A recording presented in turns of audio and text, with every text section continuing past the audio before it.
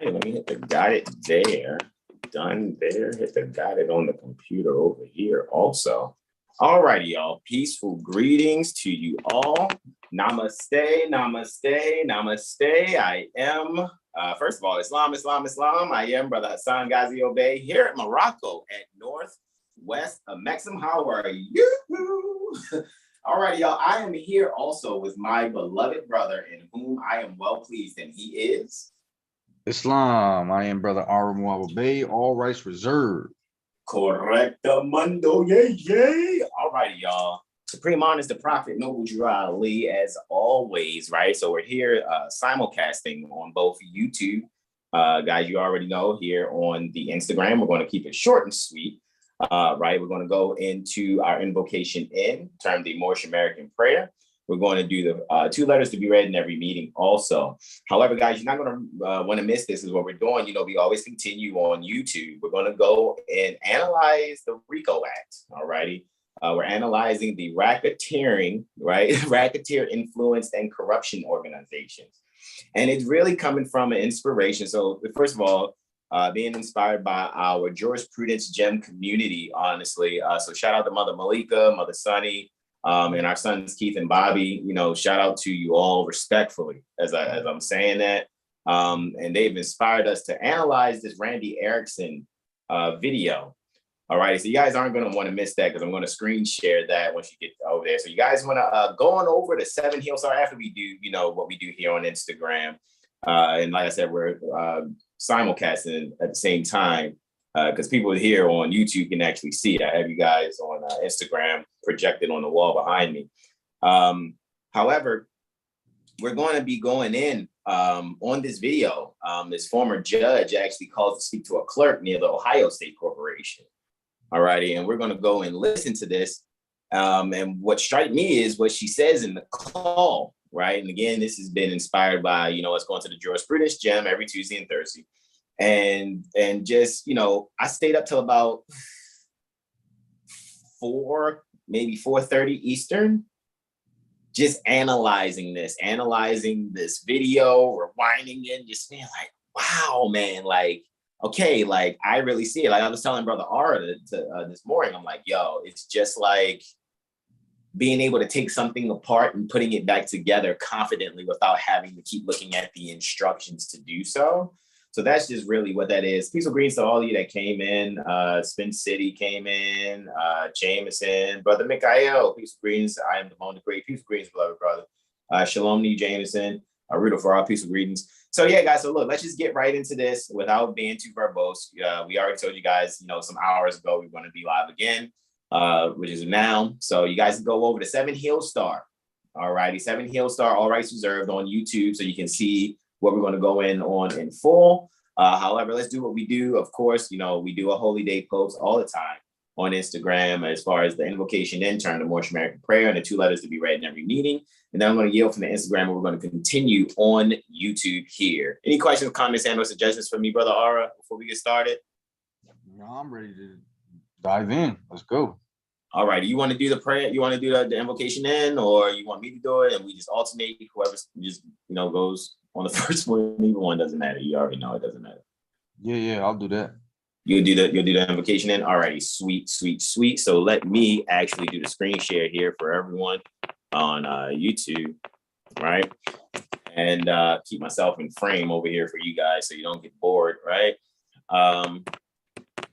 So let's go right here. I'm bringing up the Divine Constitution and bylaws for the Moorish Holy Temple of Science, Moorish Science Temple of America.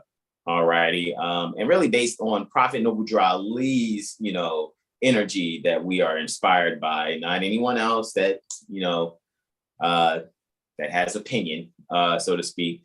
We're really just going off of bringing this up. This particular document, like I said, I don't know who put Divine Constitution of Moorish America. I don't know who's responsible for that, to be completely honest with you. However, the substance is what we're looking at here. And handsomely standing there, standing Dugard is in his Moorish Sharif Fez, Prophet Noble Drew Ali. All righty. And we're looking at this invocation that he's standing squarely upon right here at the bottom pertaining to the document here. All righty. And what we're going to do is we're going to all stand and face east, which is symbolic of going within, right? And we're going to put all 5 appendages on the left hand extended, and just the index in the middle on the right hand extended. So 5 on the left, 2 on the right. Standing with our feet just like Prophet Noble Drew Ali's feet is. And this is my directional east, all righty? And we're going to repeat after Brother R.I.C.O Bey. Islam. Islam. Islam. Allah, Father of the universe. Allah, the Father of the universe. Father of love. Father of love. Truth. Truth. Peace. Peace. Freedom. Freedom. And justice. And justice. Allah is my protector. Allah is my protector. My guide. My guide. And my salvation. And my salvation. By night and by day. By night and by day. Through his holy prophet. Through his holy prophet. Noble Drew Ali. Noble Drew Ali. Amen. Ameen. All righty, y'all. Excellent, excellent, excellent. Let's get into these 2 letters that are to be read in every meeting. All righty. So let me go right here to the O's. All righty, guys. And we're here at Moorish Holy Temple of Science, Administrative Functions, pages 84 and 85. All righty. And the following is a letter written by Prophet Noble Drew Ali on the 18th day pertaining to January 1928 Anno Domini. All right. So with that being said, this letter, all righty, that's being read, he commanded that it be read before every meeting. All right. Commanded that it be read before every meeting. So let's just, do this. All righty. So I'm going over here to page 85 and I'm going to read, all right, from Administrative Functions. You can get Administrative Functions from rvbaypublications.com. Moorish Science Temple of America Home Office, 3603 Indiana Avenue. Noble Drew Ali, founder, Chicago, Illinois. January 18th, 1928, to be proclaimed in every meeting. Dear brother, Islam, I'm glad to know that I have few faithful Moors among you all, and I desire for them to know the truth and the divine truth. There's a host of jealousy, quote unquote, about me and the movement now by the same people of our side of the nation that claim it was only a joke and unreal. But now, since they found out from the government officials and the nations of the earth that this is the only sole foundation that all Asiatics must depend upon for their earthly salvation as American citizens, American citizens, American citizens. They are working every scheme that they can to disqualify me so they themselves may take charge of the situation. I have notified all these things to you long ago in the past. It is through the faithful Moors that contribute to the movement and uplifting funds. The ones that paid their divine respect to me and the movement will be remembered. That is why I'm calling upon all faithful Moors to increase their faithfulness to me, your prophet and your divine Moorish movement. I need finance and I need it bad. Never before have I needed finance as badly as I do at present, that I may shove aside the discord that is facing the mothers. I know it says nation. Every time I see nation, I think mothers. That's where nations come from. Discord that is facing the nation. It all comes through jealousy because of my quote unquote fame and nobility. The nations pertaining to the world, nations of the world will not recognize the movement without me, the prophet, being the head. It has been proven by my work in which I have performed in the last few months, because I was at the governor's inauguration. That's Lewis Lincoln Emerson, right? The governor's inauguration to represent the Moorish divine and national movement. And I will be at the inauguration of President Hoover for the same cause, Noble Drew Ali. I yield the floor to you, beloved brother. We're here at, actually, let me just disclose that. We're here at the Moorish literature now. Pages 12 and 13, and again on page 12, handsomely standing due guard is Prophet Noble Drew Ali and his Mortis Sharif's Fez. All righty, standing due guard there. And on page 13, all righty, within the Moorish literature, excerpts from the Moorish Guide newspaper, all righty, we have Brother R.I.C.O Bey reading the second letter to be read in every meeting, and I yield. Islam. Islam. Divine warning by the Prophet Noble Drew Ali, Prophet warns all Muslim governors ordered to read proclamation at each meeting. I hereby inform all members that they must end all radical agitating speeches while at work, in their homes, or on the streets. We are for peace and not destruction. Stop flashing your cards at Europeans. It causes confusion. Remember, your card is for your salvation. Failure to obey these orders will be of severe consequence. We are love, truth, peace, freedom, and justice. And when these principles are violated, justice must then take its course. Any member or group of members who hold malicious feelings toward the temple or the prophet or violate the divine covenant of the Moorish movement will receive their reward from Allah for their unjust deeds. All true Moors will and must obey the law as laid down to them by their prophet. If they lose confidence in their prophet, they should turn in their card and button, cease wearing their turban and fez, and return to the state where I, the prophet, found you. This is a holy and divine movement founded by the prophet Noble Drew Ali. And if the prophet is not right, the temple is not right. The prophet, therefore, is sending out the divine plea to all Moorish Americans that they do their part in protecting their prophet and the temple. This is an everlasting movement founded by the prophet through the will of Allah to redeem his people from their sinful ways by order of Prophet Noble Drew Ali. So, excellent, my beloved brother in whom I'm well pleased. All right, let me put this phone back here for you all. All righty, you all. I'm going to yield here on the Instagram. All righty, guys, come on over to YouTube. All righty, to 7 Hillstar, all rights reserved. You can just go to YouTube, type 7 Hillstar. It should show you that we're live right now. And we're going to go in. We're going to play an excerpt, but the video is only about 7-8 minutes long. All righty. So shout out again to our, beloved Sioux warriors, jurisprudence gym warriors, right?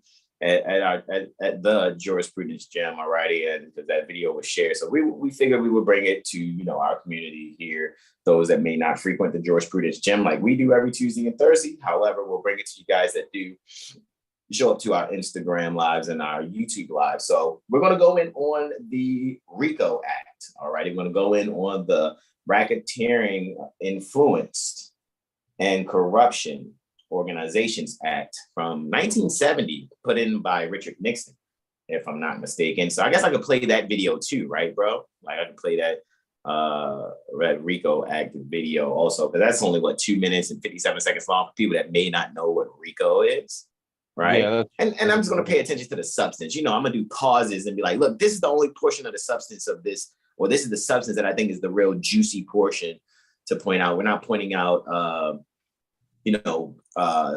being against so-called gangs and the mafia. That's not even why we're doing it. That's not what we're pointing out. We're making sure that you all, like we are, comprehending, what it is that we're speaking on, all righty, and how to really use this in our favor. Because one thing's for sure and two things for certain. You can share this with 1,000 beings who don't have a good heart, good intentions. Share this information just because I'm telling you, by them not having the spirit, the law spirit on their dial plate, they're not going to be successful just trying to, commit crimes and then, you know what I mean? Try to, I know the law. Like, okay, all right. So that's why we're saying, like, you guys just come on over, and check it on out what it is that we're about to do. So again, 7 Hillstar. That's the number 7, HEALSTAR, just like it is here on the Instagram. Come on over to YouTube, check out the rest of this presentation. You're not going to want to miss it, all righty? So with that, I'm going to yield the floor. I love you all. Happy Holy Venus degree. Namaste, namaste, namaste. Y'all stay here on YouTube, all right? Just saying. Salutations on Instagram. Islam, Islam, Islam. Peace and love. Wow. Islam. All right. So with that being said, bro, let's get it. Right. I guess I'll go here and put this behind us here. All right. Make sure that's there. All right. All righty, guys. You are now tuned in to the champion sounds pertaining to 7hillstar.com. All right, so let's get I'm going to monitor actually here on this other lapis. All righty, bro. So let me come on out of here, right? And let's just get right to it, guys. Like, I'm not going to even waste time. Let's just get right to it. I want you guys to hear this call. Again, shout out to Mother Malika, Sonny, Keith, and Bobby, right? Because when I first came to the Jurisprudence Gym, you know, the ones that I heard actually speaking up, you know, Sonny's usually co-hosting, but Malika, Keith, and Bobby are the ones that I heard that made me go, this seems like the spot where I want to be. You know what I mean? And then I invited not only my brothers, but other Moors. And I can tell that, you know, even though my, you know, thing was, look, man, just keep it to yourself for right now unless you really think you comprehend it and shit. And so it's so many other beings that have been showing up. I mean, I know really at the end of the day, it was based on two Moorish American mothers that shared it with me. And however, my instruction was, just kind of keep it to yourself. Because at the end of the day, when it comes to Jurisprudence Gym, like the good mother Malika will even tell you, she's not really interested in a whole bunch of, you know, beings, you know, coming through and doing things of that nature. As a matter of fact, let me stop the screen share real quick. Let me share to them that we are live right now because we're going to go in on this, right? So let me get that for them, right? Is there anything you want to add? Like, you want to kind of prime them, Brother Ara, what we're about to go in on, man? Because I know it's about to get really interesting, bro. It's about to get really, really, really, really interesting. You know what I mean?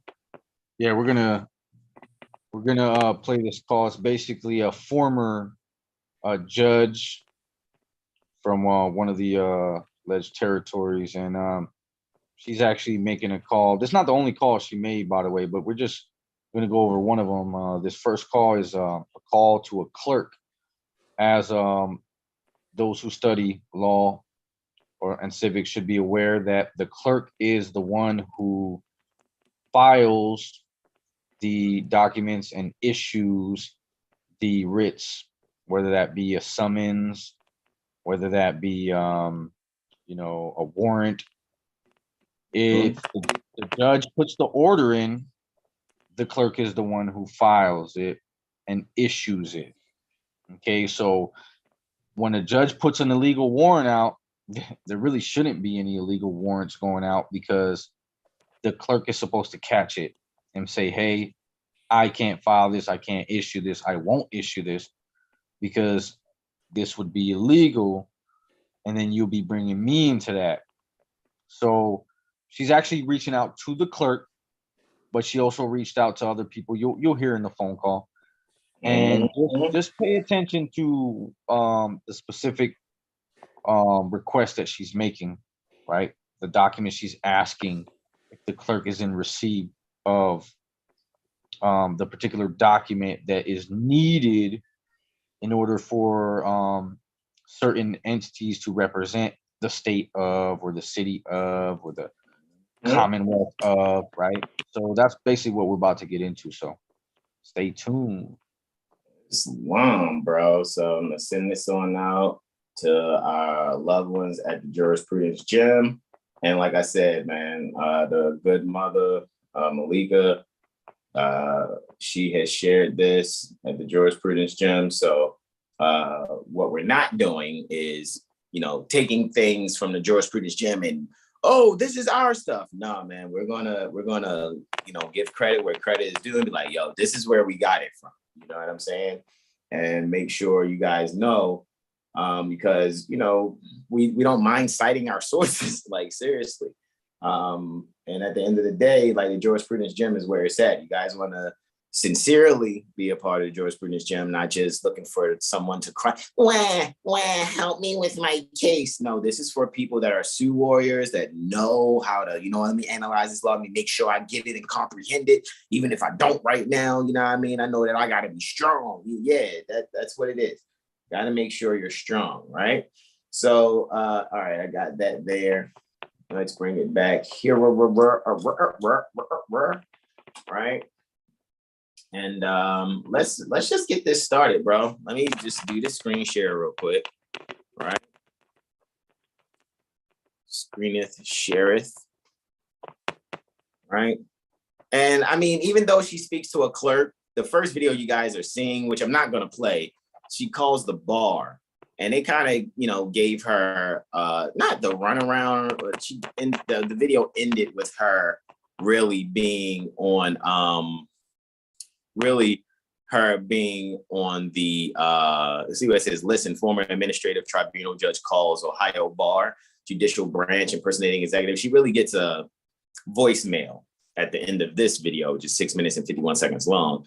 So let me go to the next one. I'll put the links for these videos in the description later on, so you guys can actually see all of these videos that I'm going to kind of play and show you or whatever. So it's 2 BitChute videos, and then the RICO Act video explained. It's only like 2 minutes and 57 seconds long. So we're going to make sure you guys get the links for those. I'll put those in the chat or whatever, so you can actually see or whatever. But let's just play this one. All righty. So we're going to listen. Capital M, capital N is denoting what they call the quote unquote state of Minnesota. So near the Minnesota State Republic. Judge informs county clerk of court in Ohio, right?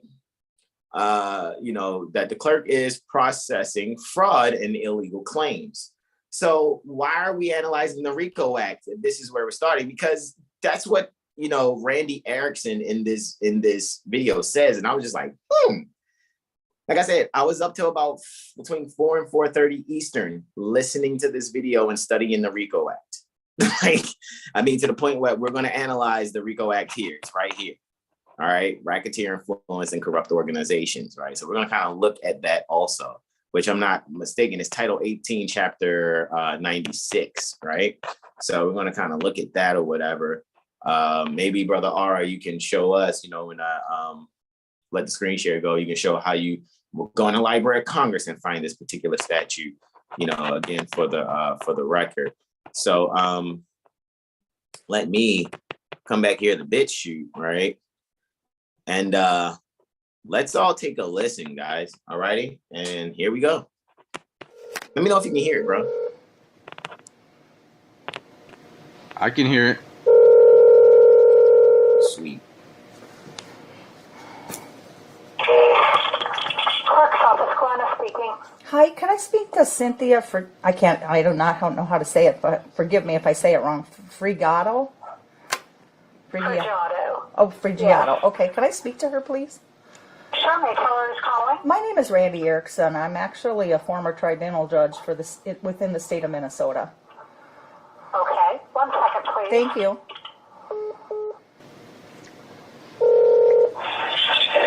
This is Cynthia. Hi, Cynthia. My name is Randy Erickson. I'm actually a former tribunal judge within the state of Minnesota. The reason for my call is I'm inquiring as to some of the documents that are coming through your office, and the clerks are processing them. And those are like complaints where the state of Ohio is named as a victim or as the petitioner. And then they have a person's name in there as a defendant. The reason for my call is because I'm noticing that they're coming from like... Hold on, I'm turn on this speaker so I can actually hear it. Right? I want to make sure I can hear it. I want to hear it clearly.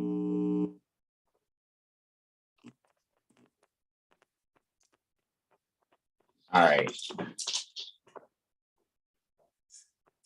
Peel it back a couple of seconds. And then they have a person's name in there as a defendant. The reason for my call is because I'm noticing that they're coming from like police departments. and they're putting the state as the victim or as the petitioner. And the reason I'm calling you, go ahead. Okay, are they common pleas Yes. filings, or are they divisional filings? They're divisional filings. Okay, those would go. Okay, this is a common pleas court. We also have there's 3 divisions of county courts. Yep. Here, which are northern, eastern, and western. Mm-hmm. Okay, those are not under the jurisdiction of the common pleas court. They're their own court. Exactly. So. What did she just? So in other words, she's like, I ain't got nothing to do with that. They got their own court. So if it's divisional, in Ohio State Republic, so we just deal with common pleas. Okay, all right. Pardon me? Exactly. I'm very well aware of that. The reason I'm calling. Okay. Go ahead. I was going to say, if they're coming from the divisional courts and someone's filing those would have to come from, if they're complaints, are they a civil case or are they criminal case? They're criminal. Okay, so those would have to come from the prosecutor's office. Exactly, If but they're but the prosecutor is not signing it, and here's why I'm saying this to you, because you are part of the judicial branch of the government, but you're processing stuff on the executive branch with no certificate of authority. So she just said you have no delegation of authority from the executive branch to represent the executive branch by having these types of cases that you're actually placing on the record. You're processing these things, lady. You're complicit in fraud is what she's saying. Right. For anyone to file on behalf of the state. There's no certificate. Run it back just a little bit. Exactly, but the prosecutor is not signing it, and here's why I'm saying this to you, because you are part of the judicial branch of the government, but you're processing stuff on the executive branch with no certificate of authority for anyone to file on behalf of the state. There's no certificate of authority. I've called the bar, and they have none. I've called the Attorney General, and he said, no, there's none. Okay, do you have a case? Do you have a specific case number that you're talking? Now, she just said, I called the bar. There's no certificate of authority or quote unquote delegation of authority for you to be processing cases that are commenced by policy enforcers, yet being picked up by a prosecuting attorney in the name of the governor's position. So if the governor didn't hand down a certificate of authority to the attorney general, and the attorney general like, yeah, man, handle this for me, prosecutor, that means that there's some forgery and racketeering that's happening. However, let's take it back just a little bit. And he said, no, there's none. Okay, do you have a case? Do you have a specific case number Pause that you're real quick. talking about? No, I'm calling about. Islam. Wouldn't that be, and I'm just asking, wouldn't that be treason because the Constitution lays out their authority? And if they supersede their authority, since their authority is laid out in the Constitution, they would be, and they're violating that authority, right? They're superseding that authority. They would be violating the Constitution, which would be, go ahead, right? Because treason shall consist of warring against the United States, and nobody can, no public official can, violate the Constitution without violating their oath to it. And superseding their authority would be a violation of that Constitution. So we should ask them what favorite color noose would they like to be hung in? Is that apropos to say? Yeah, it sounds like treason to me. Sounds like treason to me. Benedict Arnold's. Several, because this is what's coming out on several, because they're going to include. Do you have Rewind. I've called the Attorney General, and he said, no, there's none.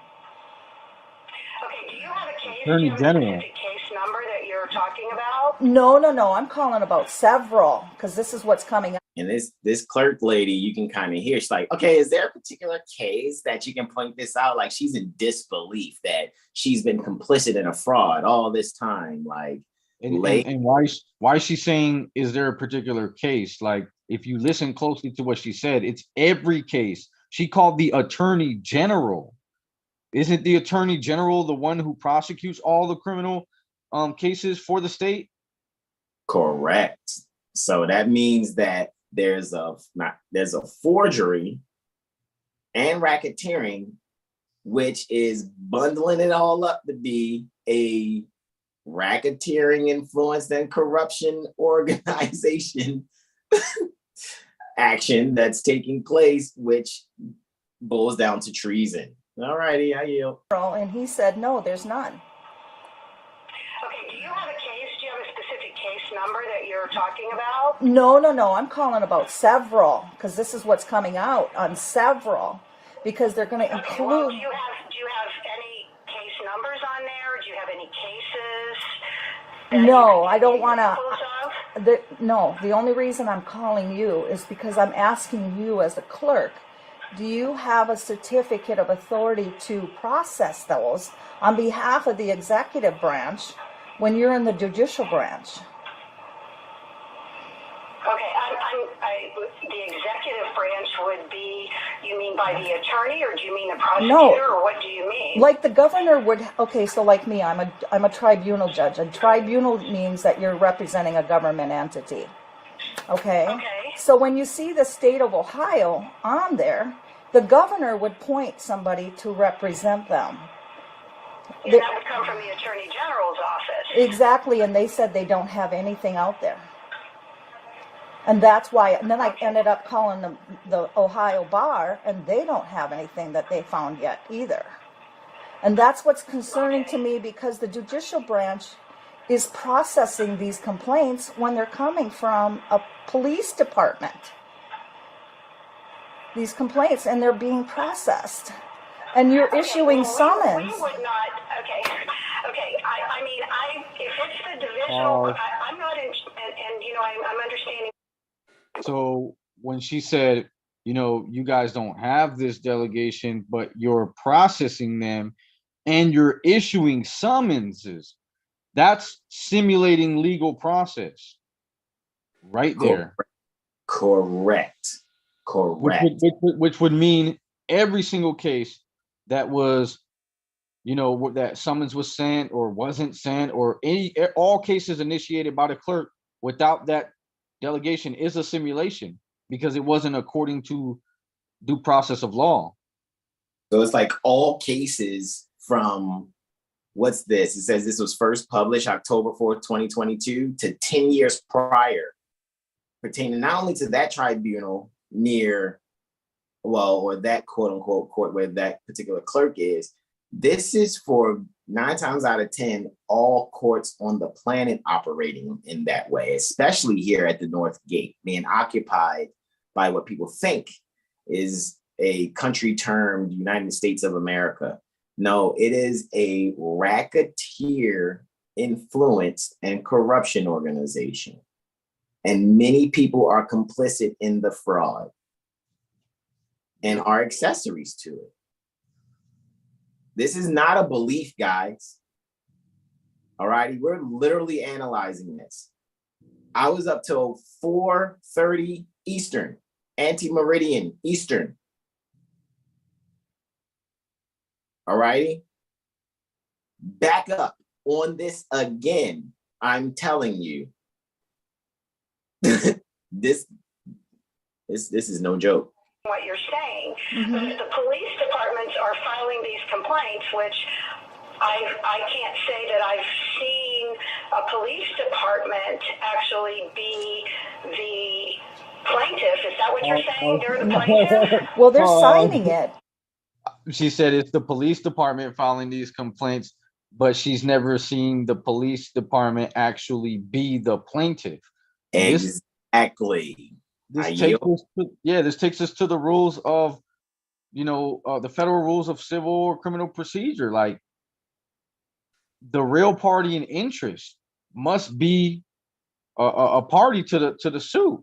There's no way that if I'm a victim of a crime, there's no way that the state should be representing me unless they have the permission from the executive authority to do so for me. And I would still have to be a party. It would have to be me as a plaintiff and the state as a plaintiff with permission from the executive branch. From the governor to the attorney general to the prosecuting attorney, that's saying it's the state of you and the state of are going against whomever it is that you have first knowledge on that injured you. Lacking that delegation of authority means that the fucking barrister, the bar rat, the lying lawyer, right, should shut the fuck up and say nothing. Should not be acting like a fucking litigant. Are you? Yeah, he has no authority to be in there representing anyone. Like the fact that they didn't have the authority to even file the case. So the bar rat, right, posing as an attorney, as an esquire, he does not have the authority to. The case is not even supposed to be. It's a simulation from the beginning until the end. The entire thing is a simulation. Which means it's distinguished from that which is real. All aboard. Railroading time. It's railroading time. Like, what the fuck, bro? All right, let's run it back just a little bit. B.A.R, and they don't have anything that they found yet either. And that's what's concerning to me, because the judicial branch is processing these complaints when they're coming from a police department. These complaints, and they're being processed. And you're issuing summons. We would not, if it's the divisional, I'm not in, and I'm understanding what you're saying. She's doing a lot of stuttering. Police departments are. You said she a whole lot of stuttering. Yeah, I can tell you're lying because your reply is. Where's Joe when you need him? Talk to me, tell me. Okay, I'll yield. Filing these complaints, which I can't say that I've seen a police department actually be the plaintiff. Is that what you're saying? They're the plaintiff? Well, they're signing it, but in the top of the document, they're saying the state of Ohio. They're doing it on behalf of the executive branch. So basically what they're doing is they're using state funds to go through and prosecute people using state funds when really they have no authority to do that. That sounds like racketeering. Run that back one more time. I shall. They're the plaintiff? Well, they're signing it, but in the top of the document, they're saying the state of Ohio. They're doing it on behalf of the executive branch. So basically what they're doing is they're using state funds to go through and prosecute people using state funds when really they have no authority to do that. Okay. What was your name again? My name is Randy Erickson. And I'm out of... Can you spell your last name for me? E.R.I.C.K.S.O.N. And I'm out of Minnesota. E.R.I.C.K.S.O.N. And pardon me, you're from where? Minnesota. Minnesota. And the reason I'm calling, because people are adding this kind of thing to their RICO cases. And you're being brought in and you don't even know it. Yeesh. That's exactly why. Exactly why I was like, yo, we need to analyze the RICO Act. Because that right there was like for me, bro. It's like, I'm just saying, man, like straight bomb dropping. The way she said it, let's go back and hear how Randy said it. You don't even know it. Like, yo, like the way she said it, she was like, and you know what? almost sound like Bobby's mom from Bobby's World. And you know you're gonna be a part of a RICO case, don't you know? Like this, bro. I'm trying to tell know. My name Now is you Randy know. Erickson, and I'm out Can of you spell your last name for me? ERICKSON, and I'm out of Minnesota. E-R-I-C-K-S-O-N. And pardon me, you're from where? Minnesota. Minnesota. And the reason I'm calling because people are adding this kind of thing to their RICO cases, and you're being brought in, and you don't even know it. Okay, this is kind of above my pay grade. Yeah, I know it. I understand. I mean, I'm just going to be honest with you. I Yeah. mean, I have not seen any complaints that are signed by police officers in my court, in the common pleas court. Ooh, she just threw the whole police department under the whole bus. yeah, bro. That's what I was telling you earlier when I was saying that in this conversation, she like admits to a lot of stuff. Like she should have just like got off the phone immediately. Like No, she should have stayed right on the phone and continued this. Yo, fuck her. Someone said me, look, Prophet Noble Lee said, I'm gonna force the European to tell the truth, bro. It's like, yes. And he also said, and this has been on my mind a lot lately, I'm gonna leave the European here long enough for you to learn government. And we all know that law and history goes together. So if you're just stuck on history and not worry about law, like, oh, I'll just live my life as a federal agent, at least I know them more. You're kind of not learning what you need to learn in order to get these people off the land, because they're gonna be here until you learn government. And that fire is going to touch you too, since you want to be complicit in a fraud. What's the fifth principle that must take its course? What is that? When the principles are violated? Yeah. It's called justice. It's like, yeah, man. Like, are you serious? Rewind. This is a world premiere. And the reason I'm calling because people are adding this kind of thing to their RICO. R-I-C-K-S-O-N, and I'm out of Minnesota. C-K-S-O-N, and pardon me. She asked her for her name like 3 times. She's gonna ask her again. Yeah. From where? Minnesota. Minnesota. And the reason I'm calling because people are adding this kind of Yo, stop, yo. He said the damn son, where'd you find this? Shout out to the jurisprudence gym, yo. Again, yo. Shout out to Mother Malika, Sonny, Keith, and Bobby. Because like I said, when I first came to the jurisprudence gym, that's who I like noticed was, just at the forefront of making sure the information was shared. We coming out of Moorish Heritage and History School, and still student and staff pertaining to Moorish Heritage and History School, we're just extending our higher learning by attending the jurisprudence gym and coming across these gems like this right here. Damn, son, where'd you find this? My name is Randy Erickson, and I'm out of Can you spell your last name for me? ERICKSON, and I'm out of Minnesota. E-R-I-C-K-S-O-N, and pardon me, you're from where? Minnesota. Minnesota. And the reason I'm calling because people are adding this kind of thing to their RICO cases, and you're being brought in, and you don't even know it. Okay, this is kind of above my pay grade. Yeah, I know it.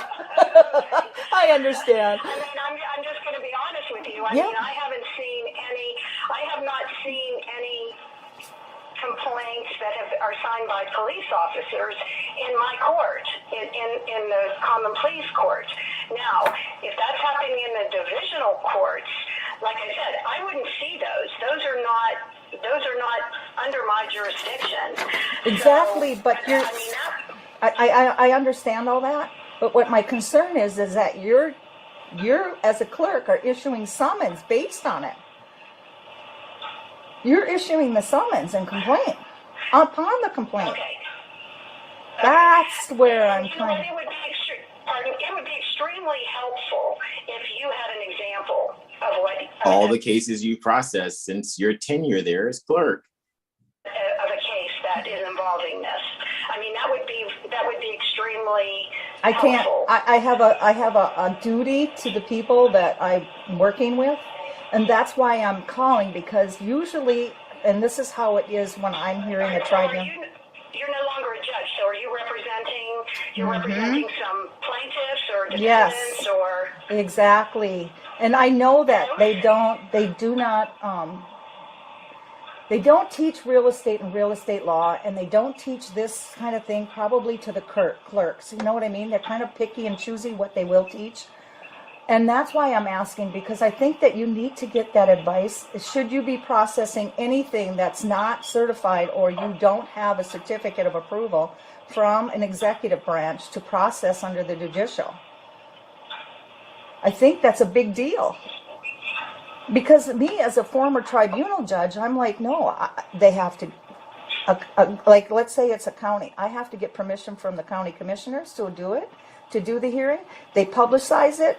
They appoint some people, and then the hearing starts, and then I take an oath to the people that I'm hearing for, and then I close it out, and I certify to that hearing. Go back. Oh, run that back. He takes oath to what? That's why I said, y'all, it gets really good at 7:38, bro. So I'm gonna take it back. What? Oh, yes, it gets really good. As a former tribunal judge, I'm like, no, they have to, like, let's say it's a county. I have to get permission from the county commissioner. So she's saying, let's say that the county wants me to referee or turn my venue into a county administrative tribunal. In order for me to turn this building right now into a space that can hear county administrative cases, I have to get delegated authority from the county commissioners in order to do that. And then, since I have a duty to uphold the Constitution against all violators, foreign and domestic, I must take an oath so that I am ensuring that I'm staying neutral. All right, let's play it. Let me run it back. It's really good at 7:38. I think that's a big deal. Because me, as a former tribunal judge, I'm like, no, they have to, like, let's say it's a county. I have to get permission from the county commissioners to do it, to do the hearing. They publicize it. They appoint some people, and then the hearing starts, and then I take an oath to the people that I'm hearing for, and then I close it out, and I certify to that hearing. And there's none of that. Is there a number? Can I have a phone number for you? Sure, it's area code is. So, like, that's why I use the word tribunal, because tribunal means you're really representing a government entity in most cases. And the bar will show you that. The bar has that at the very end of all their rules. You'll see it down there about tribunals. If an attorney is representing tribunal. Are these civil matters you're mostly speaking of, or are they criminal? Well, they're both, actually. They're both. Okay, and they're saying the state of Ohio as the plaintiff, is that it? Yes. Okay, all right. Okay. Well, I would think that in criminal cases, I mean, I've seen things that are filed state of Ohio versus Joe Smith. Right, and that's what I'm saying. But it's the prosecutor's office. Right, and that's what I'm saying, is that does the prosecutor really have a certificate of authority to represent the state? Or Jesus Christ, that question right there is that's a kick in the prosecution's balls, because she just said, do they have a certificate of authority that's coming from, on a trickling down fashion, because shit rolls downhill, from the governor, right, the substitute Bay, right, to the attorney general. In order for the prosecuting attorney to even say that's the state of Ohio, or the people of the state of Ohio versus this singular sentient being that they're saying they're bringing the case against, all righty, they don't have that they are complicit in a fraud. They don't have that. That's evidence of racketeering, which firstly comes from evidence pertaining to forgery. Sheesh. Bruh. I think we might have to run this back one more time. I'm gonna play because the part where she speaks about how they're basically sending a bill to the state to be reimbursed for these cases. Right, because matter of fact, this will be a great time. Unless you want to do it after, we can do it after. Oh yeah, to show that these people, like, the reason, oh my god, bro, the whole filing fee, right, with the federal courts and or the state courts, the filing fees, right? The Supreme Court had held in I forget what the case was, we'll look at it later. It says that it's not a unconstitutional tax to charge a filing fee when those fees are being used for the administration of the court or for the court's administration, right? So as you just heard, they're sending a bill. They shouldn't even be charging a filing fee then, because if they're sending a bill and getting that funding, what is the purpose of the filing fee then? If am I interpreting that wrong, or it sounds like you're saying that they're double dipping the chip. Yo, you double dipping the chip. Hey man, are they really in secret representing a victim, and that victim doesn't really appear? Same. But it's the prosecutor's office. Right, and that's what I'm saying is that does the prosecutor really have a certificate of authority to represent the state? Or are they really in secret representing a victim, and that victim doesn't really appear on the record because their state is taking over and they don't have the authority to do that? Okay, isn't that a question for the prosecutor's office then? I don't know, because you're the clerk. You're processing them. I'm asking all of you. Yeah. Okay, have you talked to the prosecutor's office? I have. I've left them a message because I have talked to the bar. I've talked to the attorney general. I've talked to several of them, and nobody has a certificate of authority like what you would get if you're doing a tribunal or if you're representing a government entity, like I have. You keep talking about a tribunal. I mean, we don't have that here. Well, we don't. I mean, I don't know what you mean by tribunal. Tribunal really means like you're representing a government entity. You represent the people. The people, versus a victim would have their own private attorney, right? So then what happens is that instead of doing that process,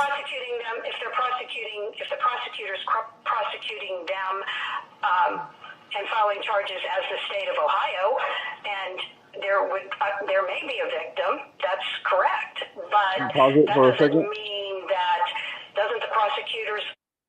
I just want to read that definition. Tribunal, 15th century. 1, a court of justice or other adjudicatory body. It's so funny that she's like, you keep saying a tribunal. I don't know what that is. You're a clerk and you don't know what a tribunal is? Most of these people don't know what world they're in. They're just like, oh, all I got to do is put this paper here, press the button, or put this stamp on it and put it in this file, and then I collect a quote unquote paycheck. Administrative tribunal, 1811. 1, a court-like decision. Court-like.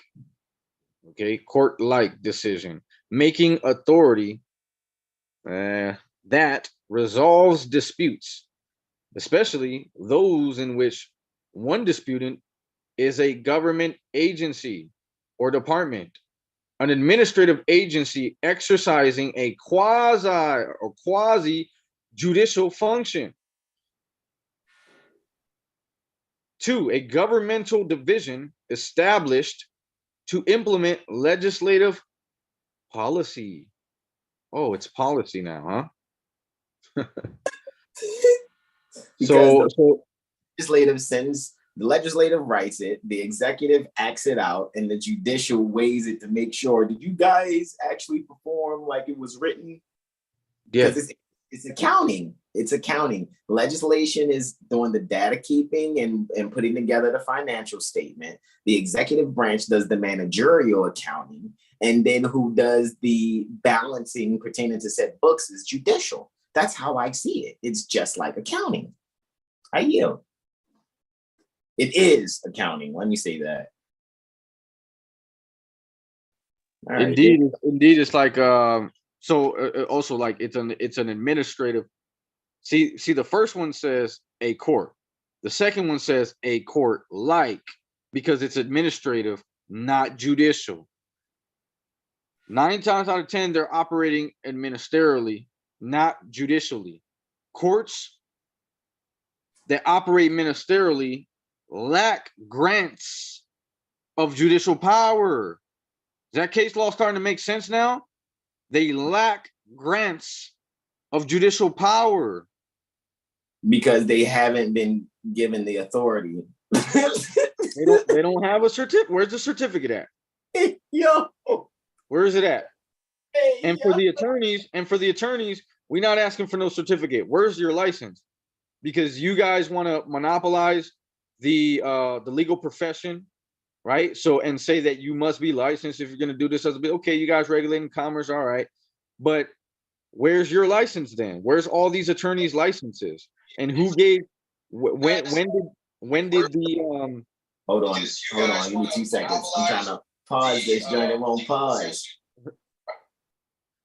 All right, there you go. I think it paused. where's these attorneys' licenses? Because the only thing we are able to find are certificates. They have certificates from the Supreme Court. And then where is the Supreme Court's delegated authority from Congress? Where's the statute at large, right? That is pursuant to the Constitution and the laws of the United States, which gives the Supreme Court that delegated authority to give these people titles of nobility, such as Esquire, to give these people certificates and pass them off as licenses. It doesn't exist. It doesn't, because we even know, because again, let me just say for the record, I and Brother R are on this every day, some way, shape, or form. We're analyzing something dealing with courts, judges, judicial discipline boards, looking at the model rules of professional conduct, looking at the freaking bar associations. Like we looked at the Pennsylvania Bar Association on behalf of the good mother. Shout out to her near Shakamox, near the Philadelphia Corporation, who was part of the George Prudence Gym also.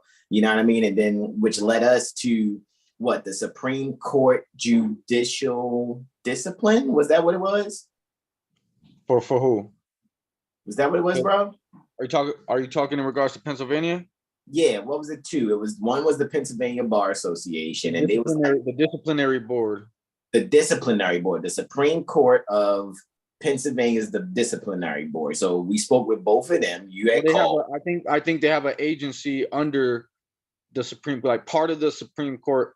There's an agency within them that is the disciplinary board of the Supreme Court of the Commonwealth, I believe it was. Got you. So the disciplinary board of the Commonwealth, and then because the so-called attorneys there can volunteer for the Pennsylvania Bar Association, but they're getting their certificate, not license, from the disciplinary board. Is that correct? Am I remembering correctly? Yes. The Bar Association, right, is just an association that one may or may not be a part of, if they choose to. Because it's voluntary. And yes, but the disciplinary board is quote unquote Commonwealth of Pennsylvania, or Pennsylvania Commonwealth, if you were speaking de jure. Go ahead, I yield. Right, but however, the disciplinary board is mandatory that they're licensed by them if they want to practice law as a profession within their jurisdiction, and they don't. And then there's another agency that they would actually apply with, which is like the ones that do the exam and all that. You know what I mean? Take their test and stuff. That's who they apply with. But then when they get licensed by the disciplinary board. When they get in trouble, they get disciplined by the disciplinary board. And then they could join the association if they choose to. Correct. So, and that's just near the Pennsylvania Commonwealth. And guys, we're usually like, I gotta admit, I think we got another telephony field trip coming up. Yo, because we're inspired by our jurisprudence gem, you know what I mean? That has shared this, and it's just like, and what's funny is this was shared the same day that we called the Office of Bar Counsel for Kentucky. We called the Office of Bar Counsel for Kentucky last Tuesday, and this was the first thing we saw playing in class that same Tuesday at the jurisprudence gym. Again, shout out to Mother Malika. Like, for real, yo. Like, I got to give credit where credit's due for playing this joint, yo, and bringing this joint up, bro, because if you think about it, right, today's what? The 14th. It was 10 days ago. It was 10 days ago. So it's 10 days. Do you get what's happening, bro? Like, it's happening. Like, right now. It's happening right now. It's happening now. So, and I get it. Some people like us, we're not necessarily quote unquote punching the clock because we have support of our loved ones. So what we're doing is making sure we're beating the fuck up out of time by making sure we're comprehending as much as we possibly can from the principles laid down to us via studying the material on R.I.C.O Bey publications and being both student and staff pertaining to Moorish Heritage and History School. If I'm lying, I'm flying. And I don't lie, nor do I have wings, at least not here right now. I know I'm on wings of eagles in my spirit, though. You know what I mean? Because we're here to tell the truth and soar above the tempest, which beats upon the rocks and trees. We're flying above the storm, that's what I'm saying. So that we can allow ourselves to bring you this right here.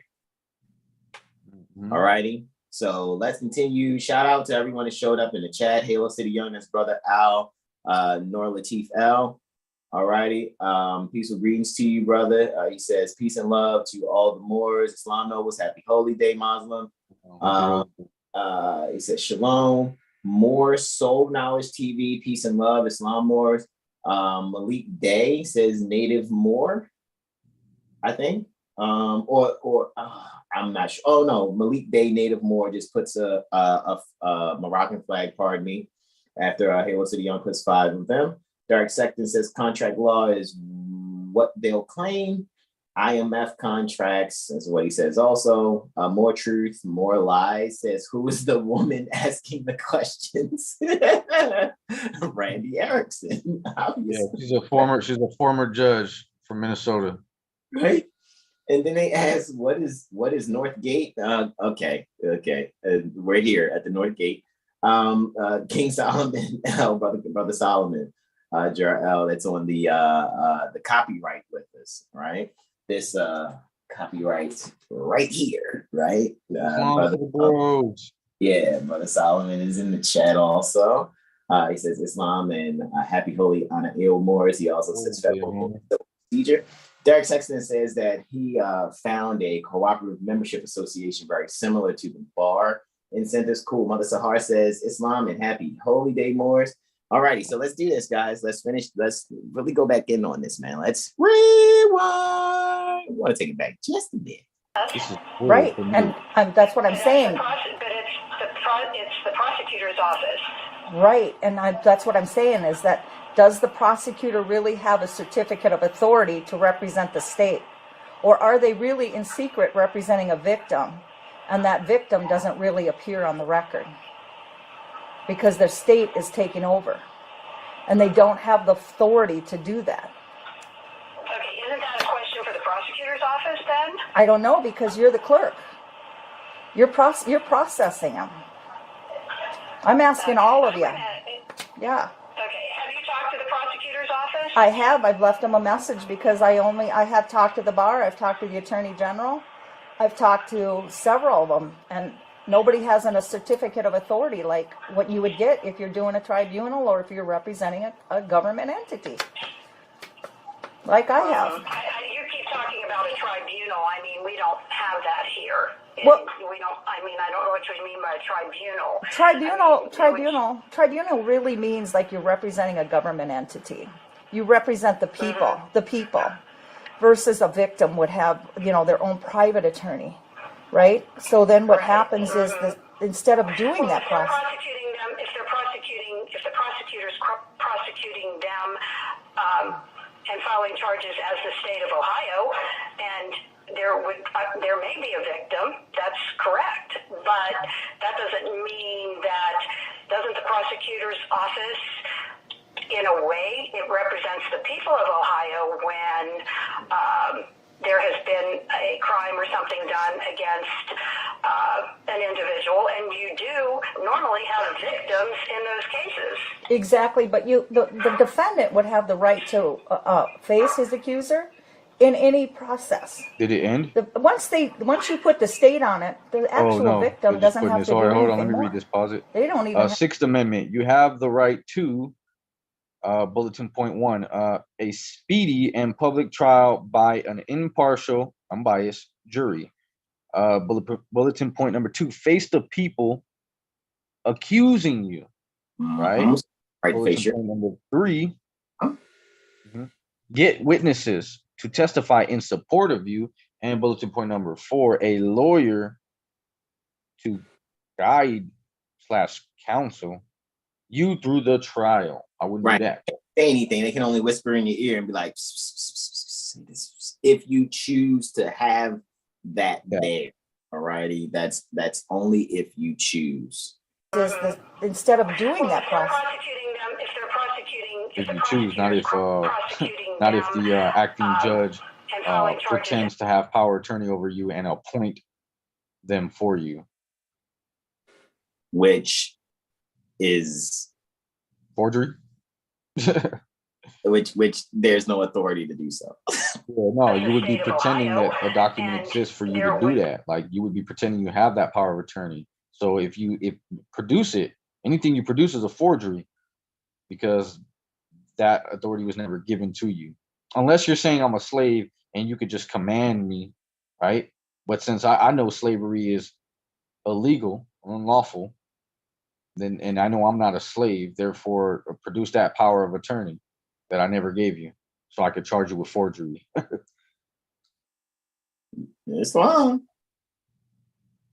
There may be a victim, that's correct, but that doesn't mean that doesn't the prosecutor's office, in a way, it represents the people of Ohio when there has been a crime or something done against an individual, and you do normally have victims in those cases. So the sound is out to you? You hear it? Of course I hear it. I'm playing. I don't hear it anymore. You don't hear it anymore? Are you serious, man? Check your speakers, bro. Well, I've been using the same phone. Okay, hold on. Let me lower this and mute my mic and see if I can hear it on the laptop. Give me a second. All right.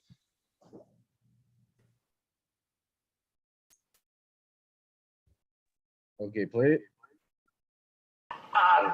And filing charges as the state of Ohio, and there may be a victim. I hear it now. That's both. Correct, but that doesn't mean that doesn't the prosecutor's office, in a way, it represents the people of Ohio when there has been a crime or something done against.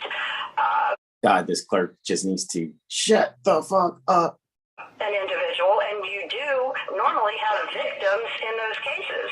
Exactly, but the defendant would have the right to face his accuser in any process. Once you put the state on it, the actual victim doesn't have to do anything more. They don't even have to appear in any part of the case. They don't put anything on the document, on the docket. They don't put anything. There's no certificate that even they have the authority to even act on behalf. Like, you know how you give a person a power of attorney to act on your behalf if you're the victim? They don't even have that. They don't have the authority to act as a private person.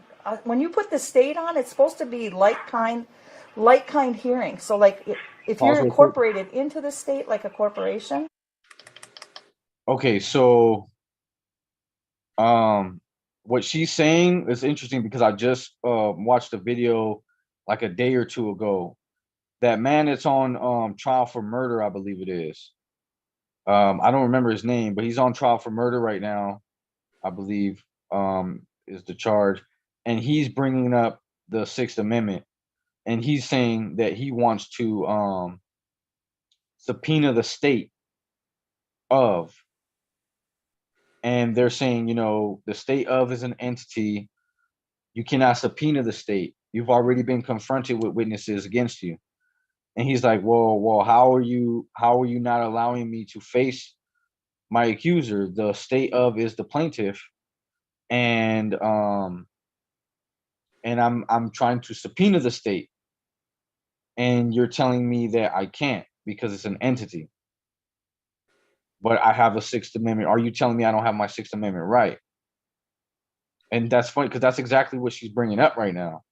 However, the acting judge in that case, she found a way to just basically bypass that, saying, you've already been confronted with the witnesses against you. And then when you do look at the Sixth Amendment, it does say, you have the right to be confronted with the witnesses against you. It doesn't say the accuser in the Sixth Amendment.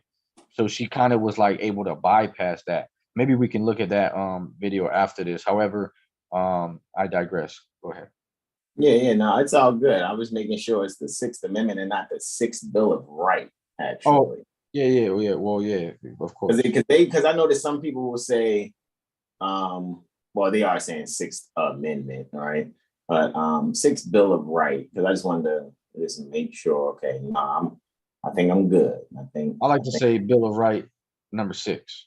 Yeah, Bill of Rights number 6, exactly. So I'm bringing up the R.I.C.O publications one here just real quick, and I'm just going to go on down to the Bill of Rights, right? And number 6 clearly says, in all criminal prosecutions, the accused shall enjoy the right to a speedy and public trial by an impartial jury pertaining to the state and district wherein the crime shall have been committed, which district shall have been previously ascertained by law, and to be informed of the nature and cause of the accusation, to be confronted with the witnesses against him, to have compulsory process for obtaining witnesses in his favor, and to have the assistance of counsel for his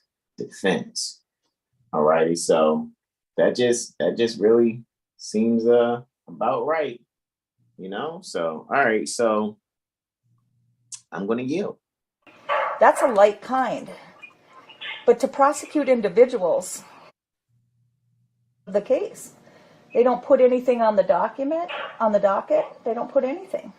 There's no certificate that even they have the authority to even act on behalf of. Like, how you give a person a power of attorney to act on your behalf if you're the victim?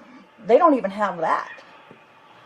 They don't have the authority to act as a private person. When you put the state on, it's supposed to be like kind hearing. So like if you're incorporated into the state like a corporation, that's a light kind. But to prosecute individuals on behalf of the state and the executive branch, it's not there. There's no authority in any of the stuff I find. When I do research, I find nothing that allows that to happen. Nothing. Okay, and your first name was Randy, you said? Yes. Yo, how many times is she going to ask for this lady's appellation? I yield. Okay, R-A-N-D-I? Yes. Okay, E-R-I-C-K-S-O-N? So Randy, is that like with a silent K at the beginning, like knife? So it would look like Crandy, but it's just Randy. Are you fucking serious? Cynthia Frigiano? I could have sworn she wrote it down earlier. I thought she wrote it down twice. She asked this like the third time. I think she asking this lady like what it is, man. I think we need to play this one more time. That's a nervous Okay. She's like a nervous questioning, like because she's trying to like stall so she can think of something to say. So like, what's her name again? Attorney? To act on your behalf if you're the victim? They don't even have that. She asked her what her name. I was like, the funny shit, she would have like, Mike Jones. Let me stop. Okay. Oh, Mike Jones. They don't have the authority to act as a private person. When you put the state on, it's supposed to be in hearing. So like if you're incorporated into the state like a corporation, They don't have the authority to act as a private person. Yo, that's why I said, Joe, like, yo, this is the hottest, it's like the hottest 12, 13, 14 minutes ever. Yeah, I was like you said, damn, son, where'd you get this? Like, again, shout out to Mother Malika for sharing it. The same day that we got off the phone with the Office of Bar Counsel near the Kentucky Commonwealth, bro. Like, come on, yo, same day. Same day. That was the spirit of that day, yo. Calling people and asking them, where do you derive the authority? Yeah, we gotta go back and look at the weather report for that day. I'm trying to tell you, yo, like we are, bro, because it's just like, man, like I really check the weather report for where we were at and where she was at when she was making them calls. Flat out, bro, because there's a spirit that's moving upon the earth right now, and it's like, this is your check. Is it balanced? No balances. Okay. Where's your authority? Okay, so you're doing this off of your own free. Okay, what color noose would you like to be? What's your favorite color? We're gonna make sure that noose is just as pretty. Make sure you go out in style. Seriously, like what in the entire Phuket, Thailand, are you doing? On behalf of, like, you know how you give a person a power of attorney to act on your behalf if you're the victim? They don't even have that. They don't even got a power. They don't have the authority to act as a private person. That's why, and that's why the state on, it's supposed to be like kind. She's saying, you know how you give a person a power of attorney to act on your behalf. They don't even have that. That's why it's a violation of law when a judge says, I'm going to appoint you this attorney. Like, what are you doing? You don't have a power of attorney over me. You can't make decisions for me. You're a bar member. You're trying to appoint a bar member to represent me, and you're trying to prosecute me by a bar member. Like, what are you doing? Being a fox and telling all the chickens, come on, Nova, we gonna help you on now. like, no, you're trying to eat me. Like, hold up, yo. Like, nah. Like kind hearing. So, like, if you're incorporated here in any part of the case, they don't put anything on the docket. They don't put anything. There's no certificate that even they have the authority to even act on behalf of. Like, you know how you give a person a power of attorney to act on your behalf if you're the victim? They don't even have that. They don't have the authority to act as a private person. When you put the state on, it's supposed to be like kind hearing. So, like, if you're incorporated into the state like a corporation, that's a like kind. But to prosecute individuals on behalf of the state and the executive branch, it's not there. There's no authority. That pause with that laugh was amazing. Yo, that and to prosecute. Yo, listen to what he just said. And peep the pause with the subtle chuckle. It was right before she said it. She said, it was like I got you, motherfuckers. Like, you know, fucked up now. Like, hold up, yo. Private person. When you put the state on, it's supposed to be like kind hearing. So, like, if you're incorporated into the state like a corporation, that's a like kind. But to prosecute individuals on behalf of the state. But to prosecute individuals on behalf of the state, which means that they're sending a bill to the state to be reimbursed for what they just did. And that's why the name of the game is get as many convictions as possible. Because they're playing the numbers game. If it wasn't a risky business, there will be no point for risk management. And ask and look, that's just the funding that they're getting. We're not even counting the finance that the people are giving them under duress, thinking, oh, I got to pay this fine, I got to do this, I got to do that. Wait, time out. I want to call another foul on the play. Tweet. Okay, what I'm saying is here now there's another delegation of authority that's needed, because now where do they get the delegation of authority to process Federal Reserve notes as if they're a Federal Reserve agent acting under 12 USC 411 to make advances to the Federal Reserve as if they are an instrumentality of the United States, when they have no delegated authority to even be the kind of tribunal to administratively hear something that should be coming from the said quote unquote governor and the attorney general. Have that, and you're asking for Federal Reserve notes? You're not a criminal. You're a criminal. Yeah, and ask any you can ask any cop about the details of their job, and they will tell you that anywhere from like 70 to 90% of their job is to hand out traffic tickets, which from the beginning, just I would love to read their job description when they get hired, like, because that whole setup is unlawful. Like, you're telling them to go out here and be the complainant, be the witness, be the server, and then don't be the plaintiff. Let the state do it. Because it's like the cop is out here throwing stones and hiding his hand. And then the prosecuting attorney is putting in forgeries, pretending he's representing the state.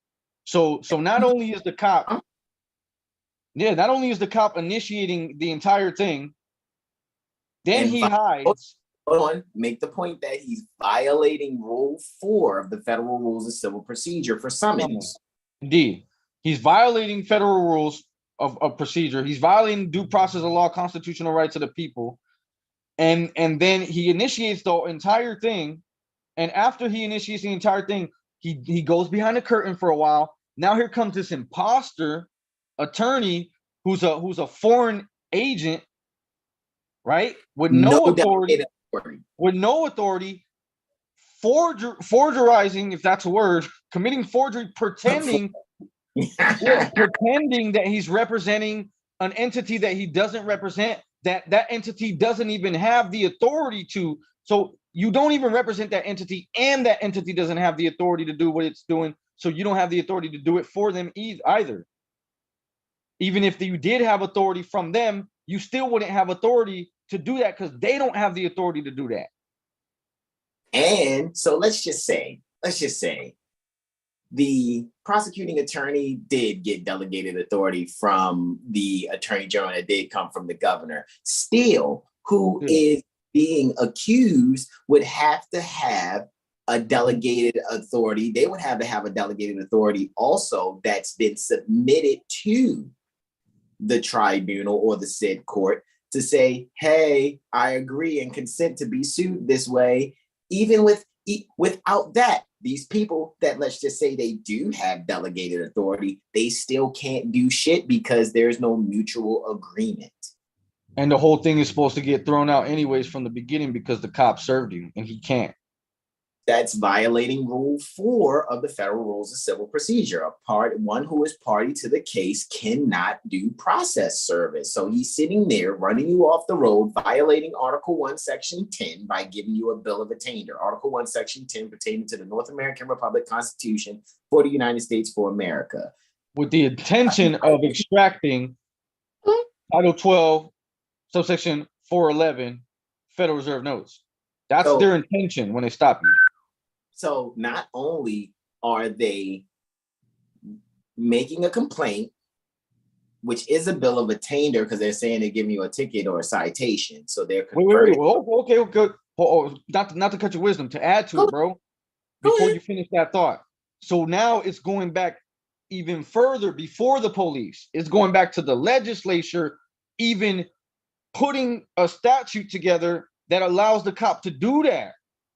Because the cop is acting under statute, which means the legislative body actually have their little debates and proceedings for their session, and then they created this statute, and now the cop is operating under that statute. but he's violating all kinds of laws. Go ahead, Islam. Which is a Bill of Right 1 and Bill of Right 4 violation because it's against our religion to be prosecuted that way. Because it's called a state's general church. Forgive me. They don't use the word church, even though they use the equivalents called assembly. Mm-hmm. So there is no separation of church and state. The state's church is the General Assembly. That's not a belief. That's jurisprudence exercise. Mm-hmm. So now you have one who is in an alleged emergency vehicle, complaining about how you're moving upon your ancestral estate. He then wants to violate said constitution that he's taken an oath to uphold against all violators, foreign and domestic, which means he should shoot himself in the head as soon as he gets the thought, oh, they're speeding. That's exactly what you're I'm saying, because it's going to lead to him writing a bill of attainder. I can imagine his partner in the car like, whoa, man, what are you doing? He's just driving and like, oh, he's speeding. I'm going to pull him, boom, just blow your stuff out. Your partner's like, oh. I mean, that because at the end of the day, he's about to violate his own oath, write a bill of attainder, and he's going to violate what's another violation? 18 USC 1341. He's going to be performing mail fraud. Yeah, nine times out of 10, you're not even in a federal area. And that too. So look, so again, he's going to write a bill of attainder. He's violating Article 1, Section 10, calling it a citation or a ticket. Then he's going to commit mail fraud, 18 USC 1341. All righty, because he's going to give you a document. There's no fucking postage on it. Then he's going to also violate Rule 4 pertaining to the Federal Rules of Civil Procedure, which is summons. All righty. Find the joinder to the Federal Rules of Civil Procedure for your local rules of civil procedure pertaining to summons, because now he has not, I repeat, has not filed a formal complaint with the clerk for that particular so-called district, right? And filed the complaint. All right, which means now the clerk has to have that complaint filed on a record, docketed, and given back to the plaintiff to be able to give to the sheriff to serve. He bypassing all that shit with all those violations between whoop, whoop, have a nice day after giving you the fucking mail fraud document. And that's why really hold on, time out, bro. Do you guys, it's a few people in the chat. Do you guys really get that? Mother Malika's here, right? So, you know what I mean? So she says, this is so good. Laughing out loud. Me and Sonny are listening and hollering, laughing. Mother Malika, we done gave you a shout out. You, Sonny, Keith, and Bobby, because like I said, when we first came to Jurisprudence Gym, we heard you guys going and we're like, hold on, man. They sound just like where we're coming, right? And she's saying word, the Kirk, the church, the court, right? She's also saying that's correct. I love how y'all going over this awesome sauce. You're the one that brought it to our attention when we told you we was on the phone. You see what I'm saying? Hey, Mother League, I'm about to give you the damn Zoom link. I'm about to invite you in on this joint. Like, I'm serious, yo.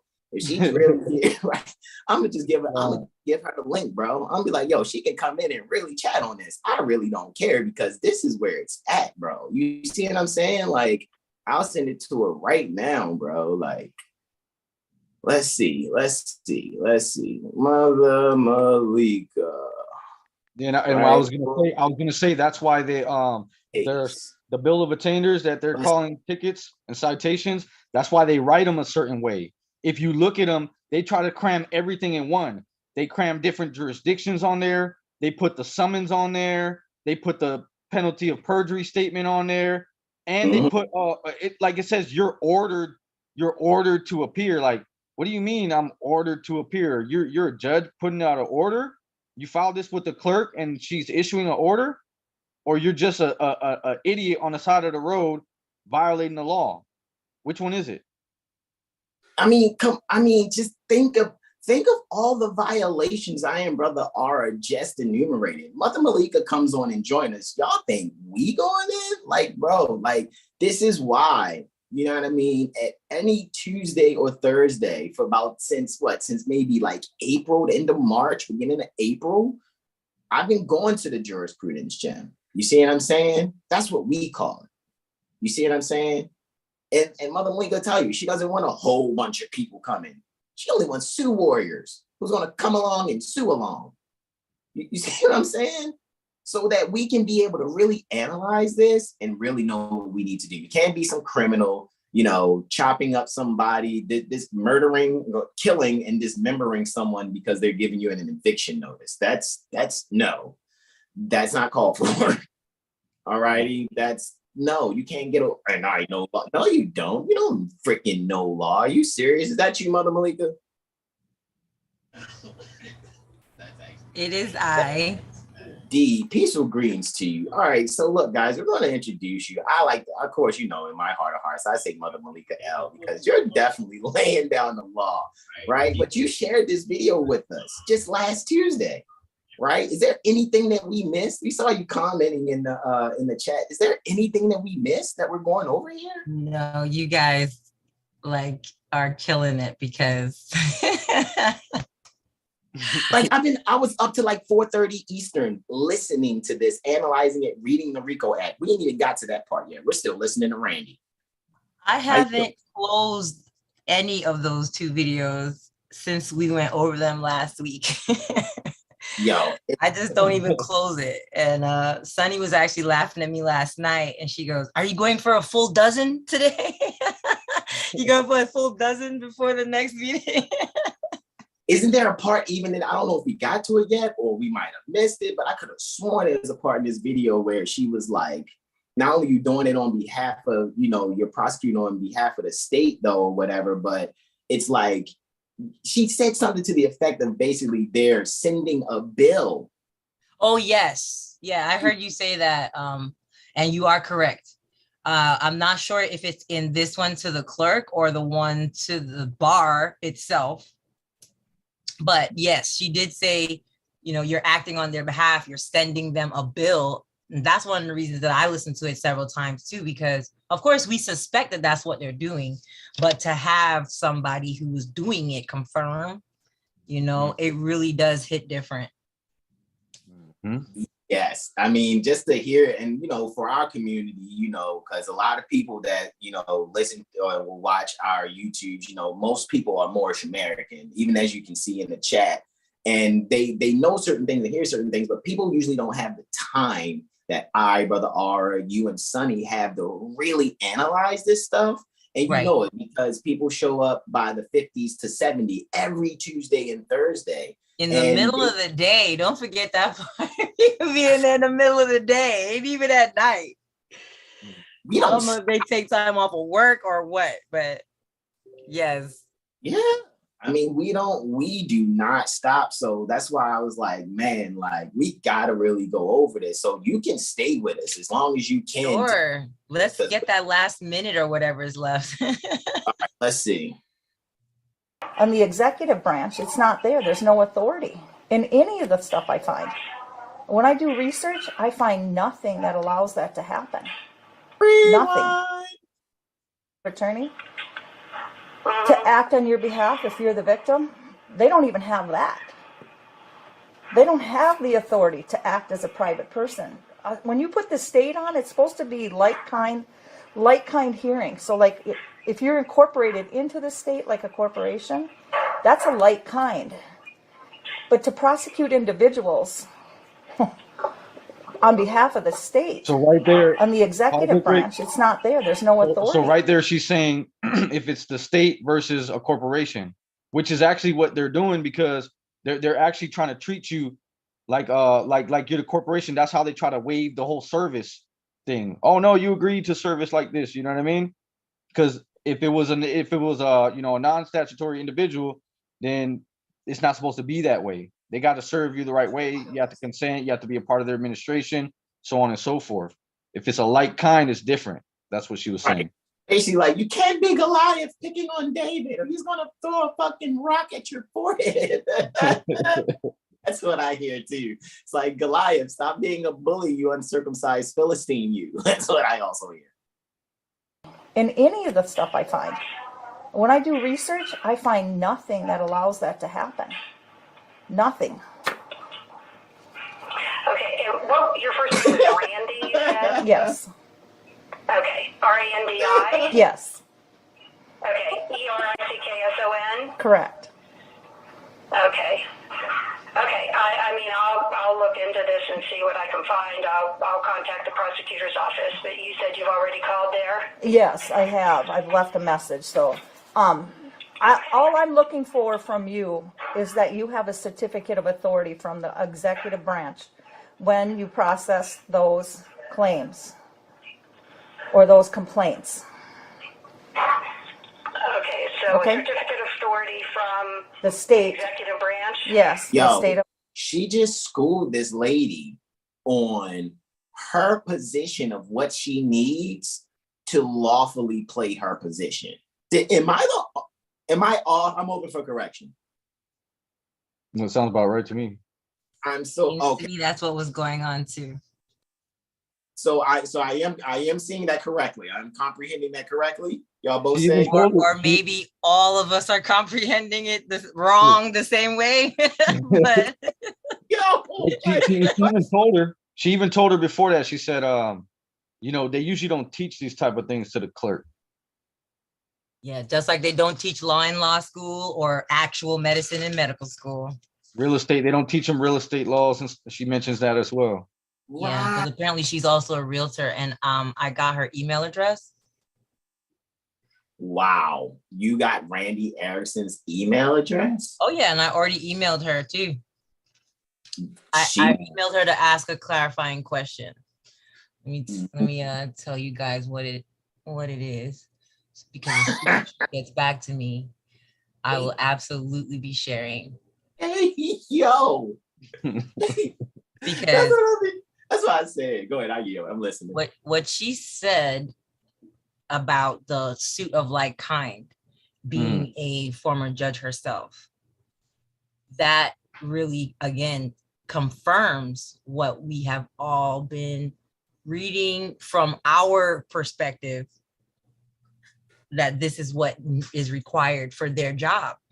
But I didn't know how to properly articulate it. I know they were supposed to have records, so of course we would just ask for the documentary records, documentary evidence.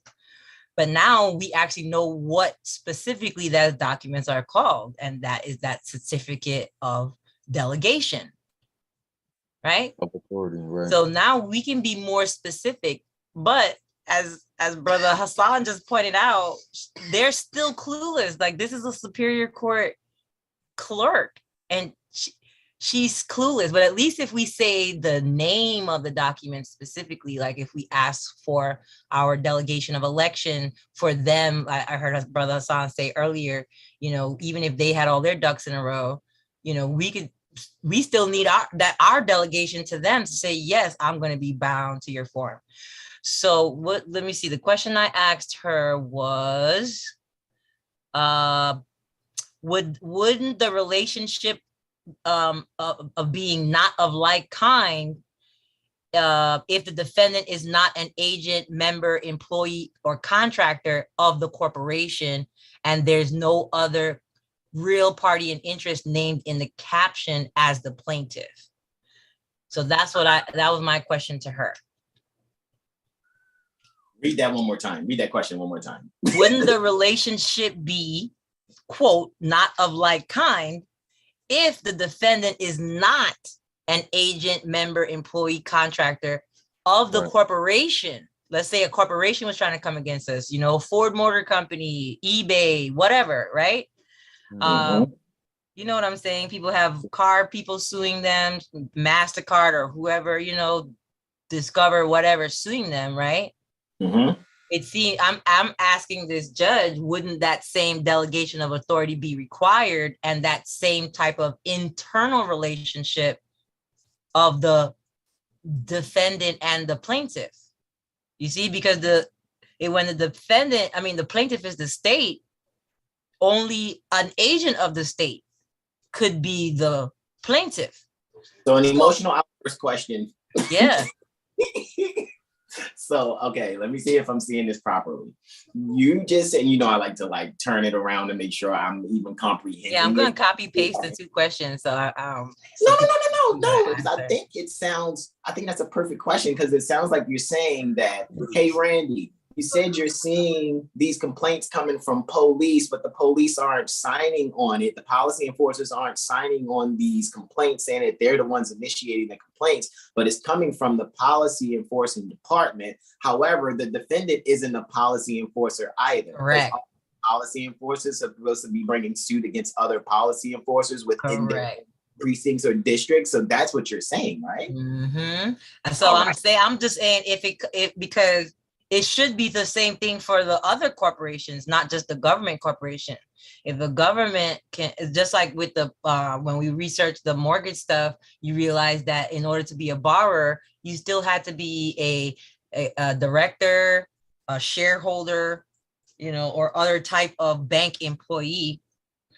So you start to see a pattern of them only being like, the relationship between the defendant and the prosecutor has to be internal, not the bank suing a customer, but actually suing a member bank or a primary shareholder of the bank, because your customers are not internal to your company or to your business. You know what I'm saying?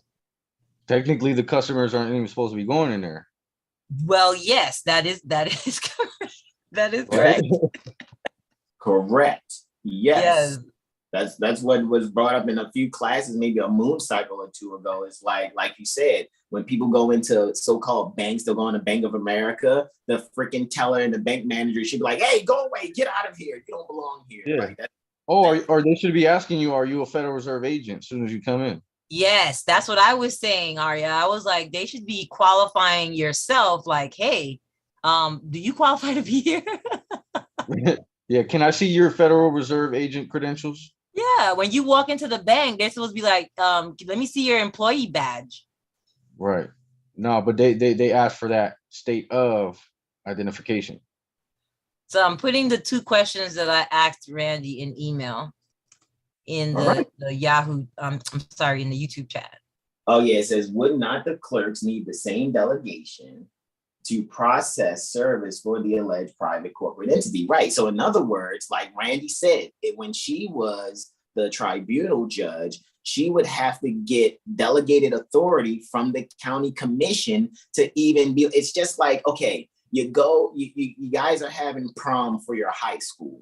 You want to have the prom dance at the Hilton Hotel's ballroom. Well, the Hilton Hotel just can't throw your high school. They just can't just start decorating the ballroom for your high school when no one even came to inquire Hilton to even, hey, you got a room where we can have a party and a DJ and about 200 children graduating? Hilton just can't be like, well, I think that we're going to be having some proms this year. So no, you have to have a delegated authority from someone sincerely inquiring. Am I comprehending that correctly? Yep. It seems like so to me. Okay, so in other words, then the building that's called, which is usually a post office building near the Baltimore Corporation, Maryland State Republic, the courthouse, it says big letters, United States Post Office Building. That's what it's supposed to be, because in the Constitution, they made the postal roads so that the post offices were the banks and the courts together. Correct, which is the only, when we look at the annotated Constitution, when we were looking at, what was that, places or whatever it was. Yeah, Article 1, Section 8, Clause 17. 2.1. Annotated, places purchased. Places purchased, and that's 2.1 in the annotated Constitution, if I'm not mistaken. And it does mention post office is one of the first things. So that's why even when it comes to doing these things or whatever, you see what I'm saying? We're the word. So if we're the word and they want us to, convey ourselves through the mail, That's you're trying to obstruct the word. So now that's an 18 USC 1702, 1703, and 1708 obstruction of correspondence. Am I off here? I think it might even be, well, I think 1705, they actually have to touch it.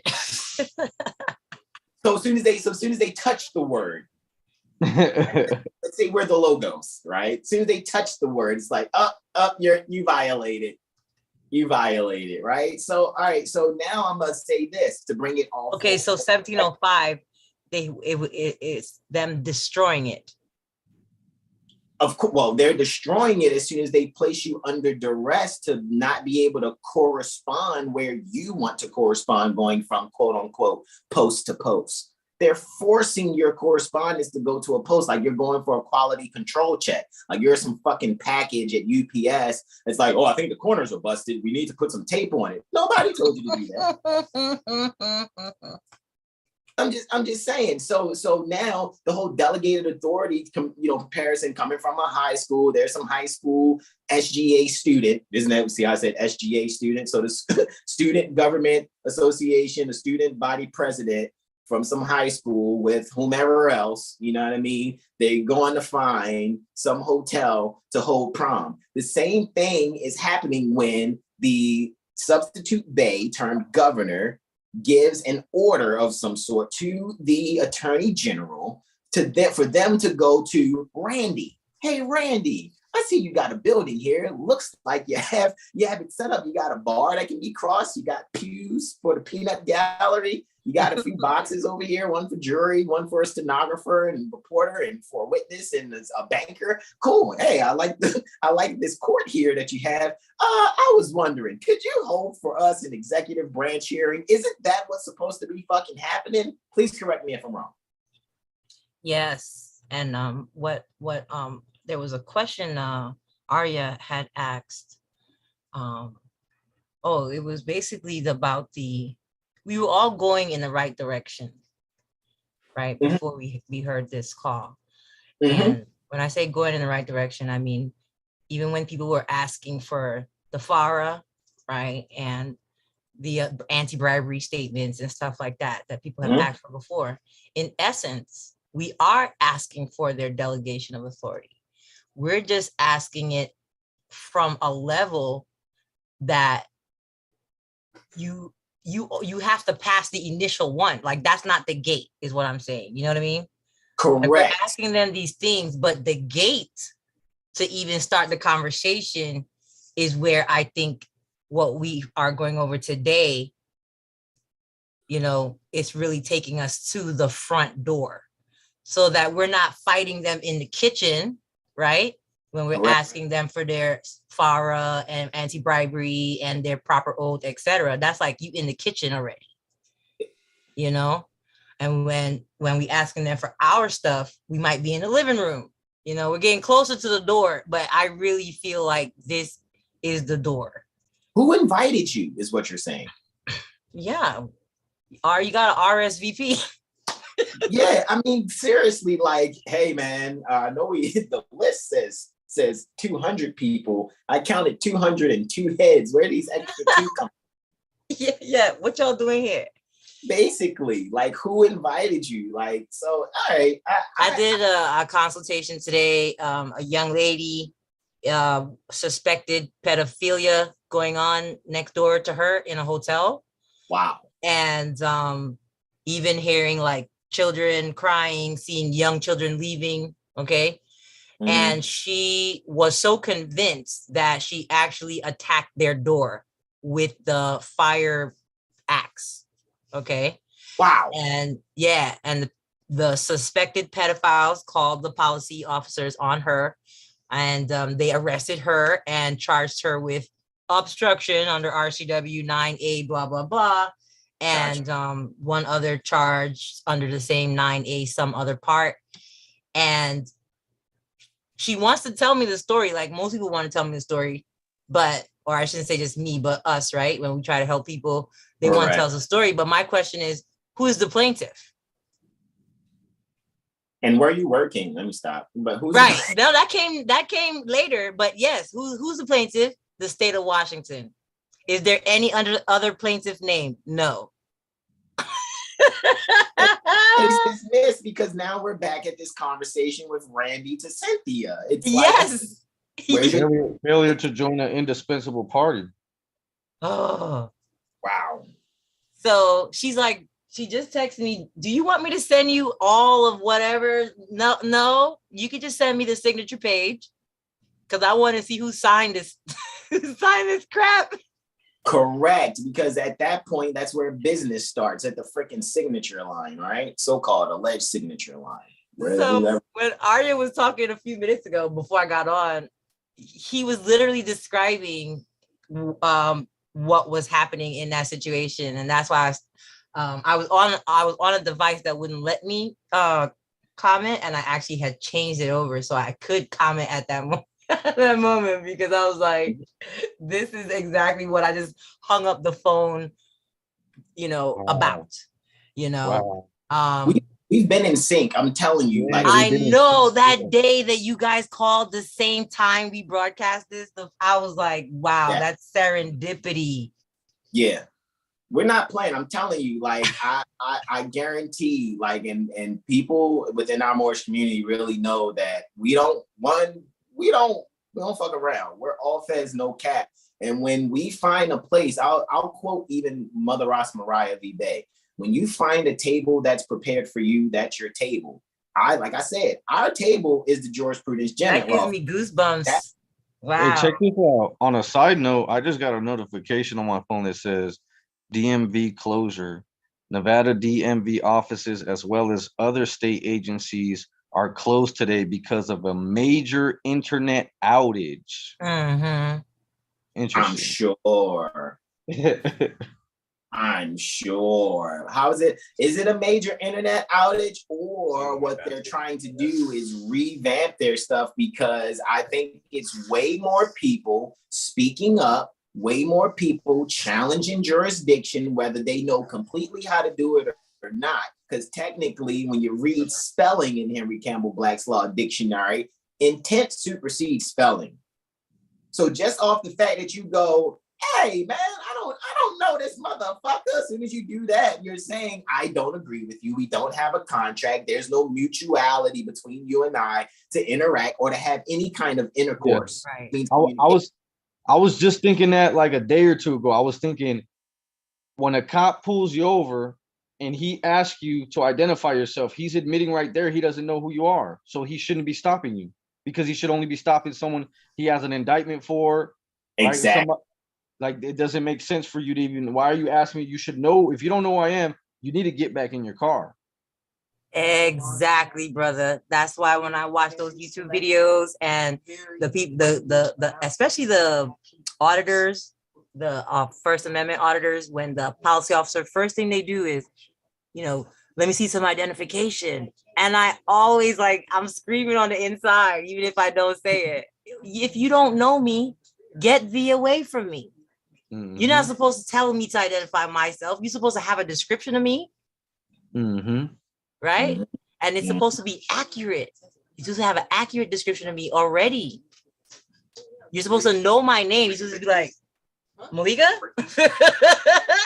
Bill of Right 4 violation. That's a Bill of Right 4 violation. It's also self-incrimination. Bill of Right 5. It's self-incrimination, yes. I remember, I think it was on that video, What is Law, What is Not Law by Todd Street Bay on YouTube. He said, for the government to stop you and ask you for papers or question you, government never had that right. They never had that right. Correct. And it would make more sense that if you worked for them, right, you had an oath of office, you had a contract, you agreed to be sued a certain way, it would make more sense that they still wouldn't be pulling people over. They would just be snatching you up at work. They would just send it to you because it says it in the code, and they confessed it the night that they tried to give our son a ticket that, oh yeah, we have you guys' information. We could just mail it to you. That's what one of them said. I was like, I know this. You don't have to stop me. When they put on those lights, they are committing a felony. And if you want to confirm, just go to the emergency vehicle, I think it's called, the Emergency Vehicle Act, or the Emergency Service Act, it might be called in a different jurisdiction, but it's the Emergency Vehicle Act or something like that. And they tell you that they're not supposed to be creating the emergency by turning their lights on. The emergency is supposed to exist, and then they turn their lights on. You can't create it, dummy. And this is what they're doing. Let's just see real quick. We're going to finish that video. I'm going to still play it, right? So what are we looking for here? Which one? You want me to do Washington? Am I looking for RCW? Or what? Is it a US? Let's do a USC. Let's see what we get. What are you looking for? 15 CFR. Let's see.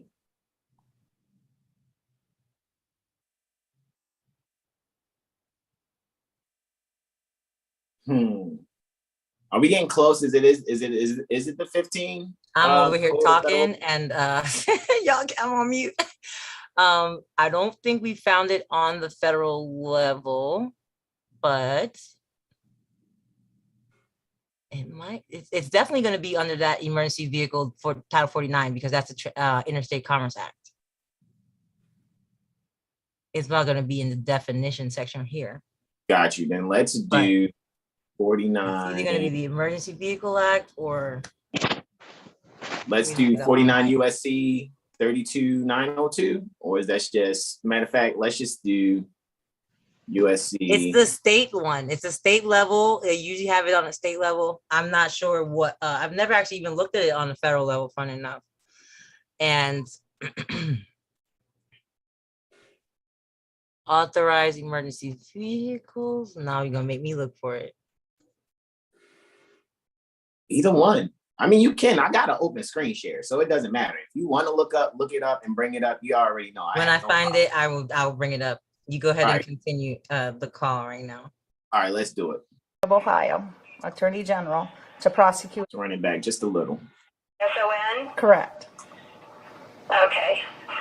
Okay, I mean, I'll look into this and see what I can find. I'll contact the prosecutor's office, but you said you've already called there? Yes, I have. I've left a message. So, all I'm looking for from you is that you have a certificate of authority from the executive branch when you process those claims or those complaints.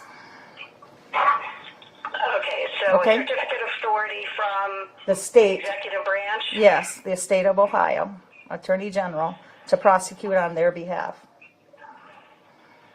Okay? Thank you so much for your time. You're welcome. Have a good day. Bye. Bye-bye. So let me see. Let's see if it is this one where she mentions what it is. It says right there, right? If I just hit the, pause real quick. The taxpayers, quote unquote, which we know is voluntary, of a quote unquote county cannot / do not pay the prosecuting attorney of said county to legally represent a man / woman in a private matter. They have to hire their own lawyers. So a scheme of trickery and fraud is being used to make the state of Ohio the quote unquote victim, so the clerk can submit a bill. This is where I saw it. You were right, Malika. It is in this one, right at the beginning, in writing. So everybody, let's read along, okay? Butterfly in the sky. Let's read and rainbow this shit on out. Okay, let's start from the top. The taxpayers, or in other words, the people that have no clue that the Title 26 is totally fucking voluntary, especially if you're not a federal agent working on federal land within a federal trade zone, right? I missed that in the chat. Let me see what you said there. No, that was her screen. Bam.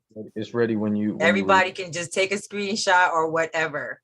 Exactly. You see what I'm saying? So hold on 2 seconds. Let me stop my screen share real quick and we'll come right back to that. But I wanted people to see that. So I'm gonna come back to that and read that, which means they're embezzling funds. That's embezzlement and racketeering. So let me just tell people what it means. It means that if you get if you're allegedly going to traffic court It's the Department of Transportation that's supposed to have given a delegation of authority to the court that day to hear that specific case with you in it. And you have to be working at the time that they gave you the ticket as part of the state administration of the code they're charging you under. Period. And the cop is not supposed to give it to you. Anything other than that literally doesn't matter. And that's why when people try to say, you know, anything else that they think matters, like what time of day it was or how fast they were actually going or whether, like, all types of stuff, that stuff does not matter at all. So here they are, guys, the emergency vehicle lights laws, or whatever they call it, depending on your state. They call it laws that regulate flashing police lights in all states. I'm looking at So the I'm one. just gonna scroll down so everybody could see whatever state it's on here. Shut up. And if you want, you can put that in the chat too on YouTube, Malika. Seriously, so the people, because people gotta like you said, we're not. You correct me if I'm wrong. You're not looking for a bunch of people to come to the jurisprudence gym to exercise. You're looking for people, and not even looking. It's like, hey, if you're gonna have the backbone and the testicular fortitude to, you know, stand up for yourself, you know, mothers and sons, then do so. Don't just cry, bitch and moan, find a shoulder to weep on. You know, no, you got to do something about it. You know, like I will say, one of the things that you had mentioned immediately when these policy enforcers run you off the road, and we talk about all those violations, but you said notice a claim, claim of damages. Yeah. You know what I'm saying? Like straight up, so that these people they can make a complaint basically to the risk management. Hey, risk management, we got somebody out here being very risky, and we need you to manage the riskiness. Go ahead. How would you word it, Malika? Like seriously, because that's what we're going over. We're not stopping with studying this. Like seriously. Yeah, if they have no delegation of authority from the Department of Transportation to hear this case, I'm not going anywhere. This is not gonna happen. I'm not moving. And everybody needs to know it's the same thing with evictions. They're supposed to get a delegation of authority from the Secretary of HUD. Okay, if it's anything to do with Social Security and benefits, they're supposed to get a delegation of authority from the Secretary of the Social Security Administration. If it has anything to do with traveling in and out of the country, it's the Department of Homeland Security. You know, it's funny you mentioned that Social Security thing. It's funny too how when I and Brother Ara, when you had posted that response, that 2-page response, Brother R was like, yo, let's look up the case. So we found it. And then as we was looking, it was like, yo, look how many people suing Kilolo Kijikazi. Like, you would see near the jurisdiction you're near, it's like, yo, like, look how many people are suing the acting commissioner for the Social Security Administration. Is it a bunch of people? Huh? Say that again? Is it a lot of people? I thought I saw about 4 or 5 of them. Okay. Because I saw someone versus Kijikazi. Next one, a couple down, someone versus Kijikazi. I was like, well, I remember one specifically, Land, LAND v. Kijikazi. So I just try to look up that emergency light thing, and none of these Nevada state websites are working right now. Oh, right. Isn't that the one you said they were shut down? Yeah, I just got that notification that they're like shut down, and none of their websites are working right now. So somebody wanted to put in a claim today online. They're trying to force you to come to the venue and put in your 42 USC 1983 complaint. No, we can't receive email. Our internet's down. I wonder if that means even the federal United States District Court of Nevada. I wonder if their stuff is down too. Well, check it. Do you think I'm going to bring the screen share back up so that we can actually see this right here? I knew that's why I thought. I was like, did I hear it? But Randy had reiterated it when she said, hey guys, basically, you're prosecuting, executive branch stuff under the judicial umbrella, though, with zero say so. Yeah, no one. Everybody reads this right here. Read this right here. I read it out loud to my children. I'm about to read it out loud, like seriously, like, and everybody, it's 8 people here. All righty. It's 8 people. All righty. So that's cool. You already know. If we're too cool to be embarrassed, we'll look for a crowd. Those 8 beings that are here, sincere, excellent. Let's all read together. All righty.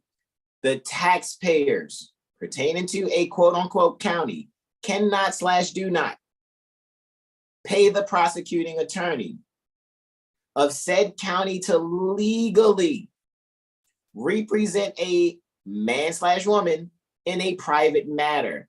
They have to hire their own lawyer.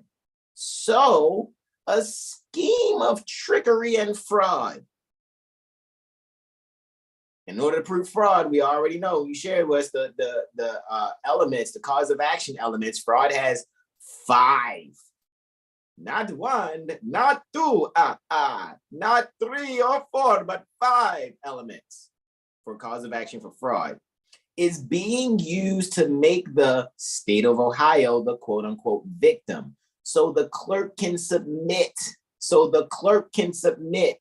Cynthia L. Frigiato can submit a bill to the state treasury for reimbursement. That's no wonder it's a RICO. That's why we're gonna analyze this right here. That's why Randy Erickson was like, you guys are a part of a RICO case and don't even know it. Really? They don't, you didn't even know it. You know what I'm saying? Because Cynthia L. Frigiato is being used as the fall guy to submit a bill to the state treasury, which only exists in name only for what I comprehend, because isn't it the International Monetary Fund? Even though I'm pretty sure I can go here and but it's how clueless the clerk is, though. You knew, a lot of people, and even the judge was kind of laughing about the fact that Cynthia and her ilk are going to be included in RICO cases, whether they are, ignorance of the law is no excuse, right? She's obviously ignorant, but she shouldn't be. So she's sending bills to Janet Yellen? So she's like, hey Janet, we just did this shit on behalf of the state of Ohio being the victim. We need you to run that coin. Like, is that what that's what it sounds like she's doing. I feel like Lloyd's looking at me like he's on to us. Like, I mean, yo, he is the Secretary of Defense. I'm just saying, man, so ultimately, like, since we have you here also, Malika, like, technically, okay, so no one, according to 12 USC 411, should be trying to go out here, chase the bag for Federal Reserve notes. They should be like, hey, I'm financially handicapped. Financially disabled because I'm being asked to go against my religion and lie. That's against my religion to lie. Yep. And then act as if I'm a Federal Reserve agent making advances to the Federal Reserve Bank via the instrumentalities pertaining to the United States. So technically, instead of Federal Reserve notes, we should be like, hey, Janet, what's good? I am used to getting this for me and my loved ones. I need you. Here's a bill. So we can be reimbursed because we just got finished leaving your court-termed cash register. Am I looking? I mean, let's really look at this. The court and the cash register, how are they different? I am so biased right now because you're expressing the exact thoughts that I've had about the situation. So, I mean, I consider myself biased because I feel like you're repeating words that I've never communicated to yourself before. So, but yeah, I've said those words. I had those thoughts. That's exactly why we have the type of conversations that we do. There is no a United States dollar. They just give it lip service on documents. Mhm. And everybody, it's like the emperor has no clothes.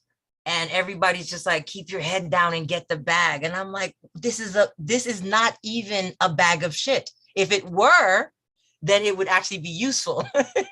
Correct. Right? This is literally a tool of enslavement.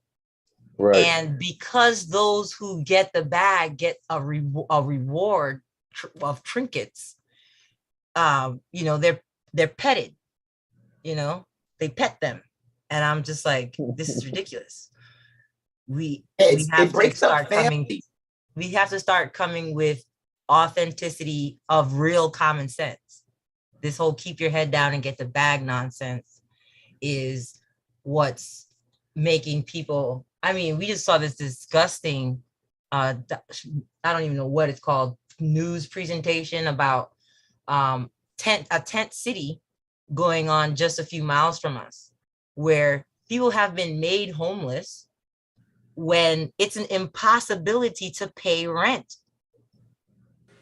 It's an impossibility to pay rent, which means... And it's illegal to make people homeless.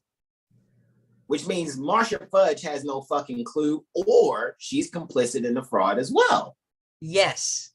I am going to go with she is exactly like that clerk. Right. What do you guys think? I mean, her face looks like a deer caught in headlights in this headshot here. She's like, "Oh my God, I'm the Secretary of Housing and Urban Development." That's how it looks. That's how it looks, right?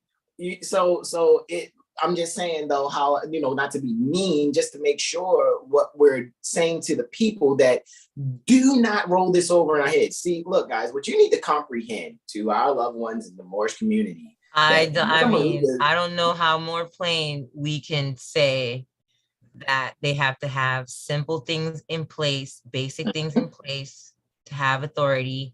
Everybody knows that governments derive their just powers from the consent of the governed.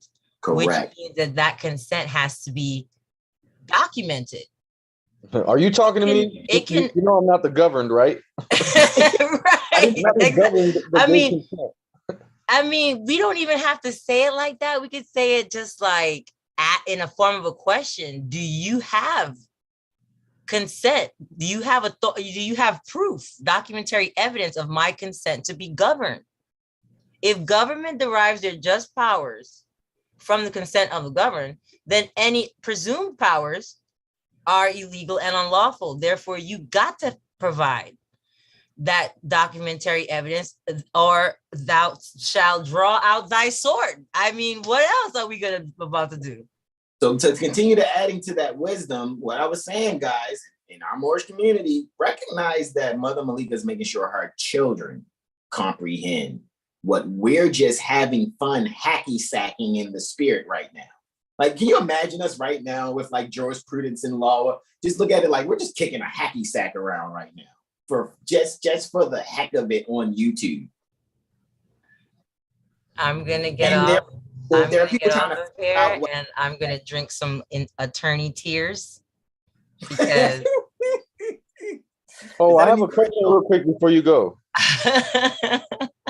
Before you go, because I read that document that was posted earlier. What are they talking about subject matter jurisdiction for if they haven't proven any authority? Right. They didn't even They didn't produce none of the documents you asked for either. I know they can't. They but didn't produce any documents. They're They didn't trying address to it. act as if they don't have to show their authority. While also And saying, then they said that the But plaintiff has the right to defend himself. Okay, well then let them defend themselves, like you say. I am licensed, Lies. therefore I may represent. Let me see the license. I want to see the license. That's not their authority. That's what you brought up in class the other day. Is like, yo, look up the authority of attorney, and really at the end of the day, they cannot take liberty to attorn. They Correct. must be called upon. They must be guarded. Yes. You gotta kind of like rub the lamp for the genie to pop out. They're Yes. just like, I describe it as you gotta wind up the toy. You got the commander, the owner, right? Has to activate it by cranking. It's not Look, prepared. a verified complaint, crank. Lawful summons, crank. Correct. Employee-employer relationship, crank.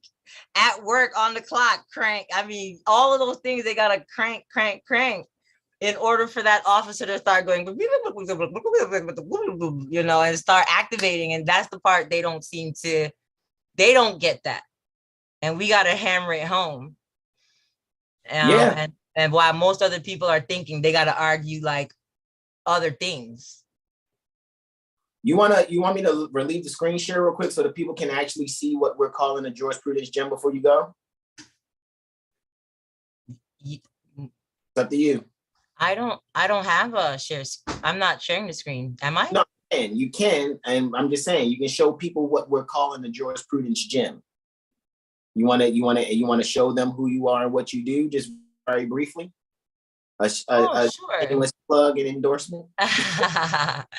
No, I'm serious. Go right okay, ahead. well, I have this website and app here. This is actually funny enough where I came to when I said, oh, I'm going to research where the laws about the lights are. I just came to my own site here. And so let me show it to you guys real quick. Can you guys see my screen? Not yet. Okay. There you go. Yeah, so I just came back right here to my own website and did a search for the emergency lights, and gotta love those hashtags. Yes. So this is the site. I think is pretty, the name is pretty self-explanatory, but Lawful Living, guys. So lawfulliving.com is our website. And it's an And app. we also have an app in the app stores, both Apple and yes, you do. Android, Google.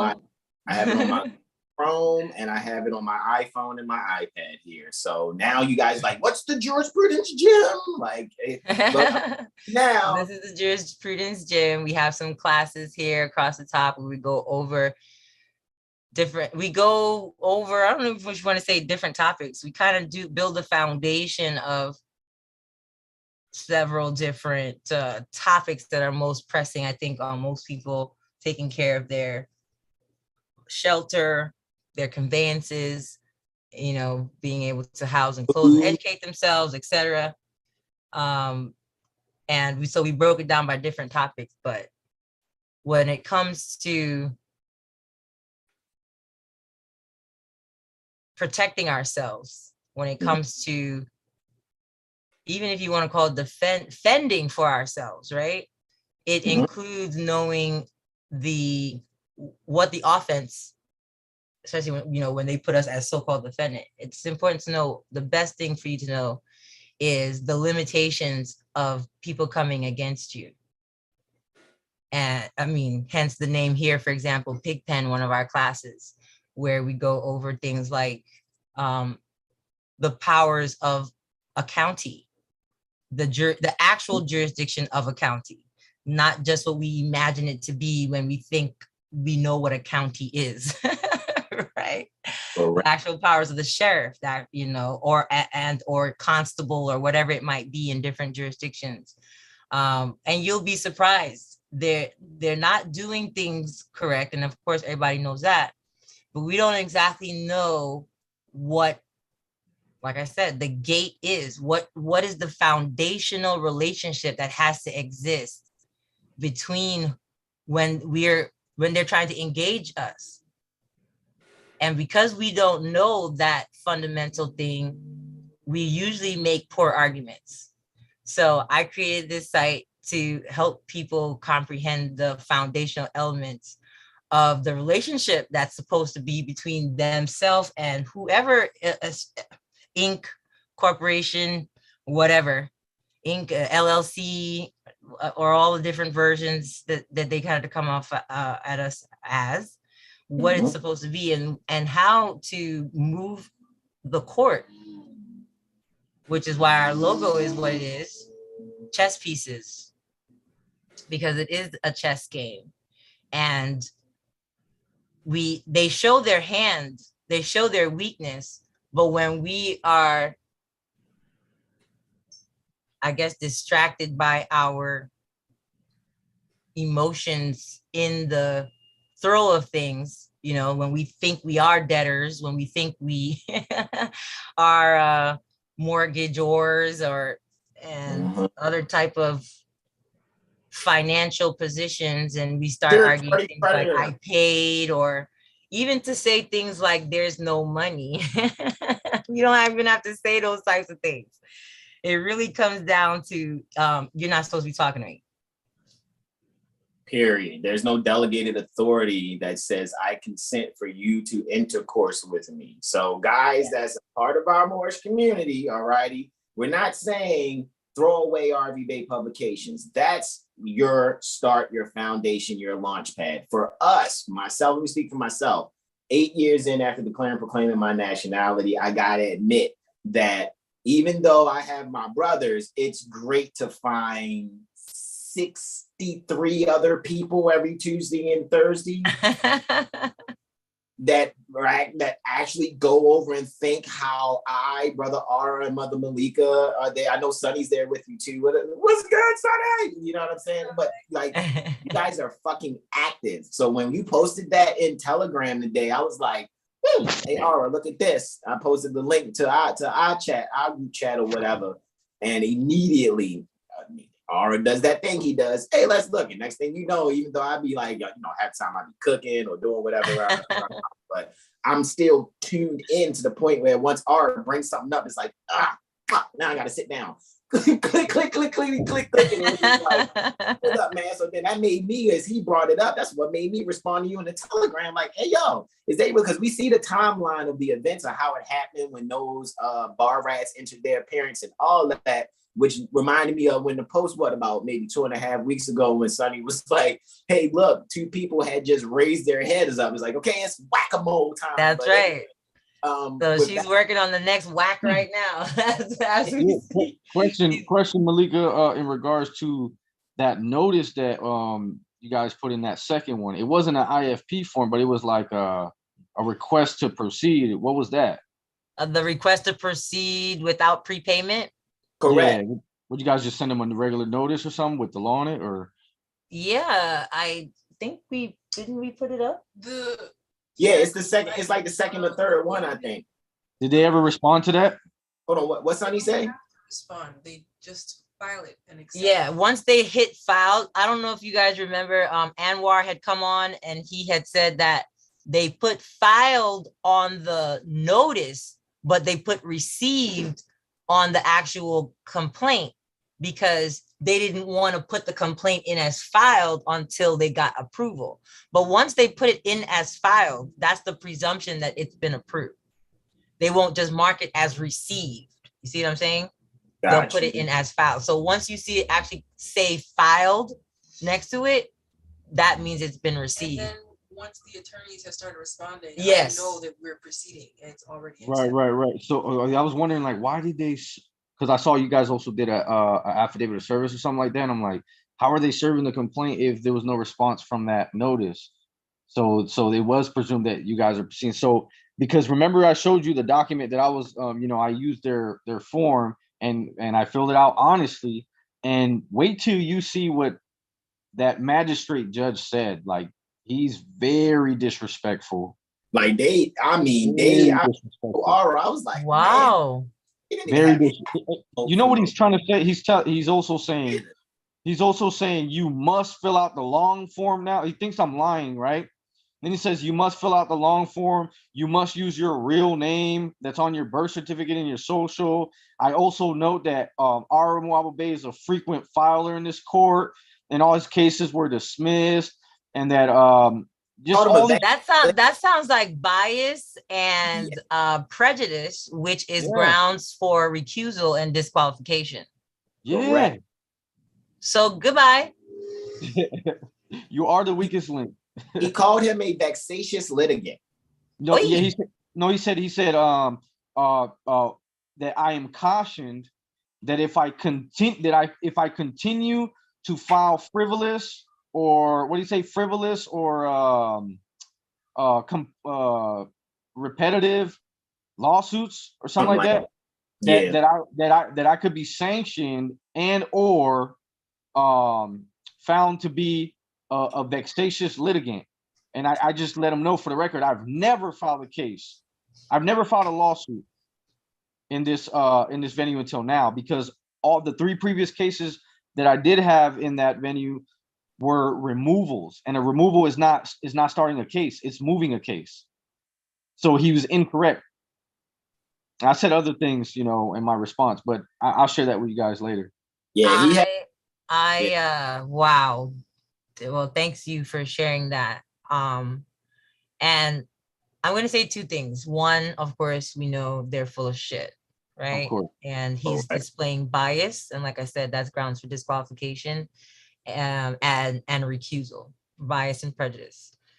And it's obvious, it's on the face of document based on what he said. And for those purposes, I would request the court assign a new judge and get this judge recused. Okay, yeah, he's the one that's making the determination for the IFP, the so-called magistrate judge. I understand. I don't think that you should do this because, you're not supposed to be thinking. It gets more biased. It gets more biased. I'm sorry. Go ahead.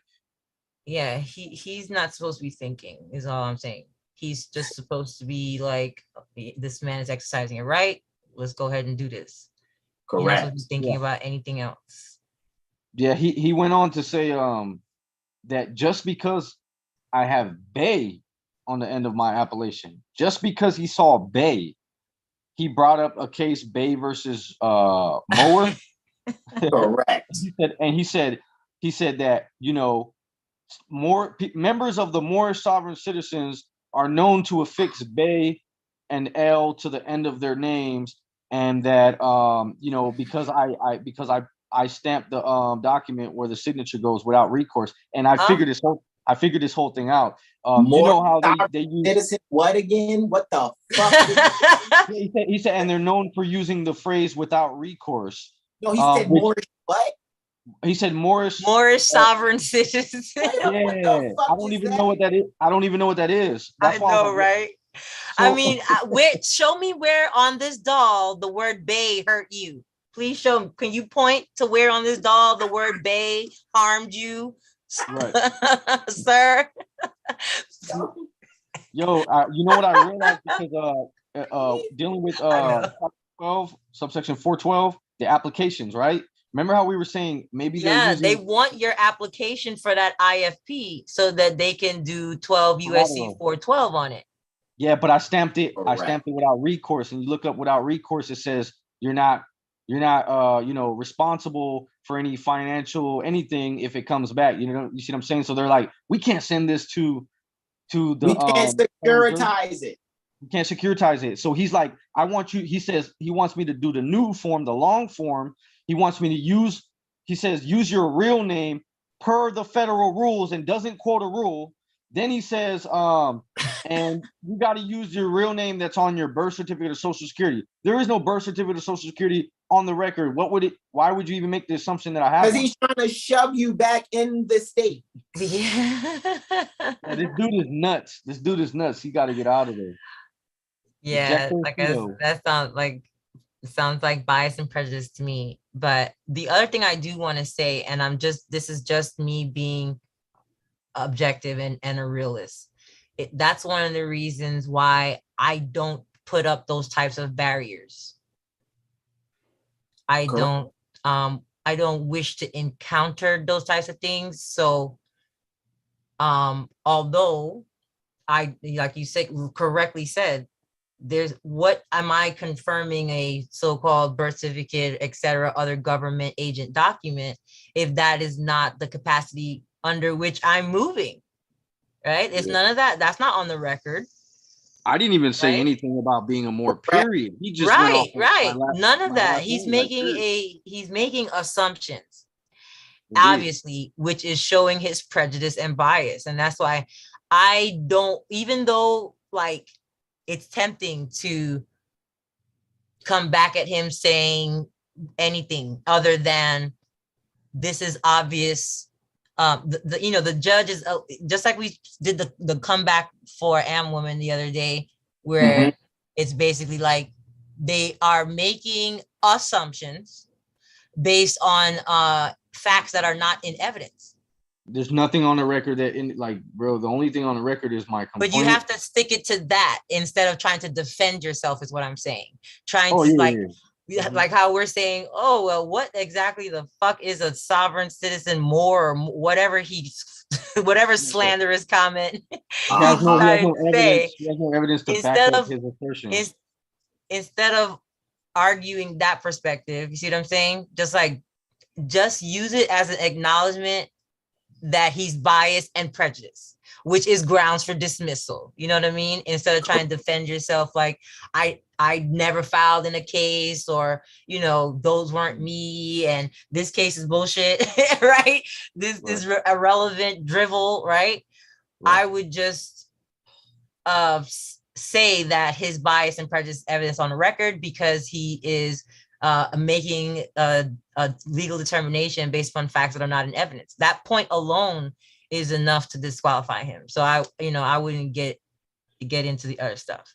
Yeah, it made me think that he's trying to defend like the lady who I guess is the inspector for the energy company or whatever. It's his freaking goddaughter or niece or something. So it's just like all that opinion that's in there. And I'm gonna make 3 quick points, and I know you and Sonny probably gotta go, right? So look, I just wanted to say real briefly, because I wanted to point something out, because when you really check this record and go into the Library of Congress and really check that AA 222141, which a lot of people try to say, oh, it's repealed. Well, Dwight D. Eisenhower had to relinquish his jurisdiction at Morocco, and there's a Morocco before a kingdom of Morocco. So when you really see this thing, this isn't some group think type situation, guys. Like, we're really showing you that first and foremost, when you really comprehend the Zodiac Constitution, do we see that the lawmakers of the 50 Union States, the Magna Carta 50 Union States, have no jurisdiction over free Moors, the Bays and L's? That's not a makeup. That's not a belief. That's something that you can go and look into a federal fucking library, all righty, and check on that, all right? That dude sound like he need an exorcist. What'd you say? That judge or man acting as judge that told Ara all that nonsense, he needs an exorcism. That's why I'm just kind of just going right here. Like, guys, check your Article 7 that you got your Zodiac Constitution. Look what it is, what you're doing in these Christian Union courtrooms. That's why I said it's against your religion. This is what they know. You can get this certified from the Library of Congress. And the last thing, if the lawmakers of the 50 Union State Societies of North America should attempt to ignore the Moorish American Zodiac law and birthrights of this Constitution, it would be an act of supreme violation of their own Magna Carta. So when Malika goes, why are they even talking to you? I comprehend that on multiple levels. I'm serious, guys. And I know not everybody's going to adopt this or do this. However, we already know Prophet Noble Drew Ali is a universal prophet. So when there are people that are in the jurisprudence gem, no, everyone's not Moorish American there. However, everyone is there with a sincere heart, to what I see so far, to enforce the Constitution. And that is the fucking charge. In order to change the people, you must change their literature. Enforce the Constitution. If I'm loud and wrong, you can correct me in the chat. Brother R, you can correct me. Mother Malika, you can correct me. Because this is universal, so that everybody doesn't have to deal with this bullshit. It's just within our community, being Moorish American, know what's already on the record. and go and get a They certified hate copy. that. Don't They hate believe that, but I don't see how it's a problem. I don't know why it brings out the devil in them, you know. But I try for myself, you know, not to make it an issue. I don't try to because it doesn't, to me, matter Correct. what I refer to myself as. If Correct. you're not supposed to be talking to me. Correct. If you don't have what you need to have in place to look in my direction, specifically my consent to be governed, Correct. you know, and be part of the administration in your cabinet. Correct. You know, and so, and that's I like I said, I think that's the gate, and I think that's why those attorneys responded to us the way they did.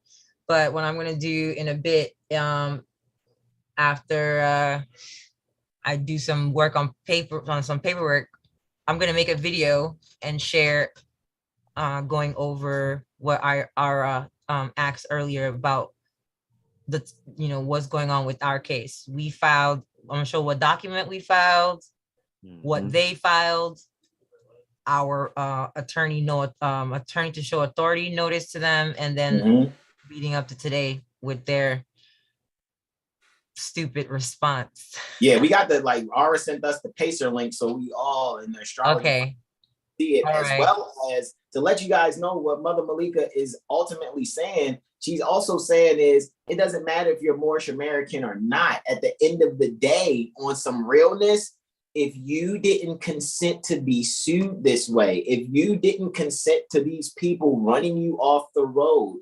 demanding that you be a fucking Federal Reserve agent for them, then that's where you're really starting. That's the door. That's the who invited you here. That's what she's saying. She's not knocking anything. She's not knocking if you're Christian, Buddhist, if you're, you know, Hindu, if you're whatever. All roads lead to Abraham. And in this case, Abraham is, do I fucking know you? Why are we talking? Am I wrong here? No, I hear you, bro. It's not, like I said, I'm biased because the same thoughts here. So, thank you guys for having me. Thank you guys for having me on. Appreciate you. Thank you so much. You and we'll talk again soon. Peace. Yes, you and your lovers. We'll see you Tuesday. Peace and love. Yeah. All right, guys. Let's do this. Let's go over what we're going over here, guys. Let's make sure that we're just one last time, right? Before we really go all the way in, right? Just look at it. Do you guys really do I hit the full screen here and pause it? Like, do you guys really see that it is clearly saying that the clerk, so you guys just heard Randy Erickson talking to a clerk. Randy Erickson is the former Minnesota judge and an administrative tribunal judge. She goes to speak to Cynthia L. Frigiato, a clerk of court for the Court of Common Pleas near the Ohio State Republic, Belmont Corporation, Ohio State Republic. And she's pointing out that Cynthia L. Frigiato is submitting bills to the state treasury for reimbursement for prosecuting attorneys impersonating via a forgery the attorney general. Is this, bruh? I've been up since I didn't go to rest and recharge till 4:30 Eastern, and I really didn't think I even wanted to. I said, you know what, let me go lay down, because I think I'm gonna be on one of them, you know what I mean, 36 to 48 hour type runs, yo, because this joint had me up studying. I know you ain't lying, because it was already 8 a.m. my time, and I hadn't heard a word from you in the chat, and I'm like, that's rare, you know. So yeah. I was up, which means I was out for a minute. Like, okay, it was a late get up. So you know what I mean? So it's like, we really need to comprehend this, right? Randy Lynn Erickson, shout out to you. I'm glad Malika's about to email you, like, because that means that, look, guys, you know, people talk about, oh yeah, I'm active, where are you? Hey guys, our activity is a little different. We want to make sure we're comprehending. Our brothers are scattered across northwest of Maxim, scattered across the North Gate. However, we're always making sure we're coming together in the mind. Seriously. And you know, shout out to brother Corey Bey. Shout out to brother Terrell Tamari Bey. Shout out to brother Sean Alim. Shout out to brother Gerald Jackson Bey, who we call Senior Jackson Bey. Right? Shout out to brother Arrow. You know what I mean? Because guys, what you see is I and brother Aura spearheading this. We are not playing. Wake up. Where are we? On Zoom doing something about jurisprudence. Eating. Probably still on Zoom, like, I see that. Behold, oh shit, I got gravy on the fucking screen. Serious. I bear witness. We're not playing. So when you go back and look at videos on like Instagram or YouTube, this ain't no, look at me. That's no, this is, hey, motherfucker. They thought we were chasing clout, huh? Wake up, you know what I mean? This, like, I'm just saying, man. They thought we was chasing clout, huh? That's probably what they thought, man. That's why when people come with this weak ass rap battle stuff, it's like, we don't have time. We're so sorry. We're too busy uplifting fallen humanity. Mm-hmm. You know, so everyone that's expecting some rap battle and rap beef because your lower self just, you know, it has a fetish for grown men writing poetry to one another aggressively. Sorry to disappoint you here. We're too busy studying for real, all righty? For real, and making sure that we're holding these criminals' feet to the fire and asking them to select their favorite color news. At least we're asking you to select your favorite color news. We let them go out in style. I'm just saying, because they're being willful. Oh, we can do this. I'm confidently doing my job. You're confidently being a fucking RICO actor. Period. So that brings me to what we're going to go over. However, Brother R said we need to see how much these people are even quote unquote collecting without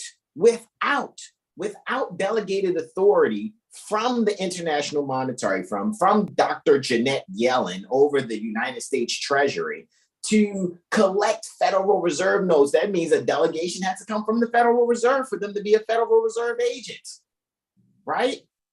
I'm gonna hit the latrine real quick, bro. I'll be right back. Do your thing, bro. Let them have it.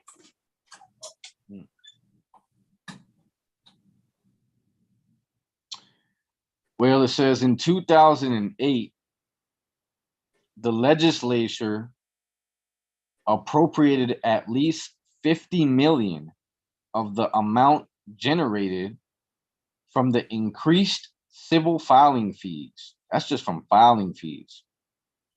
To the Department of Corrections. This is something that they gave the Department of Corrections for prison operations, which could comprise, I think that's a typo, and as applied challenge. It failed.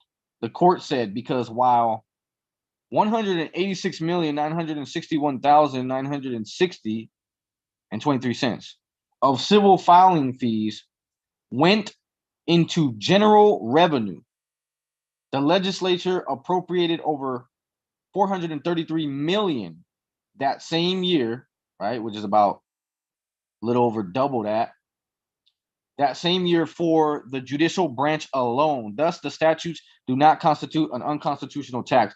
What this was about, the Supreme Court, in rejecting that ruling, the Supreme Court held that statutory filing fee is not considered an unconstitutional tax repugnant to court access if the fee is used to fund the cost of administration of justice, which is technically still bullshit because of the fact that they're abridging your first Bill of Rights, the right to petition for redress of grievances. They're putting a toll bridge between you and your right to petition them. You say, hey, per Bill of Rights 1, do I have the right to petition the government for redress of grievance? Yes. Okay.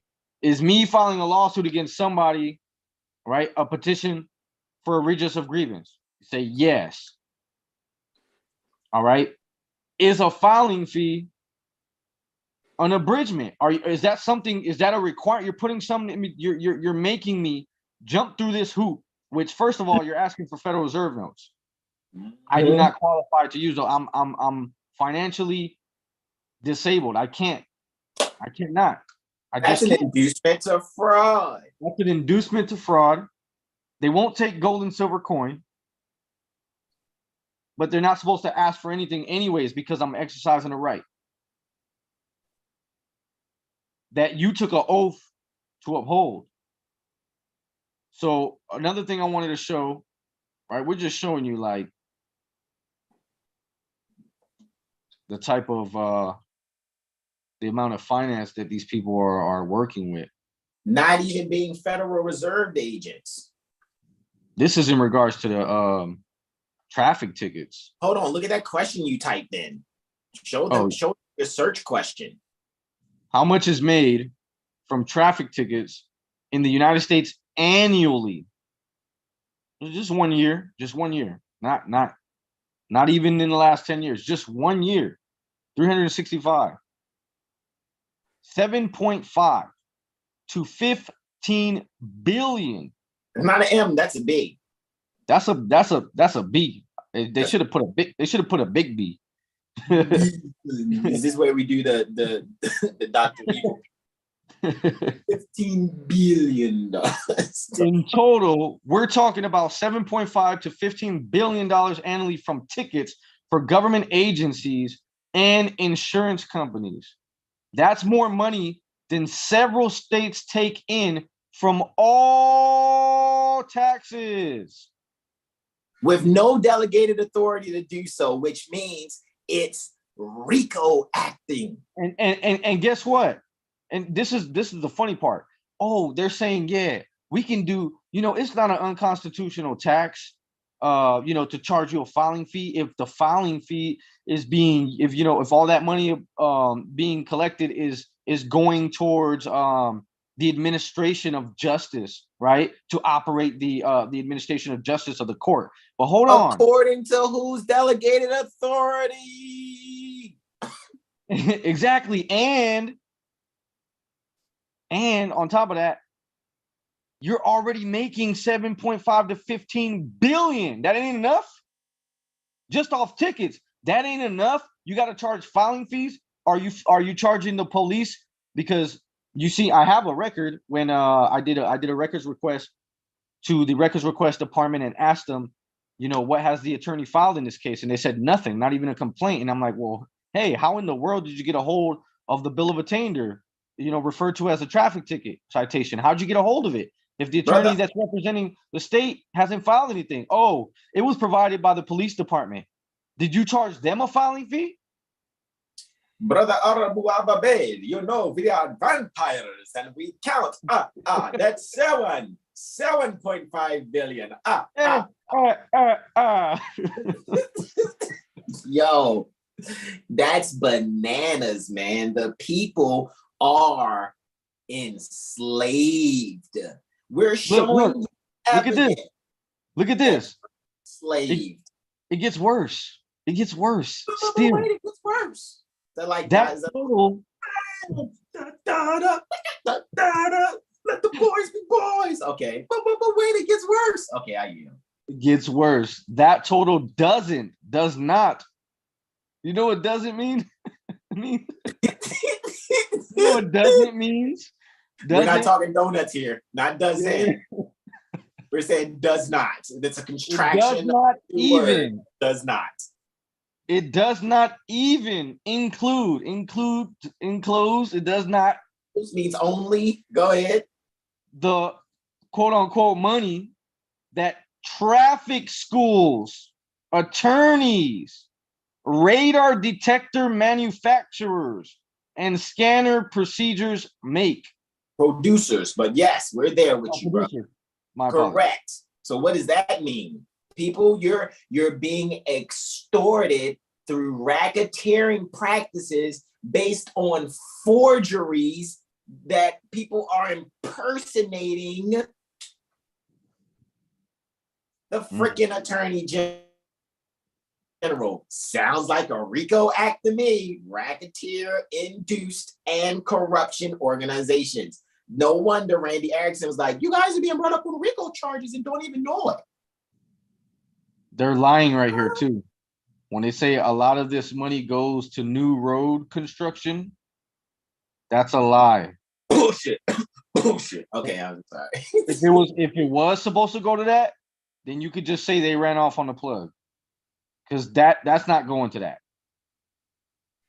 Wow. So guys, I mean, hey, you guys that are here, it's still like 8 beings here, right? It's still like 8 beings here, right?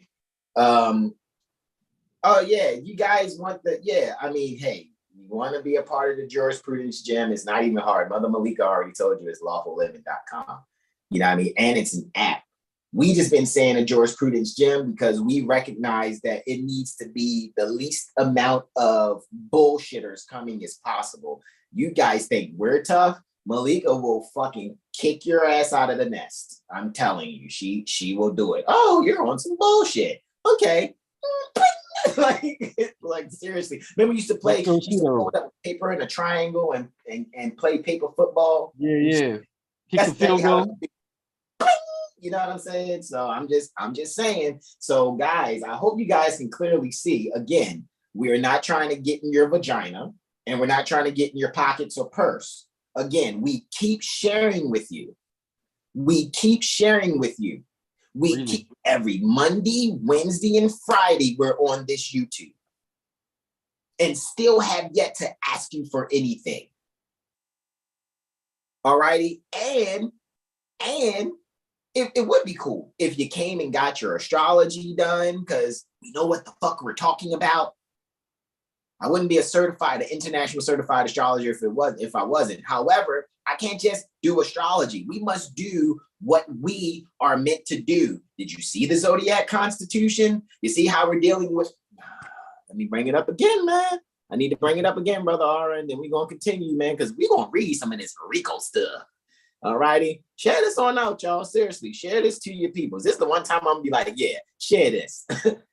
Hit like and subscribe and the notification bell because we're not slowing down. we are not slowing down. Okay.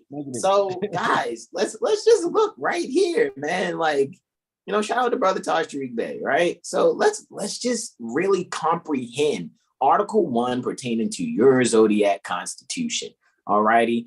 Article 1, the 12 signs of the zodiac, the code of mathematics scaling from 0 to 9, and any type of graphical errors I'm gonna fix on the fly, guys. So don't be like, oh, that's a typo. Stop the fucking nonsense. This is so that we can be free in our minds. This is chapter 1, regaining your lost estate in a conflict that cannot be told in words. All righty. So what we're doing is we're showing you the 12 signs of the zodiac, the code of mathematics scaling from 0 to 9. The science pertaining to geometry comprise the constitution of the living Moorish nation of North America, referred to as Negroes, quote unquote, who ruled the world in the 7 seas by the 12 signs of the zodiac and the science of geometry. That's that G in the middle of that compass and square. For 1,196 years. That's 4 years shy of 1,200. 2, the Amazon Dutch German Catholic priesthood fathers of the Revolution of 1789 and the Sisterhood Magna Carta Emancipation Proclamation Union Society of White Supremacy in 1863, North America. The 12 jurymen pertaining to the 50 Union states, 12, right? Like the signs. And also the 9 judges, right? If you take away the sun and moon, which would actually give you 11, but let's not count the sun and moon. My very educated mother just saved us 9 pizzas, okay? My Mercury, very Venus, educated mother Earth, mother Mars, Jess Jupiter, saved Saturn, us Neptune, 9, us Uranus, 9 Neptune, pizzas, Pluto. That's how you remember the planets, right? So you see the 12 and 9 there, right? So the 12 jurymen of the 50 Union State Society and also the 9 judges of the Supreme Court were founded. How? Oh, upon the Moorish nation's 12 signs of the zodiac constitution and mathematics scaling from 0 to 9. Thus, without the Moorish constitution, the Magna Carta Emancipation Proclamation, Union Society of the myth of white supremacy definitely could not have been founded in. Supposed to say could not. It's a typographical error. Get over yourselves. Could not have been founded in 1863 if it wasn't for us, our zodiac constitution. Do you get that? You don't understand me.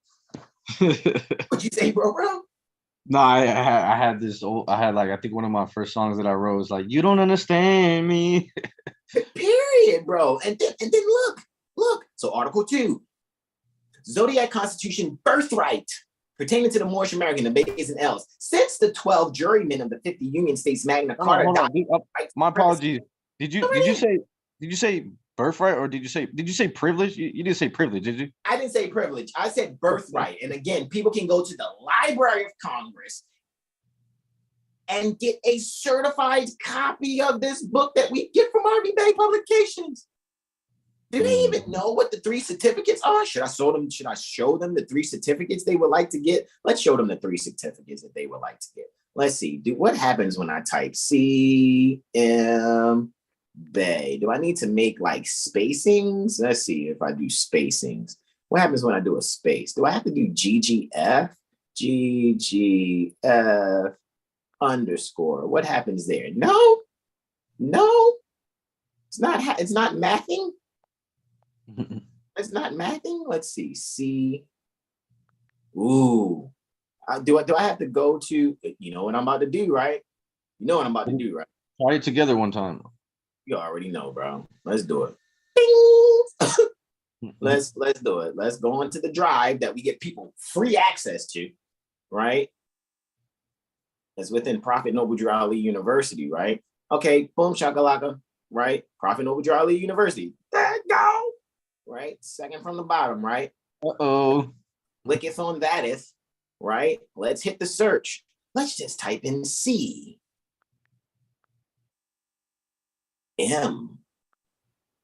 There it goes, C.M. Bay, certificate number. So this would be lesson book number 14. I'm not the one that put it online. However, let's just show you what Brother Taj put together for you guys. Let's just be clear on some things, right? As a matter of fact, so we can make it real easy for us. Open in, because you gotta have friends. iBooks. Yeah! Yeah! Let's do it. Right? Open it up.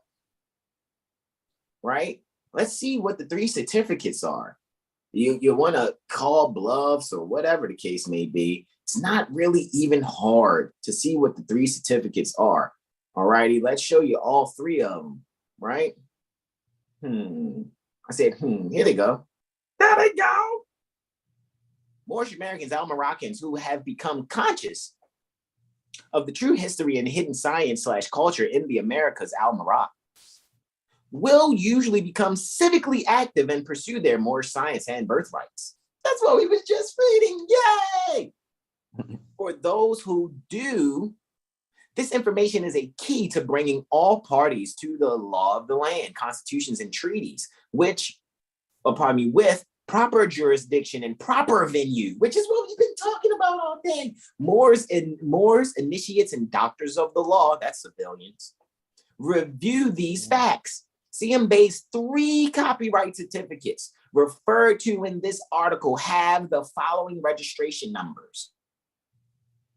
Certificate registration number AA77869, March 23rd, 1948, Anno Domini, corresponding to Moorish calendar year 1368. Copyright owner, C.M. Bay's Clock of Destiny, March 25th, 1948, Anno Domini, Moorish calendar 1368. 2. Certificate registration number AA209316, March 31st, 1952, Anno Domini, Moorish calendar 1372, Masonry, Astrology and History and Geography, Clock of Destiny 2. which I have, is behind me. As a matter of fact, I'm gonna, I keep my books under my pillow, so I'm always studying. For real. I have 2 copies, so I can have books under my pillow and books within my library here. I don't fuck around. All right, so Masonry, Astrology, and History, and Geography, Clock of Destiny 2, a revised edition of a previously published book, Clock of Destiny 1. Certificate registration number AA222141, September 8th, 1952, Anno Domini Moorish calendar 1372, Clock of Destiny, Moorish American Al-Moroccan nationality card of identification with Zodiac Constitution. This is law. Like Brother Todd say, don't believe me, try to prove it wrong. And when you prove it right, teach your loved ones. Period. This certificate, AA222141, is the focus of this civic examination, for it is without doubt affirming the relationship proper venue at law between the Moors, the Franks, and other foreign Christian nations. Are you guys getting this? Are you guys really, really comprehending this? And no, this consular court stuff ain't talking about, no, there was an idea and concept for your correction, not to sit here and go start consular courts and stuff. That's not really what that was about. It was for the fact so you guys can actually know what proper venue is, period. Yeah. To show you what we just had Randy show you and what Brother R and Mother Malika was just talking about. These people have no delegated authority to be here. They relinquished their jurisdiction here in Morocco during the Dwight D. Eisenhower's tenure in 1956. It's not even complicated. They're only going to be here. They're only going to be here till you learn government. The prophet said it. He's been spot on thus far. I mean, the prophet's definitely the prophet. I'm serious, man. Seriously. On peasant, right? Back to the Zodiac Constitution. Good. Now that we saw that, because we're reading AA222141, dealing with our nationality card, our masonry, astrology, history, and geography. All right. Are we over it yet? Okay, good. Let's continue. Let's really continue. All righty. So, Zodiac Constitution, birthright. Zodiac Constitution, birthright. Zodiac Constitution, birthright of the Moorish American, the Bays and L's, since the 12 jurymen of the 50 Union States Magna Carta document of the myth of white supremacy and the 9 judges of their Supreme Court were founded upon our Moorish Zodiac 12 signs. Why do you think we keep calling them our daughters and sons? Oh, we're not being mean. That Albion that calls it we love you, okay? Our Albion sons and daughters, but you're not white, okay? The fact that you're a pale skin means you're actually the real black people, period. Because black denotes pale etymologically. In linguistics, black is pale. Don't be mad. Be yourself already. Y'all the real niggas, not us. And that's not mean. I promise you I'm not being mean. I promise you I'm not being mean. I can see some Europeans. I can see some Europeans like, wait, I'm a real nigga. Like they start to smile. Yeah, that's funny. Yeah, because the troglodyte nigger is a chimpanzee that was utilized to mix our genes with to even have a pale skin being what is termed quote unquote Caucasian. We're not being mean. This is the science. Yeah. We don't care to be mean. You're our sons and daughters, and we know you're our daughters. We're the fathers of the eternal zodiac, the mothers and fathers pertaining to the eternal zodiac. We're reading it right now. What'd you say, bro? I was gonna say, and white person does not mean the Caucasian race. All free white persons, raise your hand. I'm not. You already know, bro. I'm super free white person. You know what I'm saying? As far as my status is concerned, we're not talking complexion. My complexion says I'm American. I'm Al-Moroccan. All righty. So again, since the 12 jurymen pertaining to the 50 Union States Magna Carta document of white supremacy, which is the myth, and the 9 judges of their Supreme Court were founded upon our Moorish Zodiac 12-sign mathematical constitution. The lawmakers have no jurisdiction over the free Moors. The lawmakers. So not only do they not have delegated authority, and Brother R was just talking about when he put in a claim against the energy company and an investigator pertaining to the energy company, and this magistrate judge tried to assert as if he has jurisdiction or authority, he's violating his own fuck Magna Carta. Yeah, and that says the lawmakers. So that's the legislative branch. So that means the judicial branch doesn't have jurisdiction either, because they enforce the laws made by the lawmakers. And if the lawmakers couldn't draft up those statutes with Moors on their mind because they didn't have jurisdiction, then how can the judicial department enforce those laws with Moors on their mind? They can't. They don't even represent us. The lawmakers have no jurisdiction, you're correct, have no jurisdiction over the free Moors, the Bays and L's in the inherited land pertaining to the Moorish nation, namely U.S.A. Namely means like it's plausible. It's like putting quotes around some shit. When you're saying, it's called this, but it's not this. This is just contemporary. There's some connotation because we know this is a maxim. Namely U.S.A. Canada, Central and South America. All right. All right. He just went from north to south. All righty. Boom. The Moorish American nationality and their surnames, Bey and L, are their inherited birthrights. So somebody's saying or assuming just because you have Bey on a document where you're rightfully suing someone, they're violating their own Magna Carta and not really recognizing that you having Bey, I having Bey, or anyone else having L, because here at the North Gate, there are no days and owls. There can't be. That's some Southern Hemispheric stuff. So you need your zodiac constitution for the Southern Hemisphere, or go there if you're a day or an owl. That's not a belief. I'm enforcing law. So anyone calling themselves day in the North Gate are a fraud. Period. Unless they can prove that they're up on the astrology and mathematics as that title, which cannot be self-proclaimed. It must be earned. Mm-hmm. I don't care what anyone says. This is why we're in trouble now, because we're fucking hard-headed as a people, overall. Yeah, I can. Yeah. I can do whatever I want. I'm a big girl now. It's my coochie. I can do it. Stop it. That's an old club song that, shout out to Boo Man.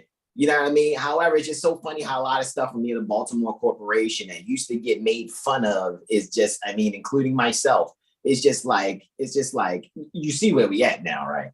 You actually see what's happening now, right? Okay. So the Moorish Americans' nationality and their surnames, as they're calling it, or as CM Bey is saying here, because CM Bey also kind of has this way of speaking so that people can kind of get, even though I'm pretty sure it has a much better jurisdiction. That's why he says namely with surnames. Bey and L are their inherited birthrights without a legal due process of the lawmakers of the Union Society. U.S.A. So when people say, did you go to the court for your legal lawful name change? They are violating the Zodiac Constitution. But they've been the more side tip of America for 30 years, Mo. You know what I'm saying, Mo? I've been the more side tip of America. And when I do, shut the fuck up. I studied for real. I'm not some fucking jailbird that came home thinking I'm a Moorish American. Mm-hmm. Because some group of guys made me feel a certain way about how they demonstrate, Mo. Shut the fuck up. That is not that you're breaking the law. And you want us to sanction it. I'm not sanctioning it. I refuse to sanction it. I know better. You guys saw me for a year and a half, 15 months exactly, every other Friday and sometimes Saturday. I'm there with Brother Hasan Bey, making sure I'm learning what I need to learn. I'm going to eat breakfast near the Reading Terminal with Mother Delilah. So I can't fuck around. You go back and listen to some of them blog talk radios between 2014 and 2016. I'm on just about every one. Principles of Nationality in Action. Moore's Heritage and History School near the National quote unquote Black Theater at Harlem. I'm there for Sons of Allah every third Thursday. Give a fuck what anybody say from there. And I was showing up for Sister Standing on Law. Because I'm really about this life, man. I ain't had time to sit here and fake and phony, gotta punch a clock, act like I'm Moorish American this time, but now I need to go punch a clock. No, I actually had a bit of a support system where it's like, all right, bet I can do this bit without having to break the law, go to someone's correctional facility where I didn't consent to be corrected. And now, yeah, you're a Moorish American Muslim, Mo. Shut the fuck up. That's not real. You've been lied to. And this ain't no tough talk, man. We have to stop this bullshit. That's why I'm so real. And man, y'all have no idea how deep my passion really runs for this. Brother R knows. Oh, he really knows. Why you think I'm here? And all the rest of my brothers really know. I don't fuck around. And it's a lot of you since 2015 know before there was a 7 heel star or even an astrology firm. You guys would call me. I would be right on the phone calling these different people trying to railroad y'all, man. So show some respect. Flat out. Show some respect. What our Moorish foremothers, pardon me, I'm saying foremothers because I always recognize the mothers first. What our Moorish foremothers and forefathers were, we are today without doubt or contradiction, namely Moorish, exclamation point. Have you even read this Zodiac Constitution? And you out there chasing processes from Moors that are breaking the law. Looking for a microwave way out. What you say, bro? My apologies. No, you're good. They're looking for the microwave way out.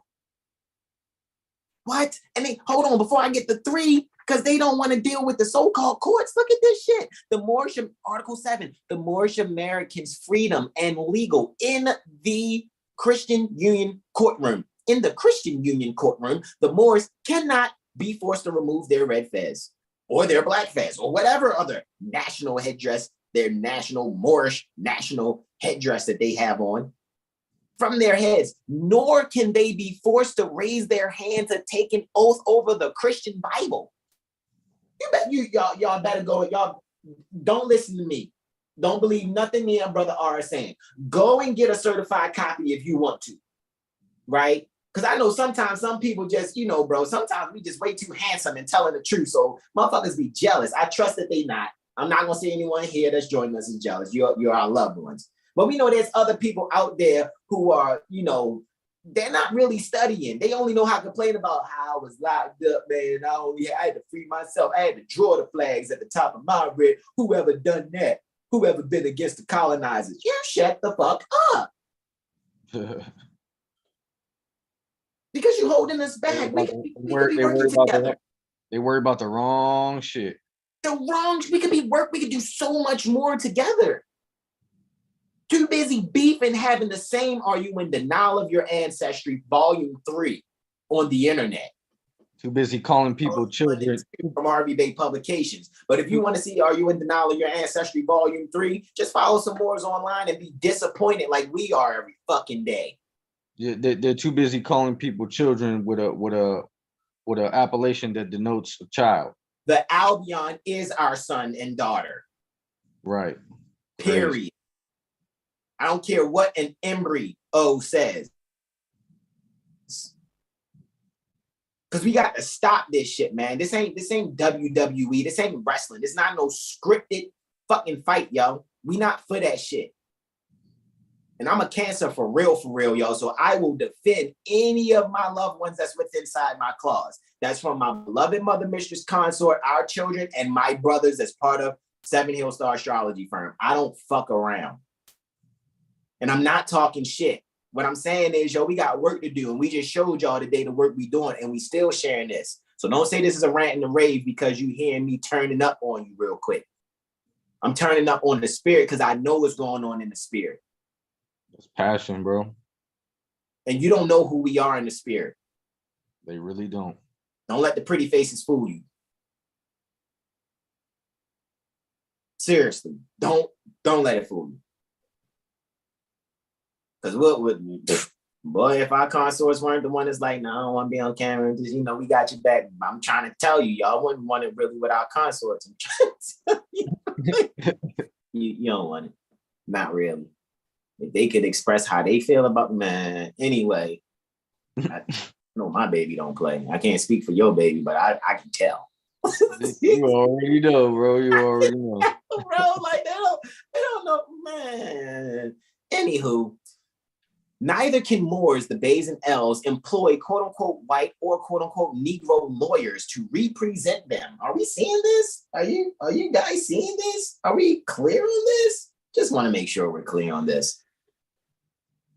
The reason for this is that white quote-unquote people and their Negro quote-unquote slaves definitely cannot represent free Moorish Americans.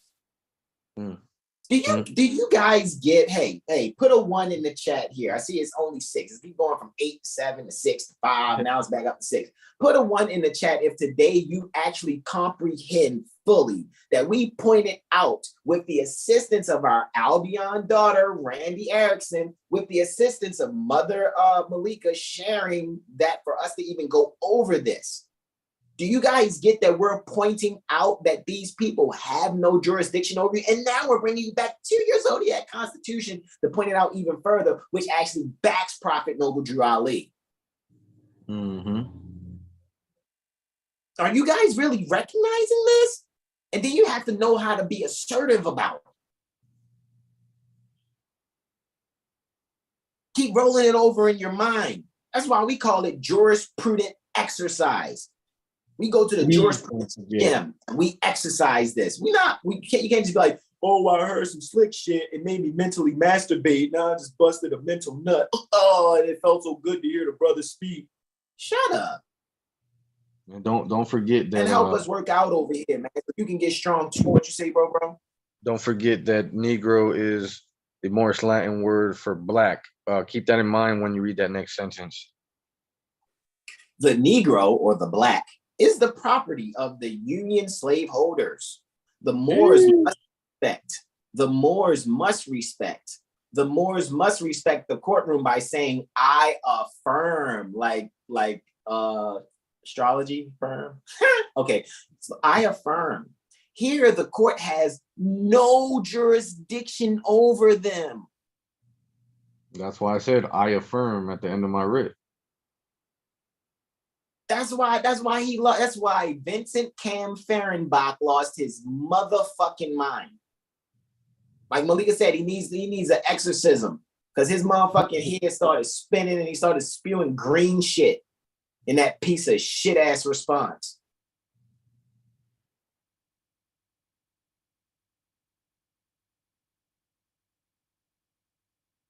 Here, the court has no jurisdiction over them, which automatically makes them qualified to defend themselves by their Zodiac Constitution law and their mathematical number 9. The number 9 corresponds to the letter I because it's the 9th letter pertaining to the alphabet. Mm-hmm. When you're just doing one letter at a time. Because, like I said, it ain't just 26 letters of the alphabet. It's really 52 because you got uppercase and lowercase. So don't try to be slick with that response there. However, when you're just talking singularly, the number 9 corresponds with the letter I based on the 9 months from conception to birth, which makes you yourself the great 9 am, the great I am, quote unquote. The 9, first 13, and the highest. The 13, That's where 913 comes from, because M is the 13th letter. I and M is the what is it? The abbreviation, not abbreviation. IM is the contraction for I or IM is the contraction for I am. Correct. So I and M is 9 and 13. That's where that even comes from.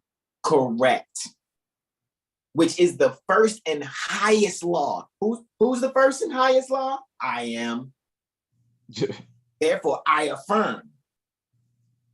And we're showing you guys why we exercise jurisprudence, so we can stay firm in affirming. I affirm that I am first and the first and highest law of self-protection and self-preservation in harmony with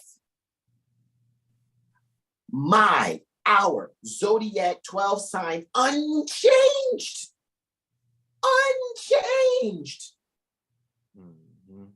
Unchanged constitution, moral law of 360 degrees squared by your number I.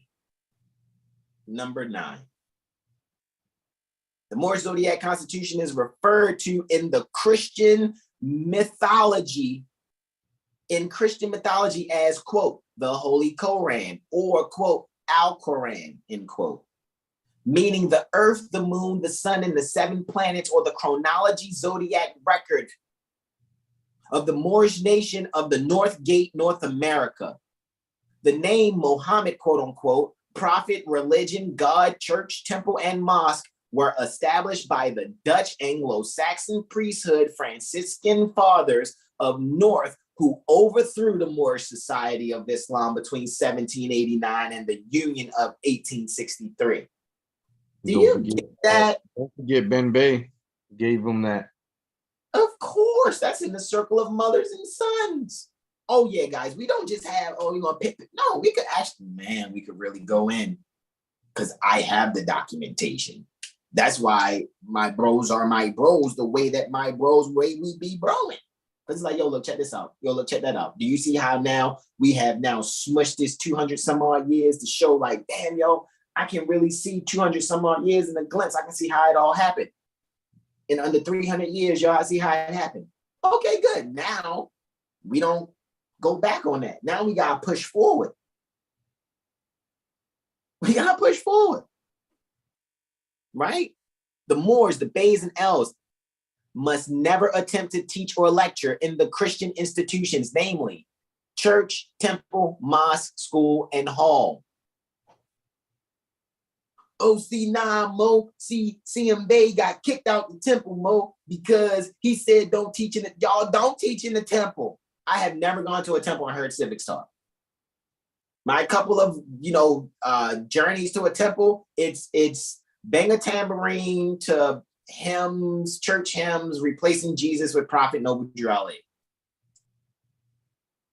I had the same experience. Because it's a Christian institution. At that point, do you guys get that? Are they teaching you civics? Are they telling you about your zodiac constitution, which is the foundation to all law on the planet? Oh no, they want to try to find a way to have you chased around the temple with a knife like they did the prophet, or yell, "Get your hand out my pocket," and then shoot, your kind of Malcolm. No. This is the violation of the Union States, or the Union Society states. There's a T missing there between that S and that A. This is a violation pertaining to the Union Society states' rights, right Magna Carta Code of Mary and Christ. The truth of the Moorish Zodiac Constitution law and moral human principles definitely conflicts with the Christian Union customs and doctrine of the Magna Carta from every angle. Yet the Magna Carta wouldn't exist without it being designed for them, from us. You get that one now on the back of the OneNote? Dual seal. Okay. Just want to make sure. Nor do not criticize the quote unquote white. We already know you pale skins aren't white. You're our sons and daughters. People's belief in the religion of their son and woman image, because we got to let you have your mythology. That's Bill of Right 1 and Bill of Right 4. You're welcome. Nor do not ever attempt to influence the quote unquote white. Again, that's plausible. He's just saying that so people can make connections at this time it was written. But the pale skinned people, to accept the moral truth and principles of your 12 sign zodiac constitutional law, because the Magna Carta is a Latin phrase meaning magnate charter of quote unquote white, pale skin, people's economic and social attraction only. It's only for the pale skin's economic and social attraction. So boys talk about, yeah, man, you know what I mean? I got to be on my Magna Carta shit. Shut up. You're disrespecting your ancient foremothers and forefathers, and your days won't be long upon the earth land by doing so. Which had its beginning in the colonies of Ohio. But who was Randy talking to? A clerk near the Ohio State Republic, sending bills to the United States Treasury for reimbursement of some shit she has no delegated authority to do. None. You really think we're not studying over here?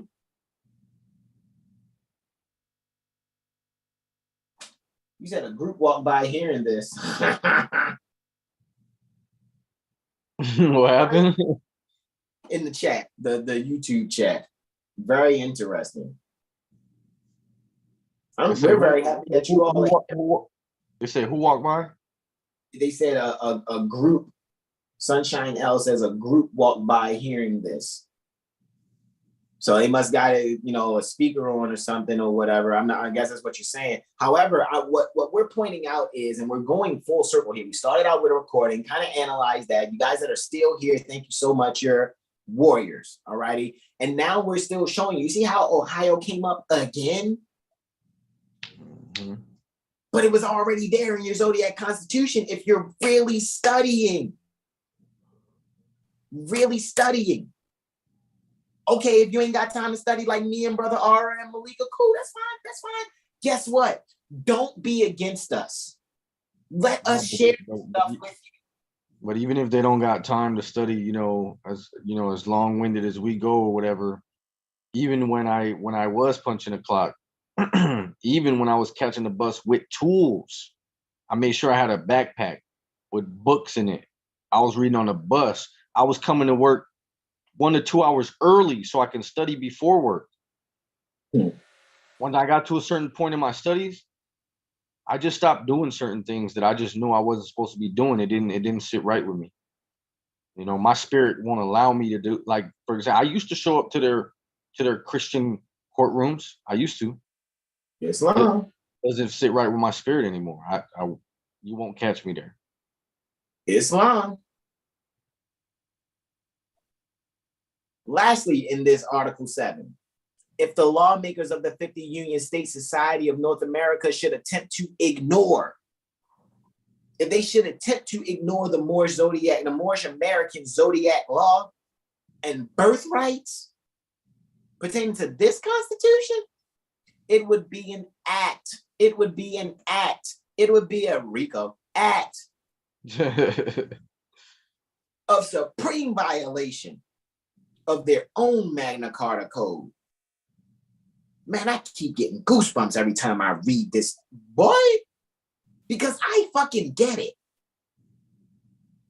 I really get it. And it's not hard, man, for us to really get it. We just have to affirm within inside ourselves and say, you know what? No matter if I get it or not right now, I am going to go further and make sure I fully comprehend astrology and civics, so mote it be. And the universe will conspire in your favor. I know. I live it. I live truth for real. And me and Brother R, I'm telling you, once me and Brother R realize we both really like studying like this, like what? Man, I'm telling you, man. Okay, none of our bros really have an issue without us saying, what is it? Okay, boom, let's go X, Y, and Z. Because really, any of the bros have any issues. Anybody dealing with, so-called traffic, we already know. First of all, they have no delegated authority from the Secretary of freaking Transportation. They have no delegated authority from the Secretary of Transportation to hear transportation court things. Oh, it's traffic court.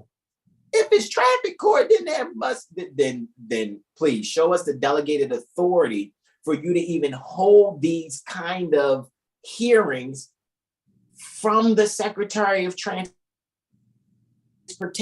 according to Title 49 United States Code. They can't produce it. Now it doesn't make sense when Brother Taj says, ask for their DOAO. As a matter of fact, do a quo warranto and demand their DOAO.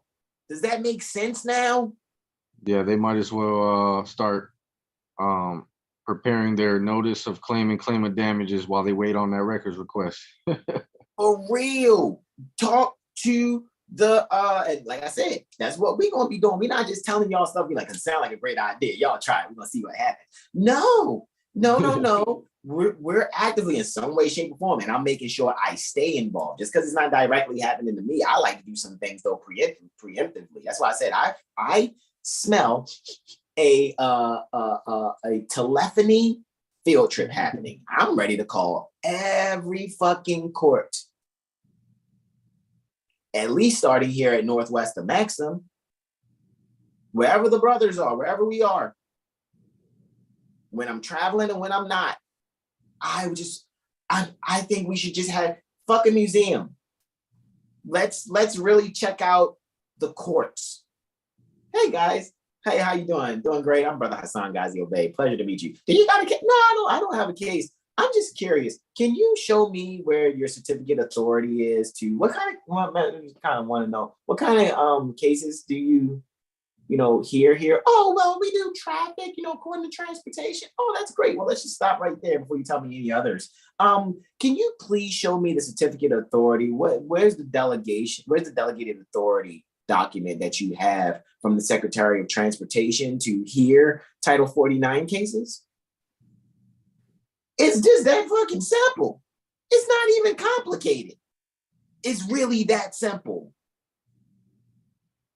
However, we have to admit, bruh, I didn't know that. Yes, I went to rvbaypublications.com. Yes, I said it went over my head. That's not me. I ain't gonna front. For me, man, I ain't gonna front, man. I declared and proclaimed my nationality 2014.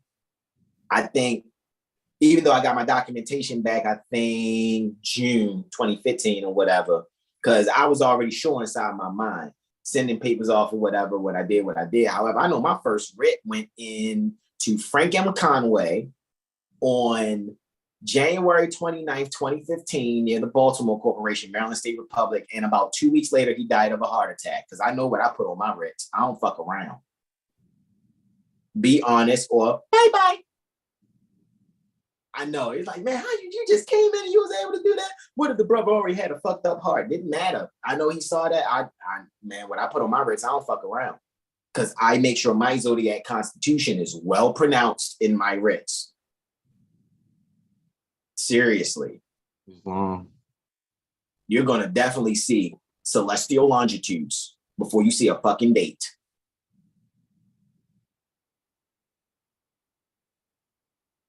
And people know this craft. So I don't play. Once I know, man, you try and railroad a motherfucker. So I ain't play, even when it's John W. Anderson, the sheriff of Baltimore City. Hey man, stop sending me shit with no postage on it. And stop sending your deputies too. When I had that little issue back then. Because somebody wanted to try to defraud another corporation and act like something else was going on, when it's like, I can see you trying to rob these people, right? And then make me a surety for it. Fuck no. So I made sure anything that came through my mail, I was like, yeah. That's me. I don't fuck around. Thing is voiceovers and puppets if you want. I ain't never scared, bitch. I ain't never scared. What? You think your bones haven't been crushed yet? Okay. Attention! You better pay attention.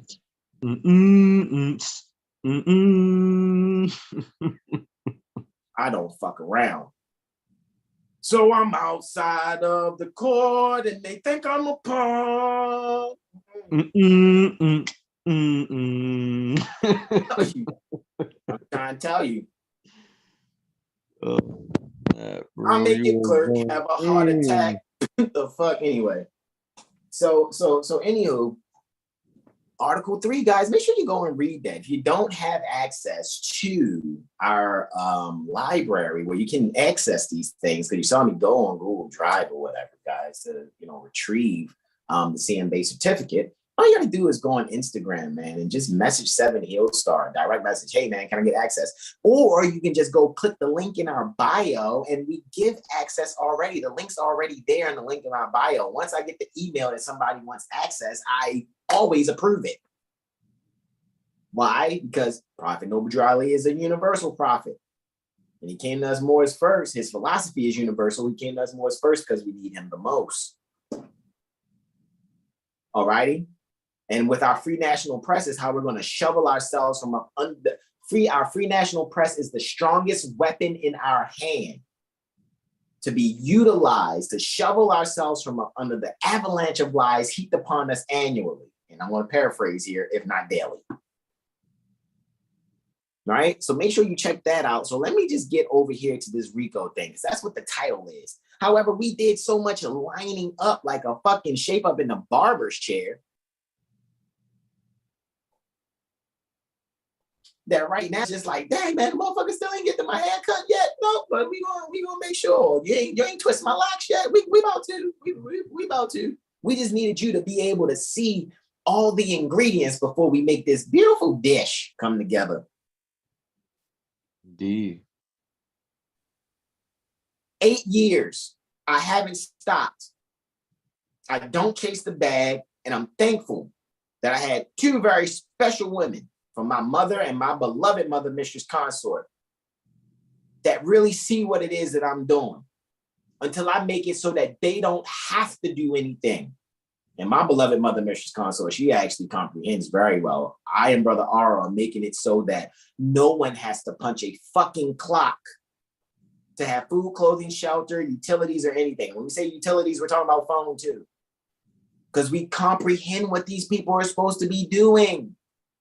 But it must be, it can't just be 1 or 2 or 3 or 4. No. Usually when people go to get their freaking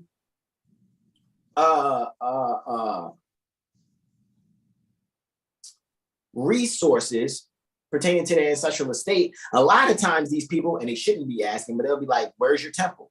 Like Brother R say, they're basically asking going, oh yeah, you in what army? Well, yep. First of all, we're not a stupid ass militia on 95. Because we're really fucking studying here. We're not playing around. We're not actually some fucking mole from the military.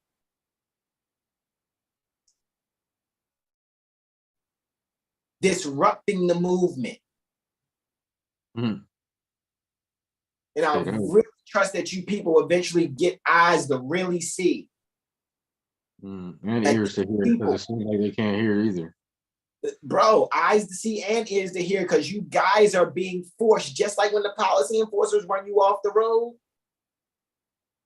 You got people out here that's former militaries telling you about cash donations. You're not a part of the Federal Reserve.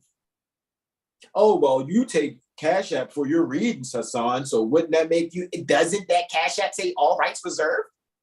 Cash App is just the name of the company. That don't mean that you're taking cash from people, because there is no cash being exchanged. It's just a bunch of ones and zeros. Some asshole will probably try to say, well, isn't Cash App an instrumentality of the United States? So you're acting like you're receiving Federal Reserve notes, making advances to the Federal Reserve. No, because 1, the account is all rights reserved, even though it's the caduceus symbol, our astrology street. And 2, you're giving an eleemosynary tuition or a gift because of what we're doing here. This is how I be moving it. What are we doing this year? Are we sitting here this sun cycle not going in the rabbit hole? Because we want to be with popular Moors that can hold rifles and shit. Well, Really? so Brother R, was when good. did I get you pinched when you're being a part of 70 Hill Star? I don't know anyone, including myself, getting pinched since the clerk claimed my nationality, really, besides that one time I had to deal with whatever I had to deal with. That was me attracting a situation to myself because I had the wrong comprehension on some things. The fuck? That's it. And I got over it. And I didn't bitch up. I actually got stronger. Mm-hmm. Flat out. There's no one here dealing with 70 Hill Stars, astrology firm that has to worry about if someone's going to help them to get it. We don't fuck around. Did you see who we had on here? We go to the jurisprudence gym preemptively. We're suggesting to you, start questioning the courts that are near you. Because even if they did have delegated authority, you didn't consent to intercourse with them. You're not of like kind. We just read your zodiac constitution. You can't go in those Christian institutions. Do you remember what we were reading that said man, it was some case law, I think it was, we were reading that was talking about how they need the consent of the majority, and even then they still need the consent of the individual. Man, I wish we had that case law to pull up right now. Hold on, say it again. Say it one more time, because I was reading what Brother Al Noor had posted. Say it one more time. I don't think I'm not quoting it. I'm paraphrasing, right? I'm not quoting it exactly, but it was talking about matter of fact, I'm gonna pull it up because I know I'm gonna find it right now. Yeah, brother Al Noor says, praise Allah, that wasn't my situation with the temple. Give thanks. Let me tell you what my first situation with the temple was. And this is why I don't agree. This is why, for me, technically, the only Great Seal National Association of Moorish Affairs is where Mother Rashida Bey, the Siyarha of Great Seal, Siyarha pertaining to Great Seal, at Shakamoxon near the Philadelphia Corporation, Pennsylvania Commonwealth. That guy near Georgia who calls himself a sultan, some Kamal Bey or whatever, when he was near the Baltimore Corporation on Rogers Avenue, who his house was a freaking type of temple or whatever. And I was so excited, just, oh man, this information, I'm about 4 or 5 months in, and I've been, studying repeatedly. It's like I'm putting in 12 hours on RV Bay and then 12 hours on a Call of Duty, barely getting any sleep, right? So that I can have a balance. That's just me. That's just how I do what I do. All righty. So I walk from my office near the Baltimore Corporation around to this guy's house on Rogers.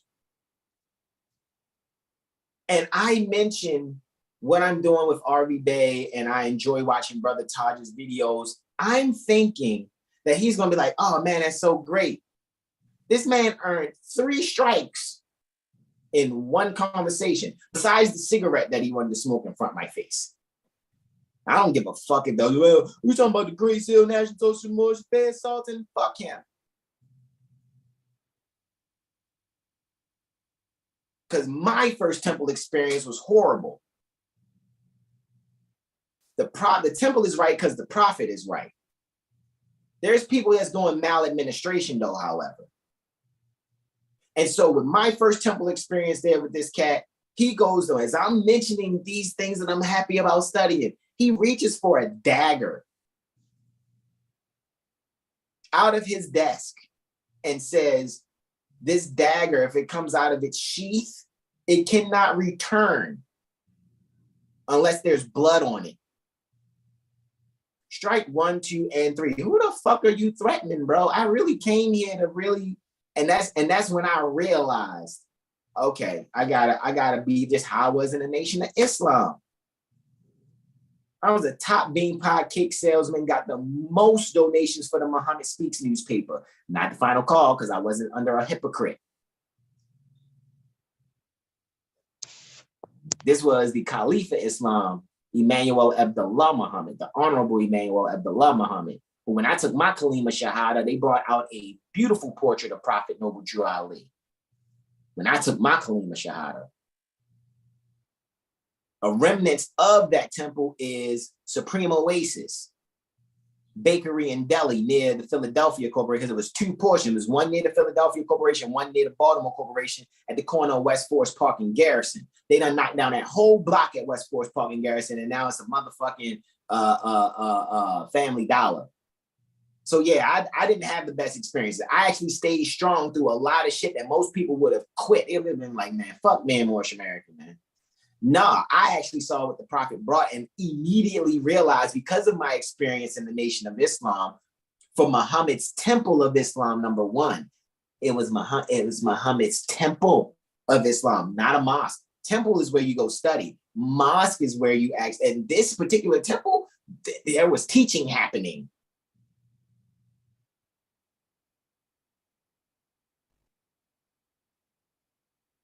So that was a great experience. So I took my Kalima Shahada there, but I already knew how it was when it came to like brothers taking out 2 bricks every time you put in 3 to build something for everybody that's involved.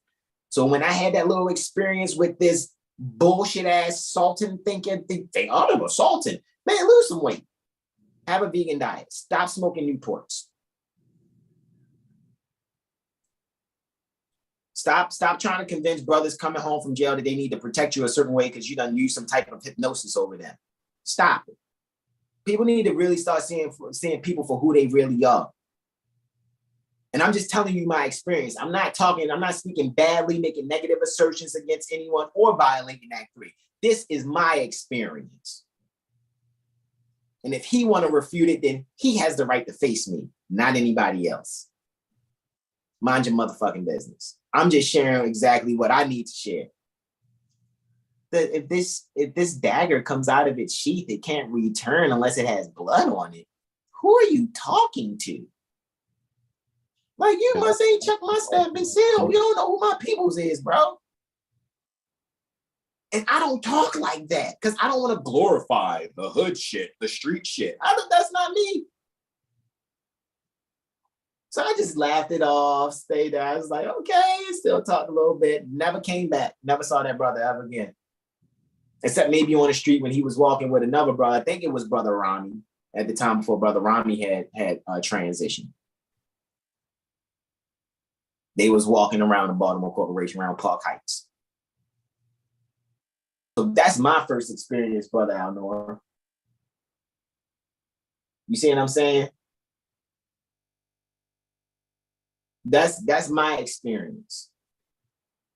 My first experience with a temple was hard.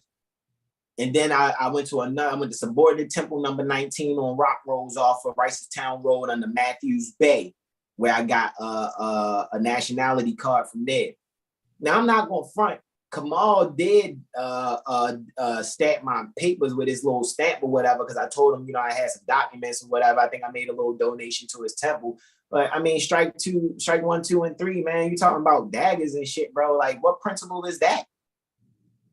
Anyway, chapter 96, racketeer, influence, and corrupt organizations, right? Sections 1961 through 1968. You got definitions. 1961, 1962 is prohibited racketeering activities. 1963 is criminal penalties, right? 1964 is civil remedies. 1965 is venue and process. Brother Aura, I know also you gotta get Nisi Poo, man. So what we can do, we can make this. Oh, we're good. We're good because I already dealt with it. It's all good because I thought, I know this was important, and so I got it taken care of. All right, Islam then. I just looked at the time. I was like, oh shit, yo, you gotta go pick up Nisi Poo, man. That was like 2 hours ago. Oh, forget it. I must be catching it on late because I get when I get rolling, bro. Like, I already seen it coming. I was like, yeah, this is gonna be a good one. I take care of it. It's all good.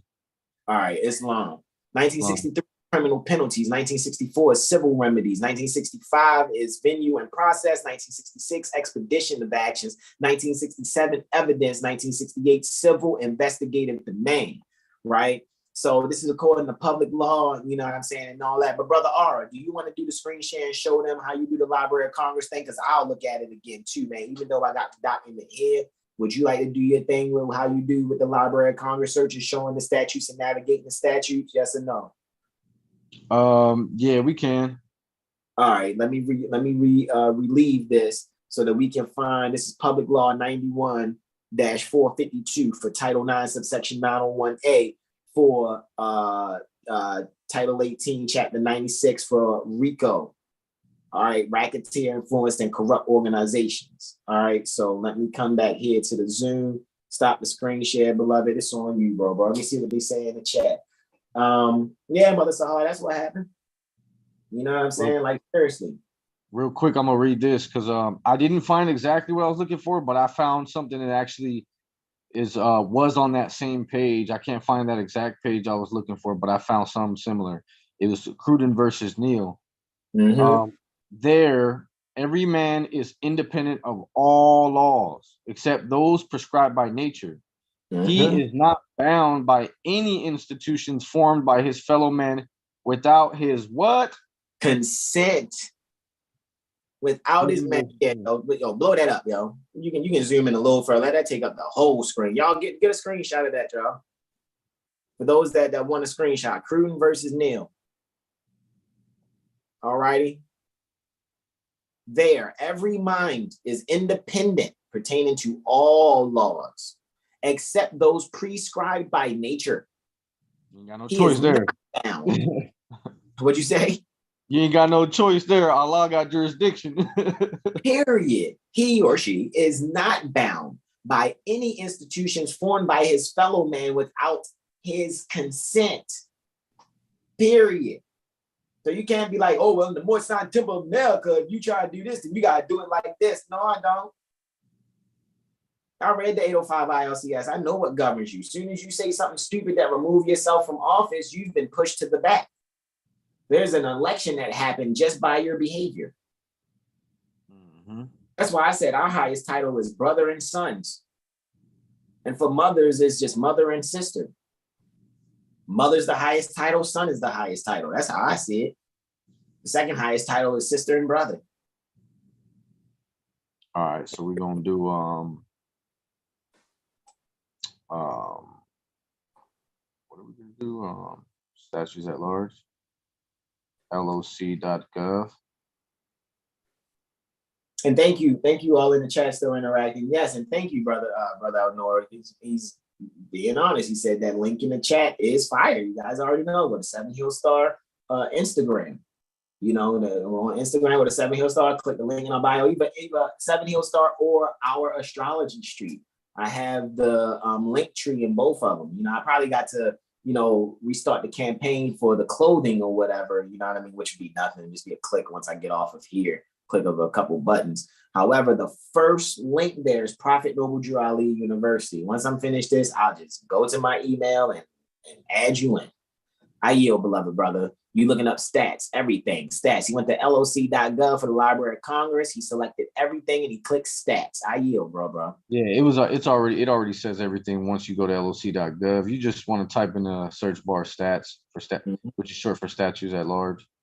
Hold on, I think I might have to go to legislation. No, I gotta go to what's it called? It's like a collection. I'm trying to think of it. Oh, the digital collection? Yeah, the digital collection. There you go.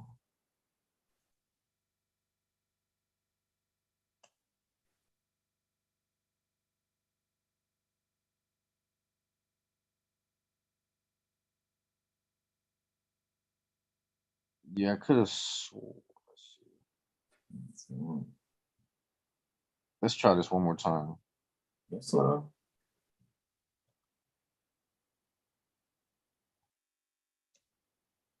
Maybe you could do it like, yeah, let's go to the top and do LOC.gov/collections. There you go. There you go. LOC.gov/collections. Then you want to do stats. So where everything was, where it now says digital collections, because you have selected digital collections from there, I'm curious. Next to stat, the left of stat. So if you just do LOC.gov without collections, correct. That's what it says everything.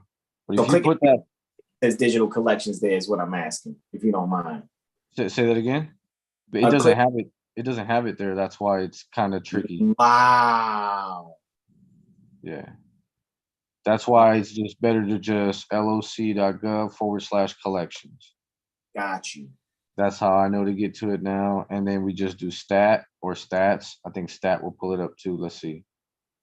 Yeah, if you just put stat or stats, the Library of Congress collection, United States Statutes at Large pops up.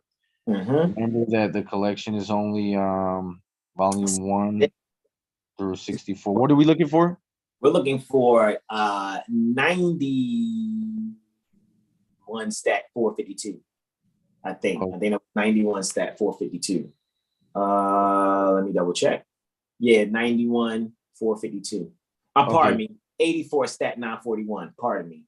84 stat 941. 84 stat 941. Okay, give me 1 second then, because I gotta pull it from somewhere else. You got to get the other link. Yeah, and I'm going to like my personal record. So let me just back out. Give me 1 second. I'm going to. And I already know you got it for real. I know you got it. Hey, y'all got any questions, comments, and or suggestions in the chat? Like seriously, is there anything? I mean, who's dealing with, somebody trying to say that they have authority under Title 49 from the Secretary of Transportation, and they want you to give some type of, because I'm looking at my phone right here. That's why I'm not turning the side of my face to you guys. It's just the phone is right here. All righty. And I'm looking at the chat. So it's like, are you dealing with some policy enforcer, some highwayman? Highwayman is on page 862 in Henry Campbell Black's Law Dictionary, 4th edition. All righty. And you can see that a highwayman is someone who robs travelers. Are you dealing with a highwayman who thinks he has delegated authority to enforce Title 49 like you are some type of commercial agent? Are you dealing with that? Happy Holy Degree to you, Brother Kevin. Peaceful greetings. Sunshine says, yes, at the park, Europeans walked by when you spoke of who they truly are. Hey, man, we can't make this up. That's divine. They're the real niggers. They're the real black people. People with brown skin could never be black, ever, unless they choose it in their mind. And even then, they're in a position of having a lost estate that they must regain. Okay, when so the bodies transition, a pale skin transition, their skin turns black. A more transition, someone who's copper tone transitions, their skin turns white. Want to talk about that? It's like having a picture. You take a picture and you got the negative and use the negative to make the picture as it's seen in reality, kind of type energy, but it's all good. Again, I'm not being mean. I have nothing against our Albion sons and daughters. I just don't want to, have sex with an Albion daughter. Period. I don't desire that. They've shot their shots and gotten their little hearts broken.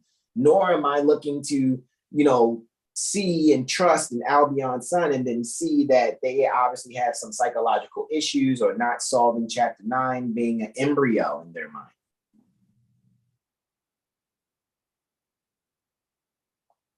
So that's just where I'm at, guys. Like, I'm not the angry Moorish American.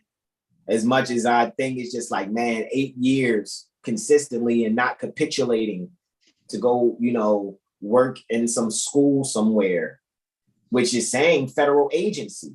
I'm not some comic book character Moore telling you to authenticate the birth certificate either. Like, when are we going to be honest and really hold our mothers and brothers to, like, for real, when we're going to hold them to their obligation in being the principles, being love, truth, peace, freedom, and justice? Why do we keep allowing these people to, rob you? You just saw that you don't need to do anything through the courts. Just be yourself. Period. As soon as you send correspondence with L or Bay,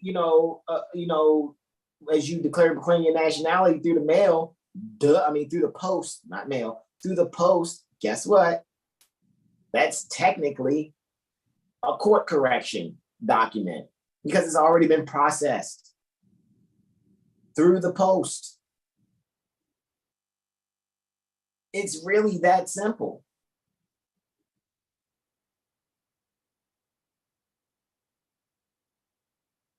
We there? I'm trying to find it how to get there, but I can take us there immediately, but I'm trying to show people how to get there just by going to the site. So I'm trying to figure it out first. So the official version of federal law is found in the United States statutes at large in the U.S. Code, legal effect of which is established in sections 112 and 204 respectively of Title 1. Overall currency information, United States Code classification. Is it this? It is not. That's why it's like, if we have to, bro, I know I got the link. I know how to get there. Look, well, okay, so this is what it is. This is what it really is. Got you. It's @/collection/statutes exactly of info, right? Oh, why it didn't work? Hold on, let me go back. That's fine, man. It's gonna work. I got it right here in the chat already. So it's /collection/statute. I should took the E off. Got you. There we go. And that way you'll have from 65 on up, because when you first look for the digital collection, like Brother R showed, it was only from Right here. 1 stat to 64 stat, which leads up to what, the year 1950? Yeah, right? So basically it goes up to the year 1951. 1951 for the 81st Congress. Okay, so like we could I probably do it now, bro. You said you put it in the chat, so let's see. You put both of them there. Okay, I see the second one. Can you put that first one? I'm gonna put it right there in the YouTube for everyone. I'm gonna put it right there. I'm gonna put both of them so you can know how to navigate these stats or whatever. You have the links there or whatever. Good. Okay, Brother R, make sure I got the first one too. So let me go and put this in there. And Brother R is going to go in on this. It is 84 stat 941. 84 stat 941 for RICO. All right, so since it's 84 stat 941, we're gonna go to volume 84. Simple, volume right? 4. Open that up. Entire, so we want the PDF. So of course it's gonna make me download it now. So just give it a second.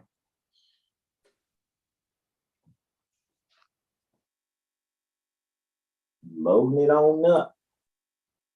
Loading on up. Boom, there's the first link. Boom, shakalaka. Go back to Zoom and get the second link. Right? Control C.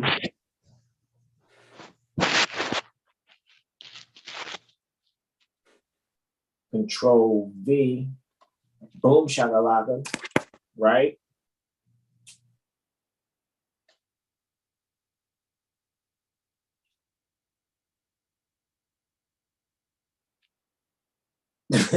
He said I would have been T2 had it went similar. Yeah, man. Somebody said he about to pull a knife out on you, man. I'm trying to tell you, my first experiences were definitely them experience. I felt like the ancestors was like, you really gonna be about this life? Okay, let's see. It's a test. It's like, yes, I'm still about this life, but it's like, damn, that's what's going on. Yeah, they chased the prophet around the temple with a knife, and it's just like, that's what I was hearing in my spirit. I'm not saying I'm the prophet. We're all prophets. All right. What is a prophet? A prophet is a thought of Allah manifested in flesh. What is an angel? An angel is a thought of Allah manifested in human flesh. So who isn't a prophet? Who isn't an angel? However, Prophet Noble Drew Ali is the one. All right. We all can be, continuations, circles, ciphers, not the kind of cipher in, the Matrix. I mean, ciphers like when you put a cipher behind the number 1, it's 10. Put another cipher or 0, that is. And then it's 100, then it's 1,000, then it's 10,000, then it's 100,000, then it's 1,000,000. That's what I mean.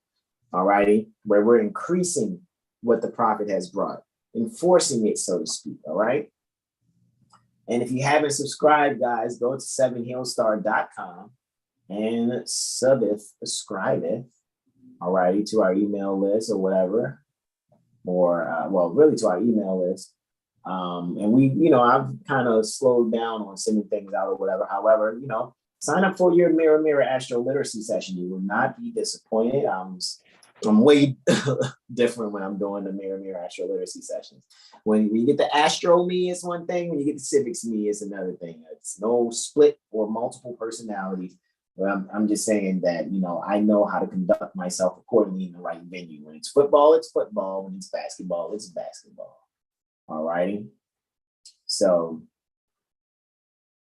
with that being said, should I put the HTTPS first? Let's see what happens when I go to 7 Hill Star, just to make sure.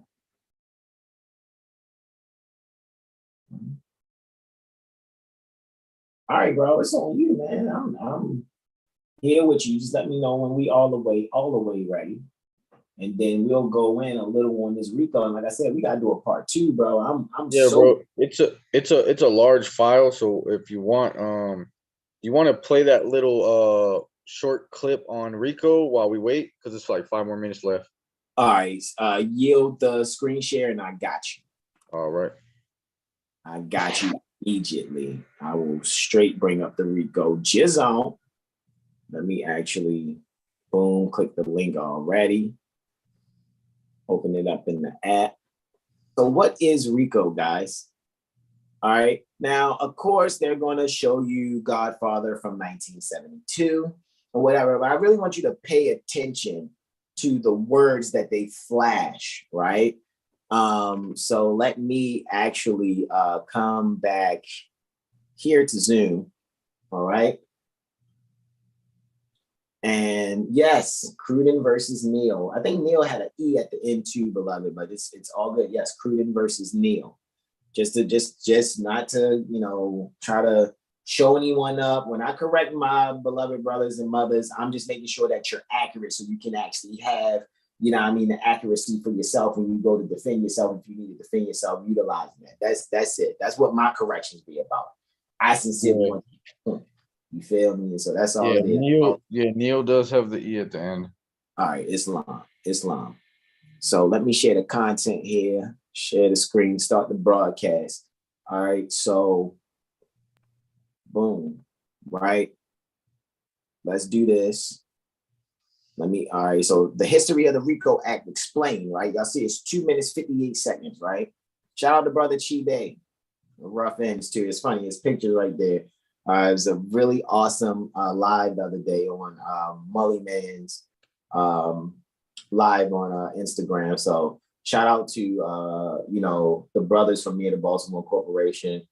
Thank you, Mully Man, again for allowing me to come on your platform, and shout out to Brother Chi-Bay of Rough Ends, man. I appreciate you. He seriously was like, yeah, man, I remember when. It's like, yo.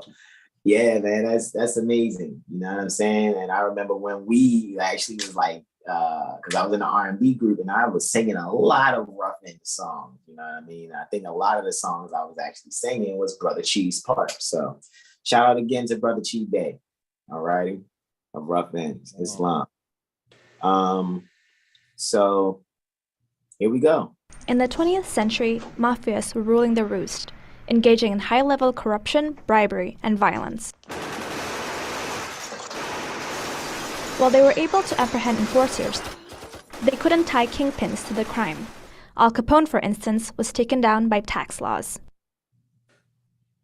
So, in 1970, President Nixon signs the Racketeer Influenced Corrupt Organizations Act, or the RICO Act, to target these mob bosses.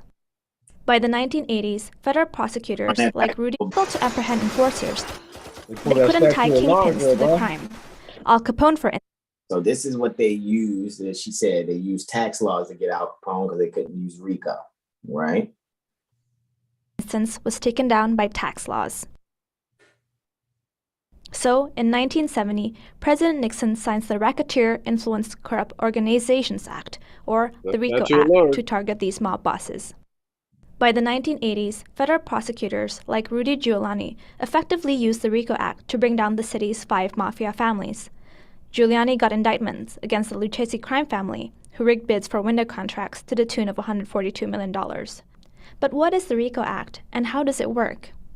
The RICO Act lets prosecutors target an enterprise who conduct murder, assault, any of these charges, drug offenses, gambling, extortion, robbery, prostitution, money laundering, forgery. So you guys can see clearly. We can see clearly that that's what these so-called court venues are doing. Then, prosecutors can indict members of the enterprise to all the crimes committed by any work. The RICO Act lets prosecutors target an enterprise who conduct any of these charges. Then, prosecutors can indict members of the enterprise to all the crimes committed by any member of the organization. In mob prosecution, this allows leaders of the gangs to be prosecuted.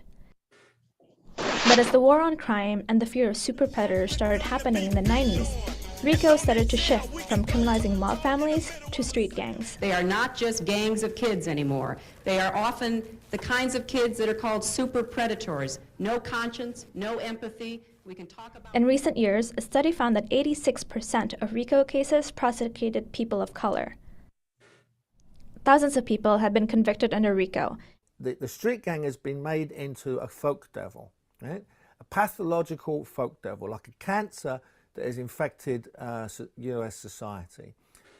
The person who is charged with, say if you hit them with the RICO Act, you say, well, if you don't plead guilty and you go before a jury, you're facing 20 years to life, right?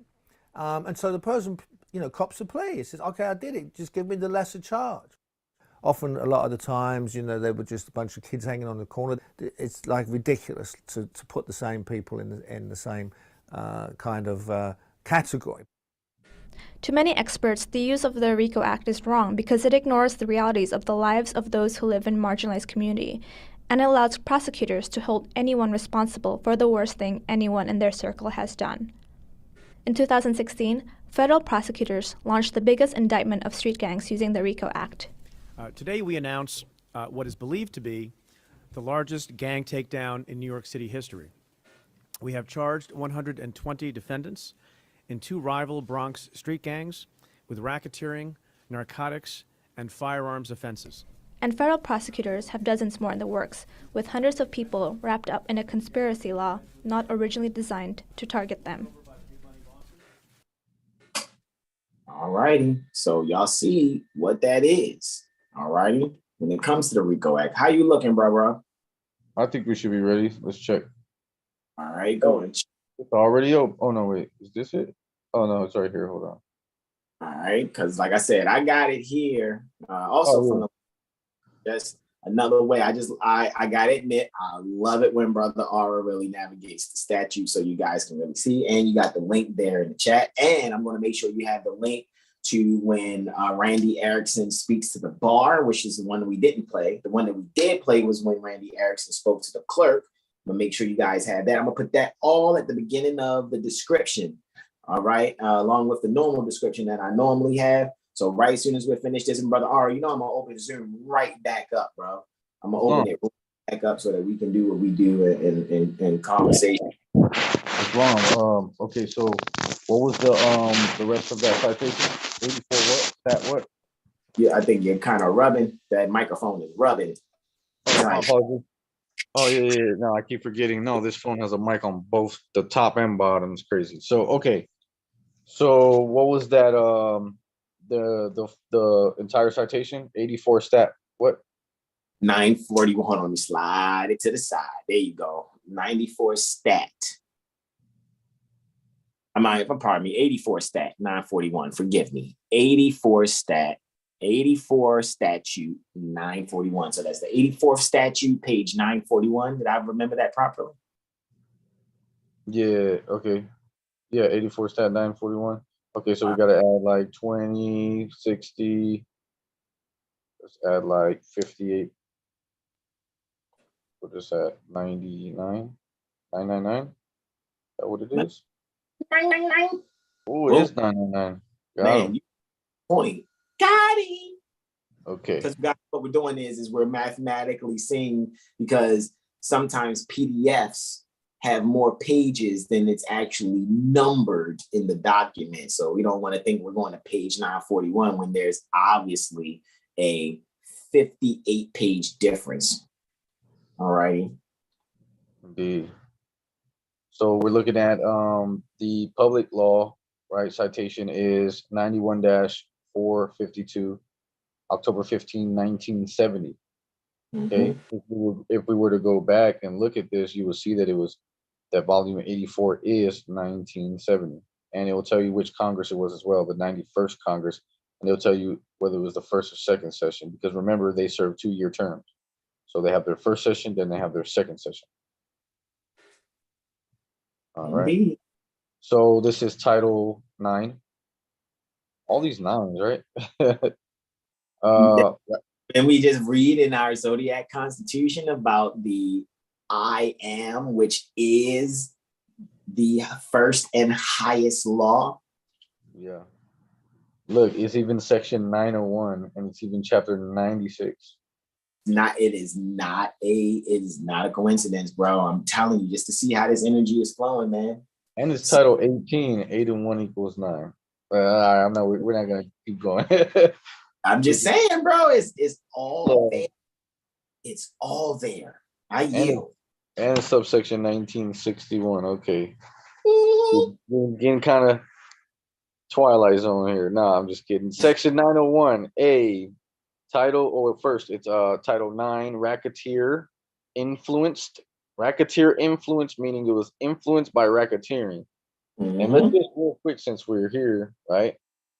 And you know how we like to do a be thorough with our research. You already. Oh, look, I already have it ready. I forgot I looked it up earlier. It's long. Cool. All right, so racketeering, an organized conspiracy to commit exactly what Mother Malika had typed in the chat, in the live chat earlier. conspiracy. For real. Go ahead, I yield. Indeed, an organized conspiracy to commit the crimes of extortion or coercion.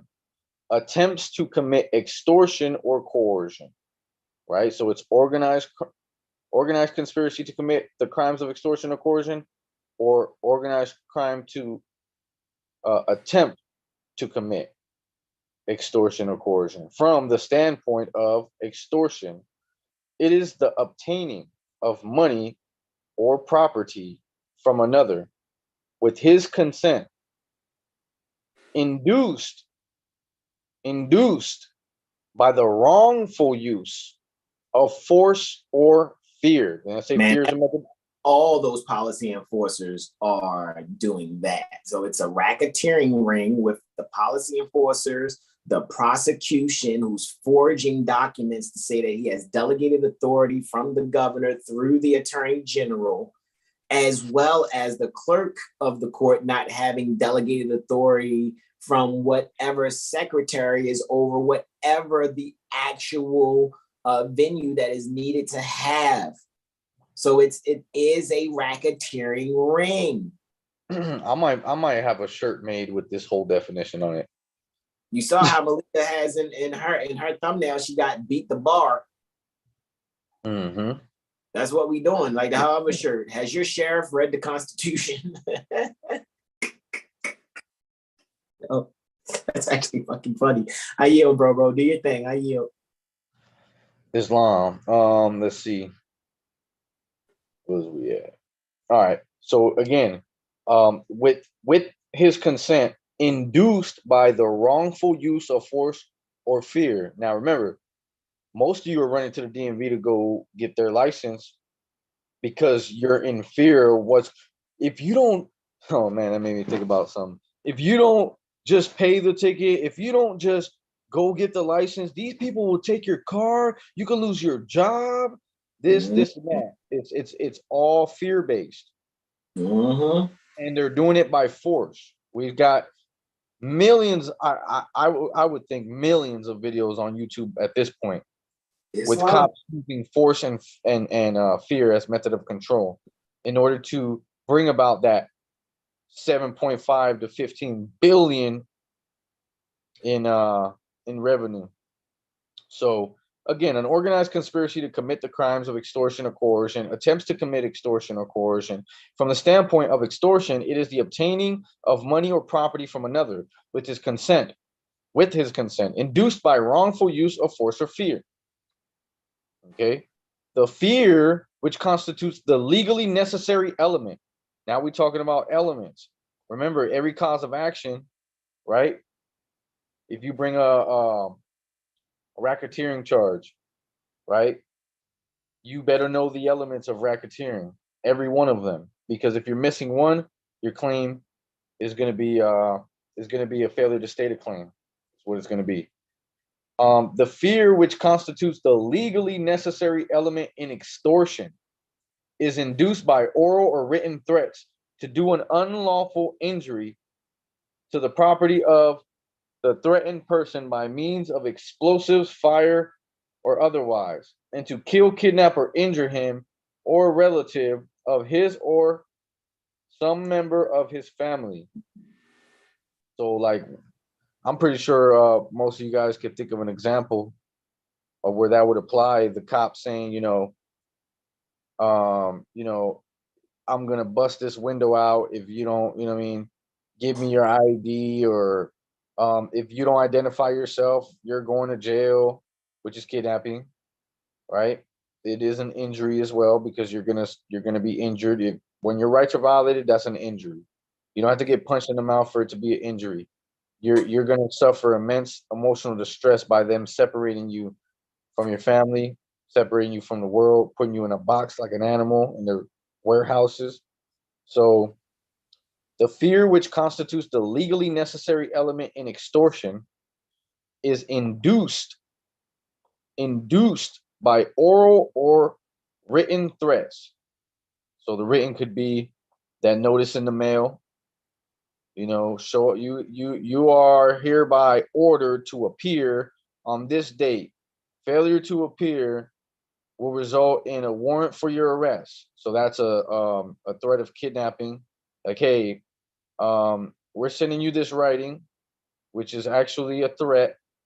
We're trying to induce you to show up to this venue without authority, and we're going to use kidnapping as a means to, get you to, because why else would you show up? Oh, they're not going to come get you. You probably wouldn't show up.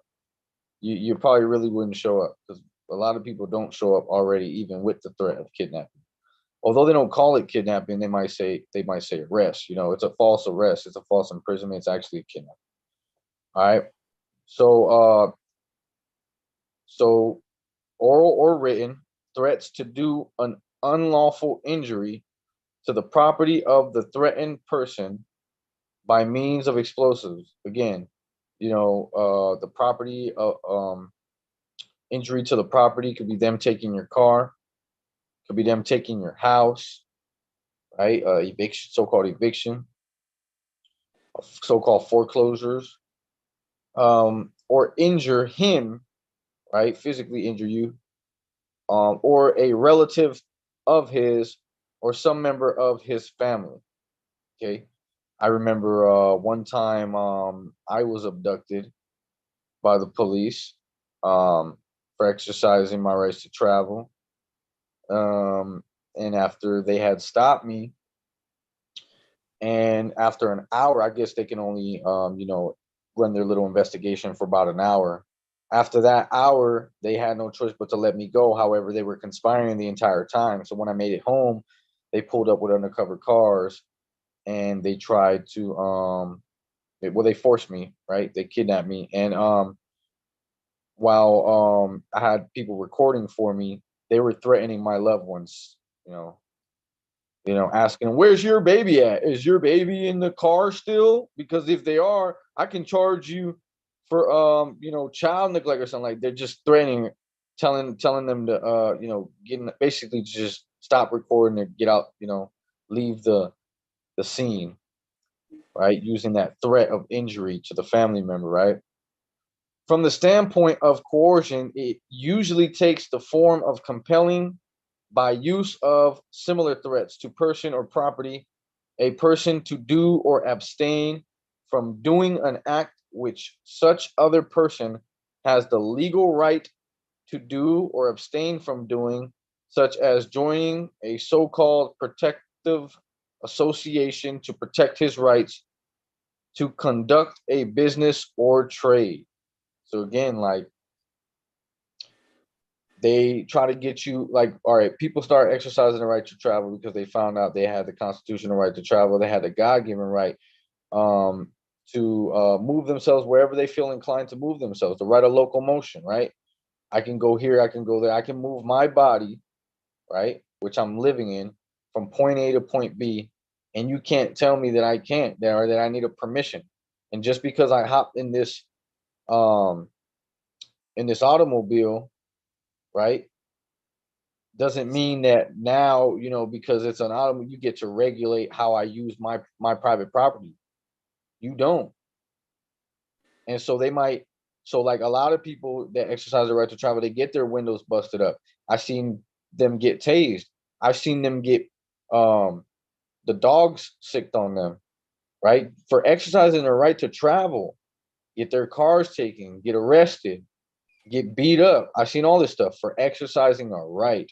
So, you know, once they do that so many times, you know, this organization, the police, the several police organizations throughout the Union States, they're using fear, coercion, right, and fear to get you to stop, to get you to abstain from doing such as joining a protective association. But where was it at? From a standpoint of coercion, it usually takes the form of compelling by use similar threats to person or property, a person to do or abstain from doing an act which such other person has the legal right.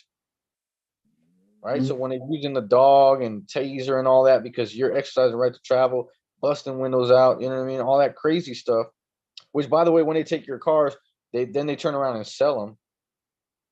You know what I mean? So they're again, that's again extortion and racketeering because they're making money off the car. They're making money off you being in jail. They're making money off, you know, the fact that they have to prosecute you. Now they're going to send a bill out somewhere so that they can try to recoup any finances that they spent in the entire process of enforcing the their ill will. So yeah, I mean, I think we couldn't break that down more unless we get to defining words. Without compensation, so it's not eminent domain. Because if they take your property, they got to give you. They're supposed to compensate you. Yes, private property shall not be taken for public use without just compensation. Period. So when they do that, I mean this is what they're doing, and you know they do it with the houses. And notice that they only do it with things of economic value. They don't do it with like you buy a skateboard. They're not telling you to register your skateboard. Okay. They're not telling you to register your TV. Okay. But that house, to them, that's of economic value. Your car, that's of economic value. So, you know, it's only those type of things. And then of course, any type of business. Like I seen one time they had the lady, they brought charges, I think, against the lady because she was braiding hair. And then she didn't have a license to braid hair, they were saying. Right? Because she was being compensated to braid people's hair. Like if people want to give her gifts for her talent, helping people stay fresh in regards to their hair, then who are you to say that they need a permission from you? Like that's actually you're trying to turn the culture into a privilege, license it and attach a fee to it. Correct. Man, including man and women, right? Man being mine has been doing hair since time immemorial. You know what I mean? Like you ain't got a license to do what your ancient foremothers and forefathers did without doubt or contradiction. Exactly. Like fishing. Like stop it. So back over here to this PDF, right? All right, so racketeer influenced, okay, and corrupt organizations. Racketeer influenced.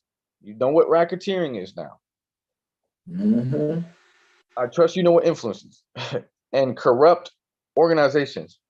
Section 901A, Title 18, United States Code is amended by adding immediately after Chapter 95 thereof the following new chapter. Okay. Islam. Chapter 96, racketeer, influence, and corrupt organizations. Again, section 1961, definitions. 1962, prohibited racketeering activities. 1963, criminal penalties. 1964, civil remedies. 1965, venue and process. 1966, expedition of actions. 1967, evidence. And 1968, civil investigative demand. Starting with 1961 definitions. As used in this chapter 1, racketeering activity means A, any act or threat involving murder, kidnapping, gambling, arson, robbery, bribery, extortion, or dealing in narcotic or other dangerous drugs, which is chargeable under state law and punishable by imprisonment for more than 1 year. B, racketeering activity means any act which is indictable under any of the following provisions of Title 18. United States Code, Section 201, relating to bribery. Section 224, relating to sports bribery. Sections, yeah, because you know that's going on too. Section 471, 472, and 473, relating to counterfeiting.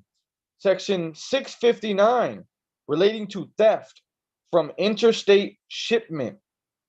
If the act indictable under Section 659, relating to theft from interstate shipment, is felonious, right? Section 664, relating to embezzlement from pension and welfare funds.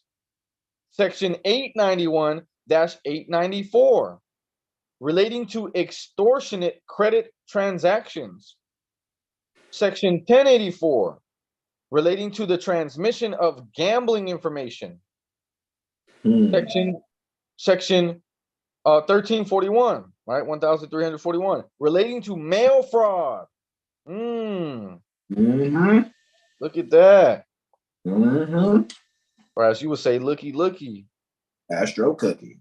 But this is Title 18. This is Title 18. Right. Indeed. That's why they said right here. Where was it at? B. This is B that we're reading. Any act which is indictable under any of the following provisions of Title 18 United States Code, and then it starts going over the sections. Now, Section 1343, relating to wire fraud. Sections 1503, relating to the obstruction of justice. Wow, because they do that a lot. Section 1510, relating to obstruction of criminal investigations. Section 1511, relating to the obstruction of state or local law enforcement. Section 1951, relating to interference with commerce, interference with commerce, robbery, or extortion.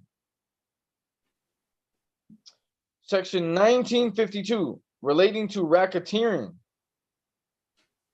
Section 1953, relating to interstate transportation of wagering paraphernalia.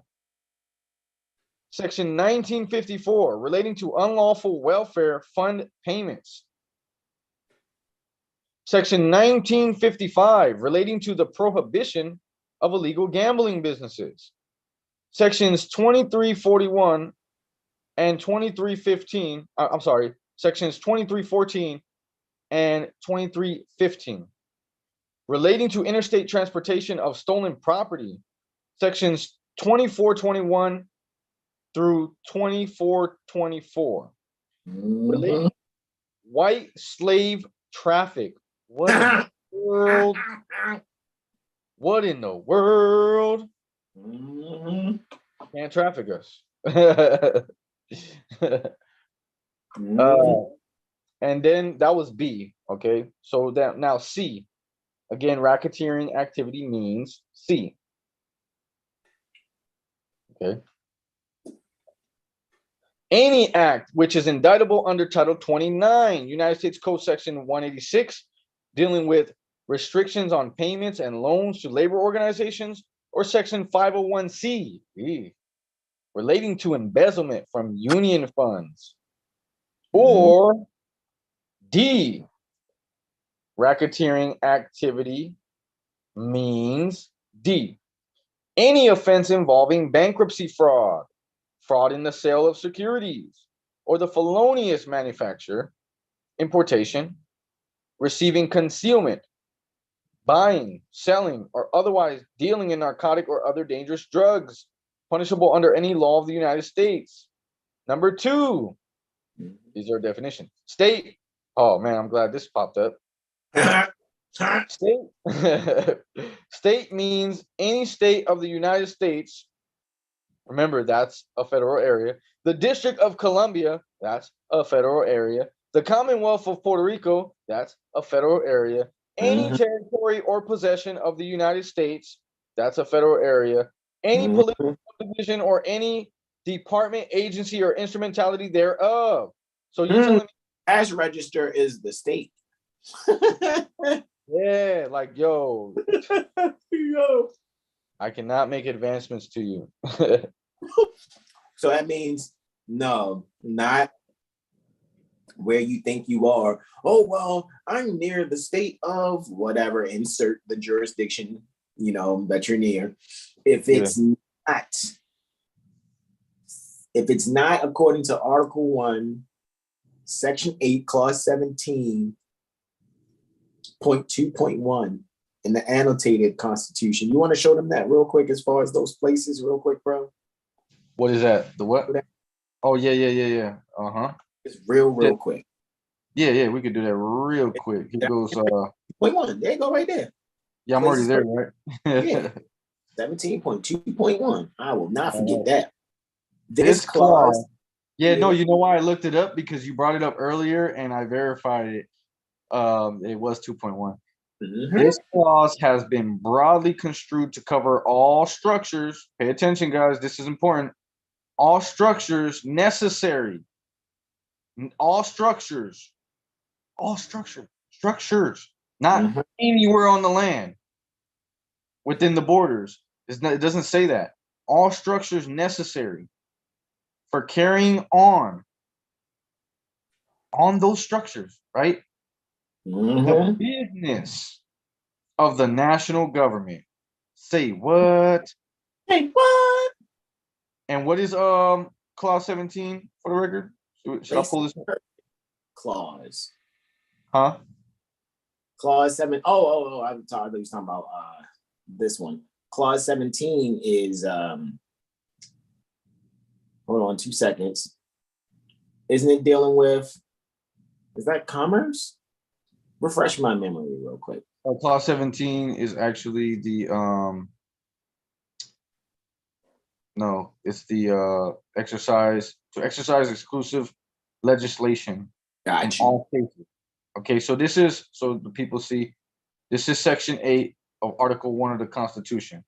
So this is Article 1, Section 1, 2, 3, 4, 5, 6, 7, 8. This is Clause 1.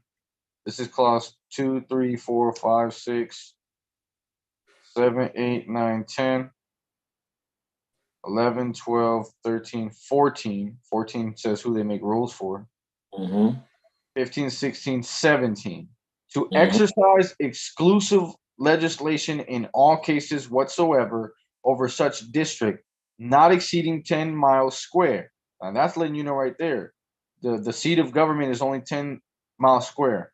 So as when they try to make sure it's happening not just near the Washington Bank of Columbia, Washington, DC, actually, that's what district is, right? It's a bank.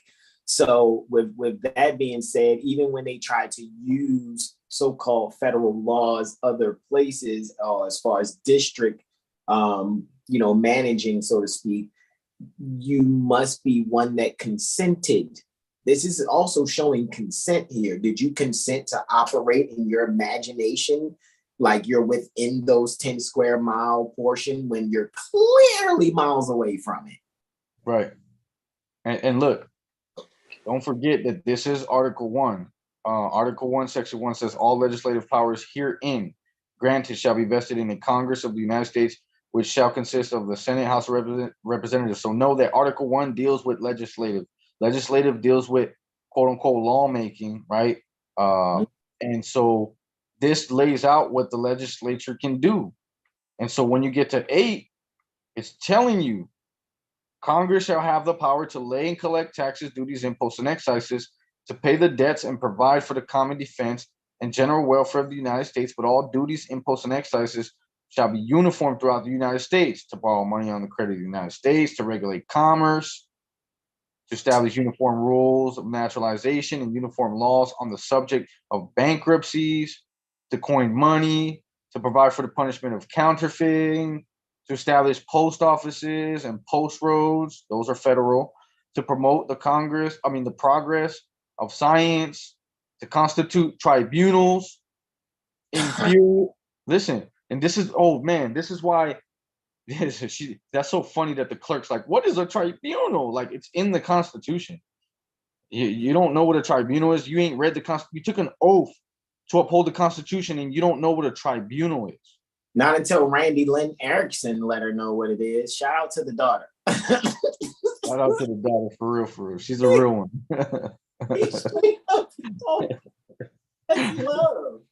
Yo, and notice this. It says to constitute tribunals inferior to the Supreme Court, letting you know one of two things. That the tribunals that are being constituted are, 1, inferior to the Supreme Court, and are 2, constituted by who? Hold on. Time out. Where am I at? Right here. To constitute tribunals inferior to the Supreme Court. They're inferior. So that's letting us know 2 things. That they're collecting taxes, duties, imposts, and excises to establish tribunals, that these tribunals that they're establishing are inferior to the Supreme Court, and that they're being constituted, right? Established by who? Should be the Supreme Court, actually, because they should be getting delegated authority. However, correct me if I'm wrong. No, you are wrong. I do have to correct you. It's all no problem. I'm happy to be in this moment. Congress that's why they're collecting these taxes, duties, imposts, and excises to constitute tribunals inferior to Supreme Court. So who do they need delegation of authority for them to even exist if they're claiming they're a court or tribunal? Because a tribunal is a court. An administrative tribunal is a court-like. Remember? Yeah, it sounds like Congress. Congress, they got to have delegation of, they can't even exist unless they have proof that Congress established them, that or Congress constituted that tribunal that is inferior to the Supreme Court. So people that are governors are a part of Congress. No, they aren't. You know, the governor of this state is now speaking on the Congress floor about blah, blah, blah, blah, blah. Now speaking now on the Senate floor, it's governor such and such of this place. Well, the governor's executive. Yeah, well, this is technically, yeah. You know what? You're exactly right, because this is the legislation. Yeah, and the legislation, they're the ones who speak in the House or whatever. You know, they got the House Speaker. Right now it's who they got, Nancy Pelosi or whatever. Got you. So they're sending these beings to show up to say blah blah blah blah blah blah blah blah.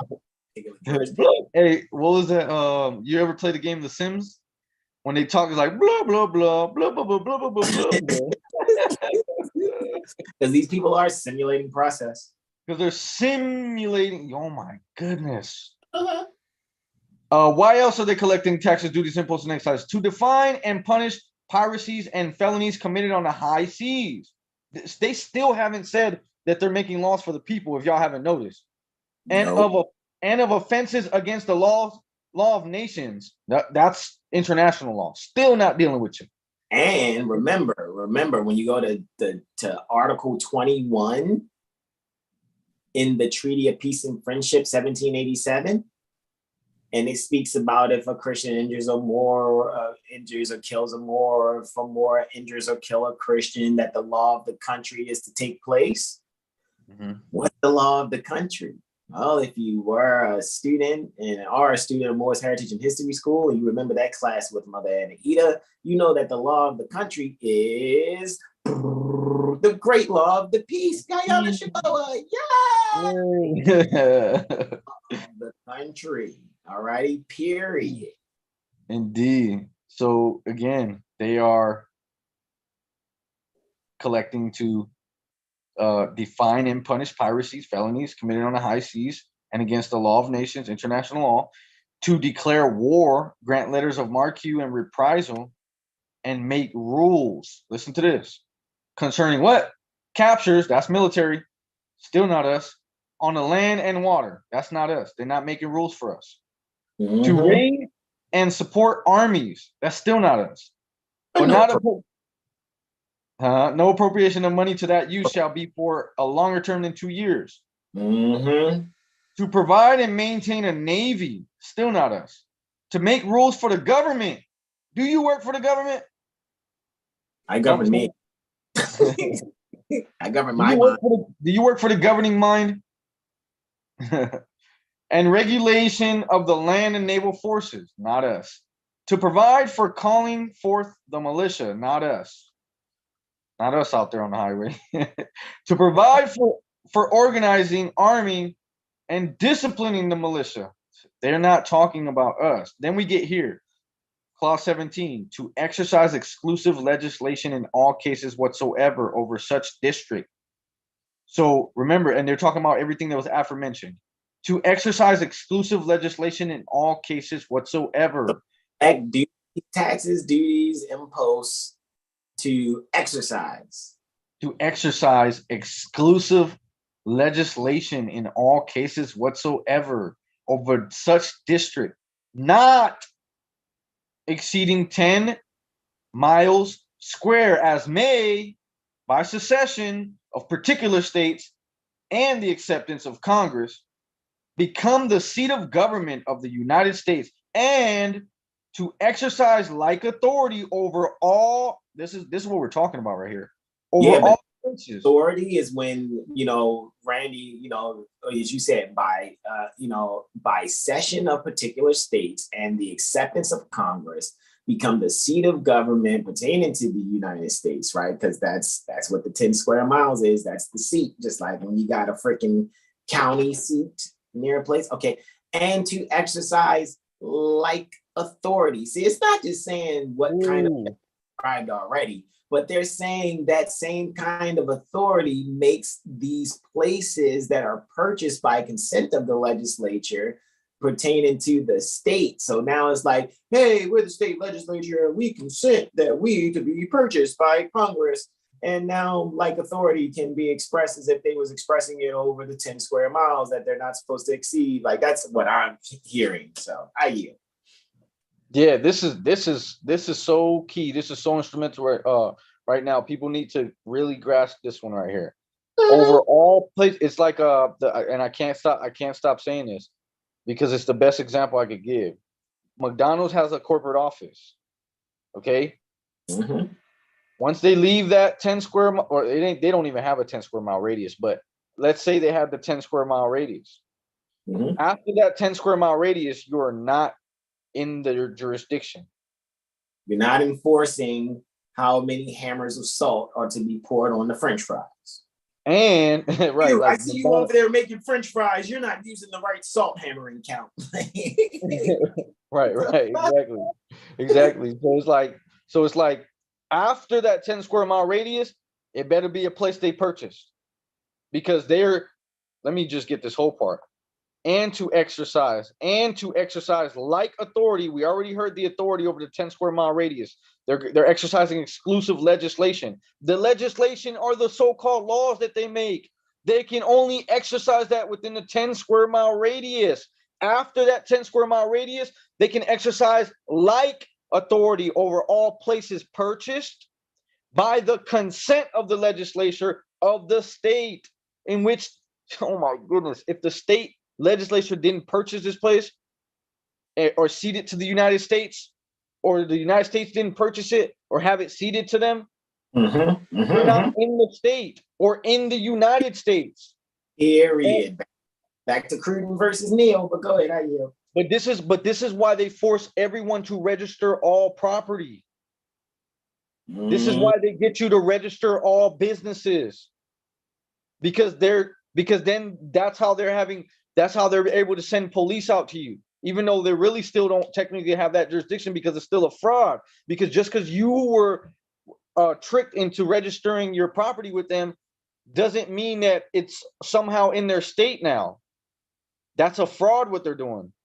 Correct, because even having the so-called license, let's say you keep the license and the license plate, they can't run you off the road unless you're indicted and there's proof that you're working at the time. Exactly. Period. So to exercise exclusive legislation in all places whatsoever over such, it says in all cases whatsoever, but it doesn't say in all places whatsoever. Remember that. Over such district, not exceeding 10 square miles as made by succession, okay? And to exercise like authority over all places purchased by the consent of the legislature of the state in which the same shall be, what is the same? The places purchased, that's what they're talking about. Pay attention, right? All in state which the same shall be for what? The erection of forts, magazines, arsenals, dockyards, and other needful buildings. Now we're going to go back and just really just hammer the truth in right now. Really. Here we are. Article 1, Section 8, Clause 17. And then they got their little annotation code 2.1, places purchased, clause, overview. Okay. And then it says exactly what we just read right here. Exactly what we just read, went over. Okay. This clause has been broadly construed to cover all structures. What are these structures? Oh, these are the structures that they're exercising jurisdiction in all cases whatsoever. Indeed. Necessary for carrying on the business of the national government. It includes post offices. Oh, they got jurisdiction there. The first one is post. Like I told you, that Clarence M. Mitchell Courthouse near downtown Baltimore Corporation. The building clearly says on the outside, above the doors, United States Post Office Building. That's what Mother Malika said earlier. Can I ask you a question? Mush them together. Post office in the courts. Like, can I ask you a question, brother? What'd you say? Can I ask you a question? I am listening to your question. What kind of court is that? That says that? Are they claiming that's a state court or federal court? I'm very interested. Funny because they'll change venue in those situations, but I think when I went there, they'll hold family court there. They'll hold. But I'm saying, are they operating? Is it state operations or federal operations? Definitely way more state than anything. Okay. The reason I'm asking, we know that it's federal if it's state, right? Check it out. Yes, because then you say in the state, you're speaking about those lands or places ceded to the United States per Article 1, Section 8, Clause 17. Okay. And this is why I'm laughing with you right now, bro. Because look, I don't know where I've seen it. We might have to look it up right now. The definition of post office, right? A post office is a federal. Post office is federal. Correct. And the building says post office on it, but they're running state operations out of it. United States Post Office Building. You want to look up Clarence M. Mitchell Courthouse, see if you can find a picture on the front? We're going. Hold on. I'm just saying, like, you're like, yo, hold the fuck up. It did say United States Post Office, man. People near the Baltimore Corporation, Maryland State Republic, gonna be like, they're gonna look up and be like, what the fuck, yo? They're shipping us through the mail. Yes, they are. Look at this. The United States Postal Service, USPS, also known as the Post Office, U.S. Mail, or Postal Service, is an independent agency of the executive branch of the United States, not of any state. That's why it's the United States. It's federal. So if that building says United States Post Office on it, that's a federal building. That's a federal area. Correct. Wow. What was that place you wanted me to look up? It's one of their needful buildings. Yeah. Let's go back over here real fast.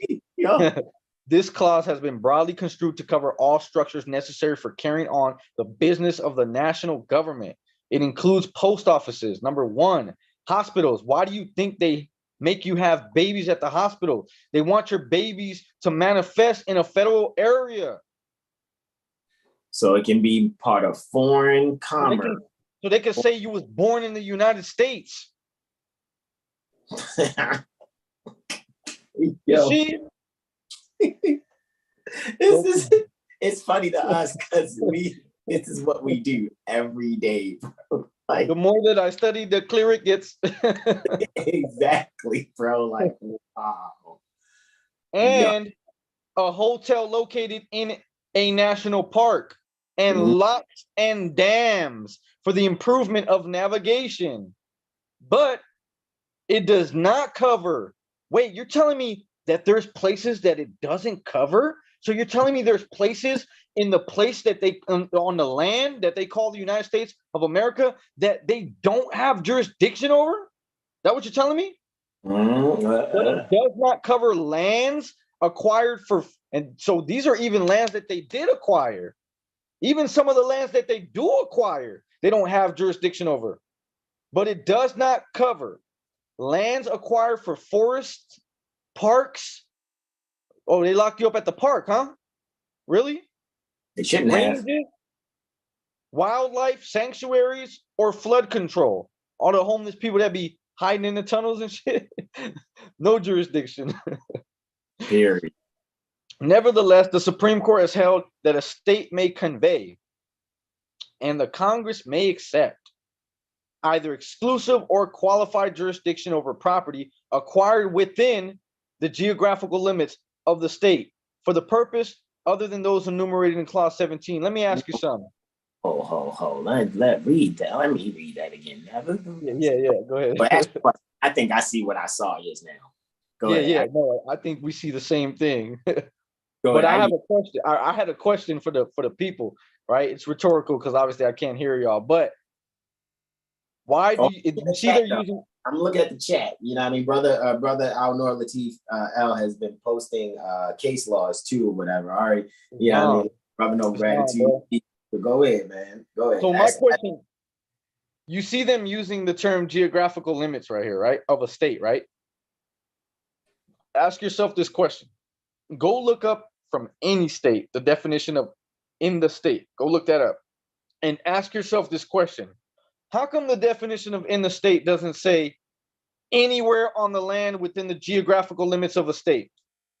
It does not say that. It says all including all property owned by or ceded to the United States within that state. So when they say within the state, they're talking about the borders, their imaginary borders. So within those imaginary borders, it includes all property owned by or ceded to the United States, whether that's owned by the state government or the federal government, because the definition of the federal government is all agencies under the federal government. That includes the states, period. Why doesn't it say in the state means anywhere on the land within the fictitious borders? It don't say that because they don't have the right to exercise. Again, where's it at? Looking up in the state. Oh, okay. To exercise exclusive legislation in all cases whatsoever over the 10 square mile radius and like authority over places purchased. Only over places purchased. Which means, hold on, a 10 square mile radius, right? I can walk 10 miles and be out your jurisdiction. A 10 square mile radius. Let me really think about that. Because the radius is half the diameter.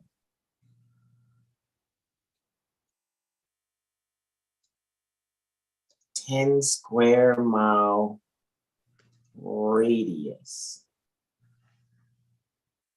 Twice the radius would be 20 square miles. I got you, bro. Right? However, they're not saying the radius, they're saying a radius. So if it's being encompassed, there's a point. Here's the formula. Right? And here's the formula.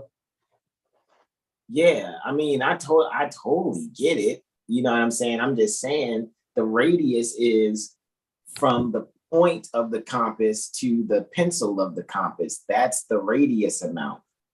And then you spin on fulcrum on that point. So that means from anywhere of the central point, the radius is going to be 10 square miles. So yeah, that sounds about right. 10 square miles is, yeah, it's giving you, if I'm not mistaken, diameter. That's 20 square miles. So if I'm not mistaken. Don't forget that within that 10 square miles and within all those places purchased, you still got to be a federal agent working for them in order for them to bring a case against you. Just because you're there, just because I walk in one of their buildings does not give them jurisdiction over me. Correct. Just because I walk through the 10 square miles, you're still on my ancestral estate. Correct. So I had to measure that out for you to have your space that we gifted to you. Exactly. We're going to give you this space because we don't want the karmic debt of killing you off. So we're going to let it take its course, and you better not exceed that 10 square mile radius, or the people are going to actually do what, was said in the motu proprio. They're going to start blowing your brains out. You know what I mean? Because, Francis did the Pontius Pilate with that. I'm going to do this motu proprio, which means of his own accord. Hey, guys, I know you kiss the Don's ring a lot, but this is what's going to happen. Leave the people that are coming back to the mindset of their ancient foremothers and forefathers. Stop running them off the road. Stop forcing them into your correctional facilities. Because if they blow your brains out, don't come to me. Mm-hmm. I'm spending ultra-virus statute. don't come to me talking about Don Pope Francis. They did this to me. May I have the green light on whacking them? No, I already did. I already washed my hands. I did the Pontius Pilate already. I washed my hands. Y'all want processes over justice. Since you want Barabbas instead of Jesus, I'm gonna wash my hands of this. Yep. Don't call me if they bust your head. Nevertheless, Nevertheless, the Supreme Court has held that a state may convey and the Congress may accept either exclusive or qualified.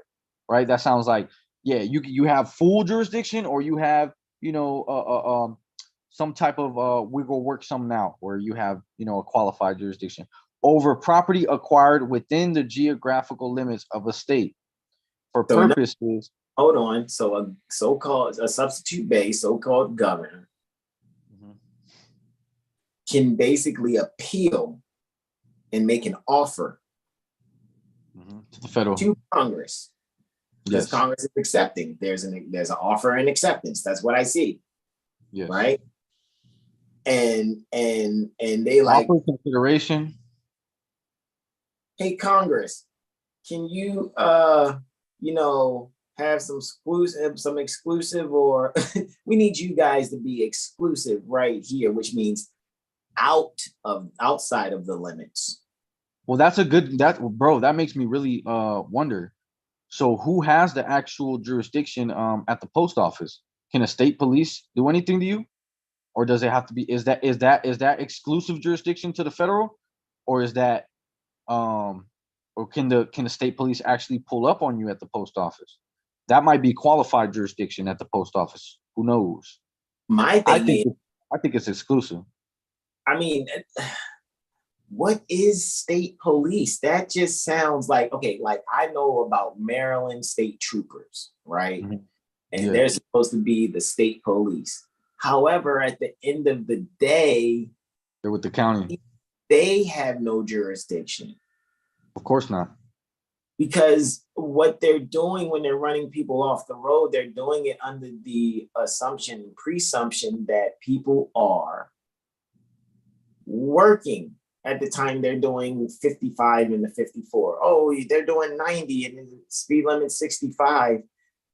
You're limiting how fast someone can move. Wow, I just realized something.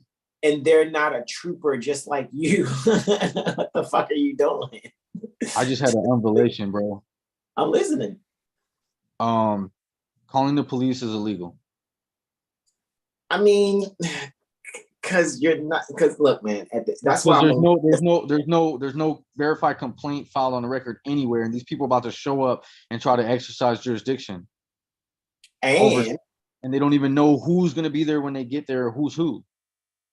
Correct. So what the people are doing, they're kind of doing what the state would do to Congress. They're conveying an offer, and the policy enforcers through their dispatch are accepting that offer to exercise either exclusive or qualified jurisdiction over the matter.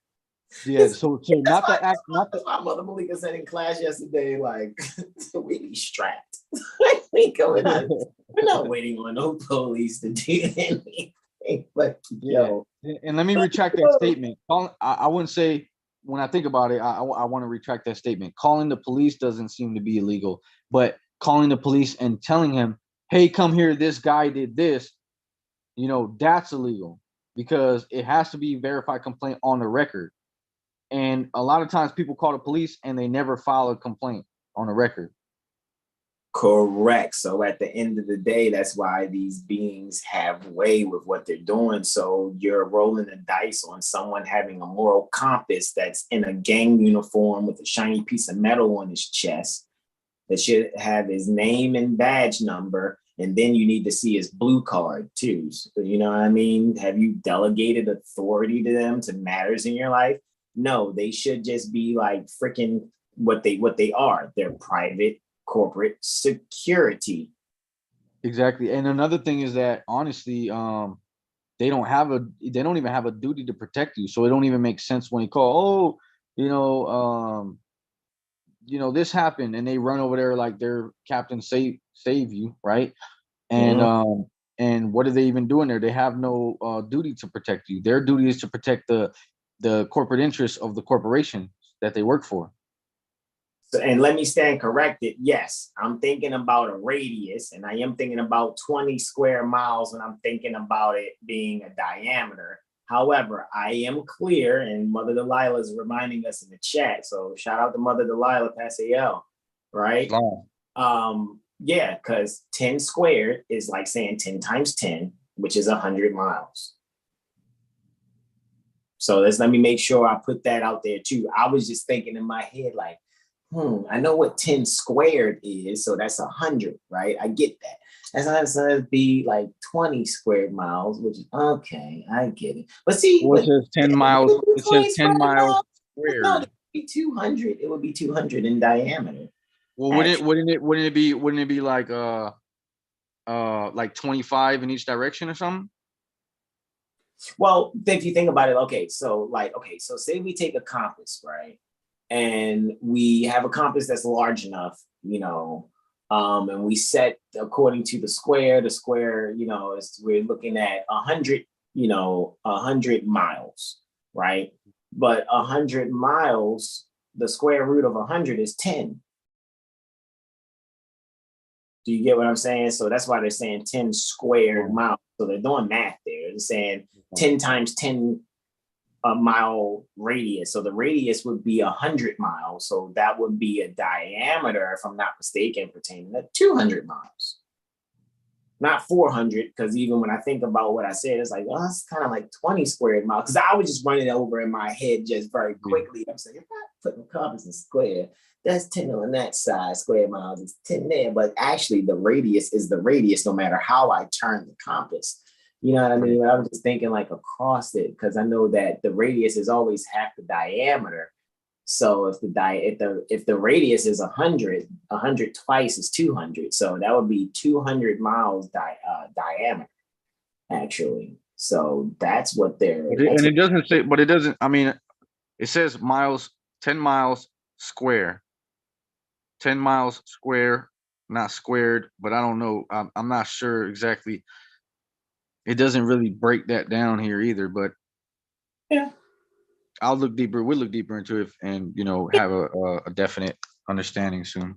Yeah, right at the top, second line where it says not exceeding 10 miles square. So it's like, okay, all right. Well, if I'm thinking mathematically and I do 10 to the second power, 10 to the second power yields 100. So that is technically true. So Mother Delilah was adding her wisdom in the chat. We appreciate you, Mother Delilah. All right. Yeah, Islam. Straight up, man. All right. So, nevertheless, the Supreme Court has held that a state may convey and Congress may accept either exclusive or qualified jurisdiction over property acquired within the geographical limits of a state for purposes other than those enumerated in Clause 17. After exclusive jurisdiction over lands within a state has been ceded to the United States, Congress alone has the power to punish crimes committed within the ceded territory. Private property located thereon is not subject to taxation by the state, nor can state statutes enacted subsequent to the transfer have any operation thereon or therein. But the local laws in force at the date of secession that are protective of private rights continue in force until abrogated by Congress. Moreover, as long as there is no interference with the exclusive jurisdiction of the United States, an area subject to such jurisdiction may be annexed by a municipality.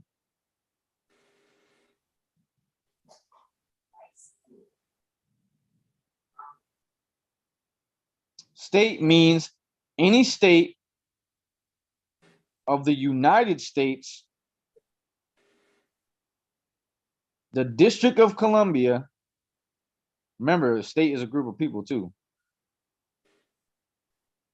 State means any state of the United States, the District of Columbia, the Commonwealth of Puerto Rico, any territory or possession of the United States, territory or possession of the United States, any political subdivision or any department, agency, or instrumentality thereof.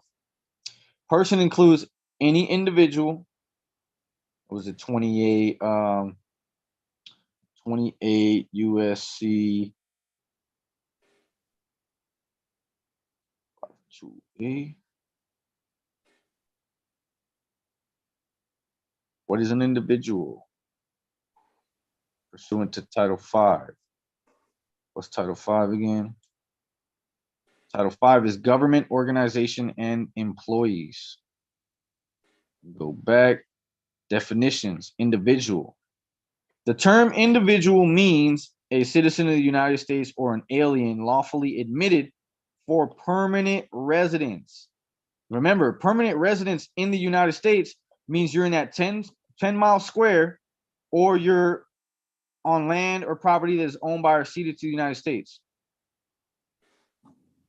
So have you been permanently admitted into a federal area? Or are you a citizen of the United States?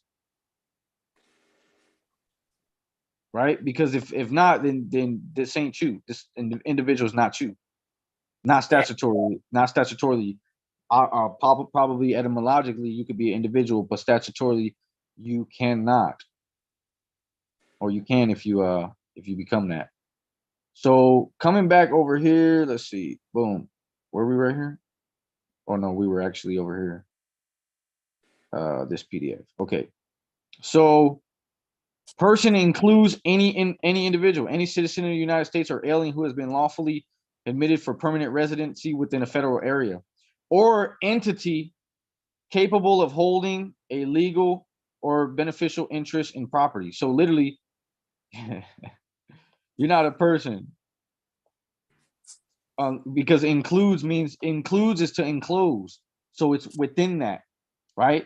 So you can say that this 3 is included right here because it has the parentheses. It's enclosed, right? It only means, right? To me, that means only because it's including it. Includes any individual, again, citizen of the United States or alien that was permanently admitted into a federal area, or a corporation, basically, an entity. Are you either? Most people think they are. Enterprise includes any individual. Oh my gosh. Did you see that? I'm here, bro. I'm here. I was grabbing the food from the front desk. Oh, what it do, Steve? Okay, so you know this United States code right here, right? Let me see. USC. Oh, where we look up the word individual, 5 USC 552. Okay, so we're clear that an individual is a citizen of the United States or an alien that's lawfully admitted for permanent residency, right? So when you go over here and read what enterprise is, look at this. It includes any individual. Oh, well, citizen of the United States is an enterprise. Remember, they got that case law that says U.S. citizens are franchise of the federal government. Franchise property. It also makes me think of, because almost every statute has its definition. It has its definitions, but it reminds me of, is it 42 USC 300 F12? We can look it up right now. Is that it? 42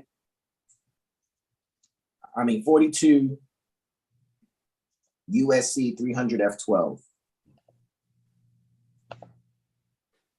You said 400 or 42? Mm-hmm. Okay. 42 USC. What was the rest? 300 F12. 300 F 12. Mm-hmm. The term primary drinking water regulation. Yep, that's it. Click on it. Oh, I don't like just the. Hold on, give me a second. Let me find you something. I'll rock with Cornell, but 12. Yeah. 12 F. Here, can you tell mommy to come here? I'm gonna yield on the phone so that she can make a call real quick. Islam. What's good, sis? But I'm back on the laptop. Do your thing. I'll let you know how your mic doing as you're doing it. Okay. All right. Never mind. It's mom. Be back.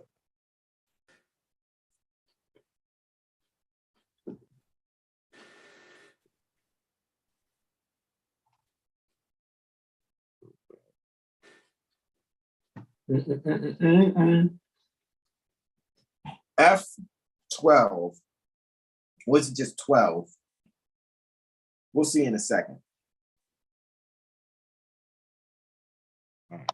All right. You said you're looking for 12, right? My apologies, brother. You good. You good. Person? Is that what we wanted? No. You looking for person? Mm-hmm. Oh, my apologies. I had to mute. I couldn't even hear you. But I'm coming back with this one. Do your thing.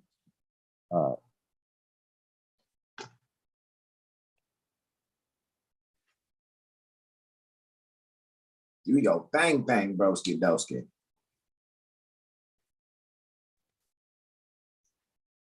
All right. So the term person means an individual, corporation,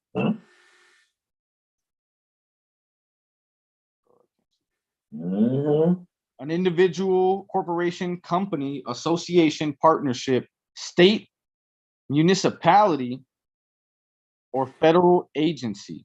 And only.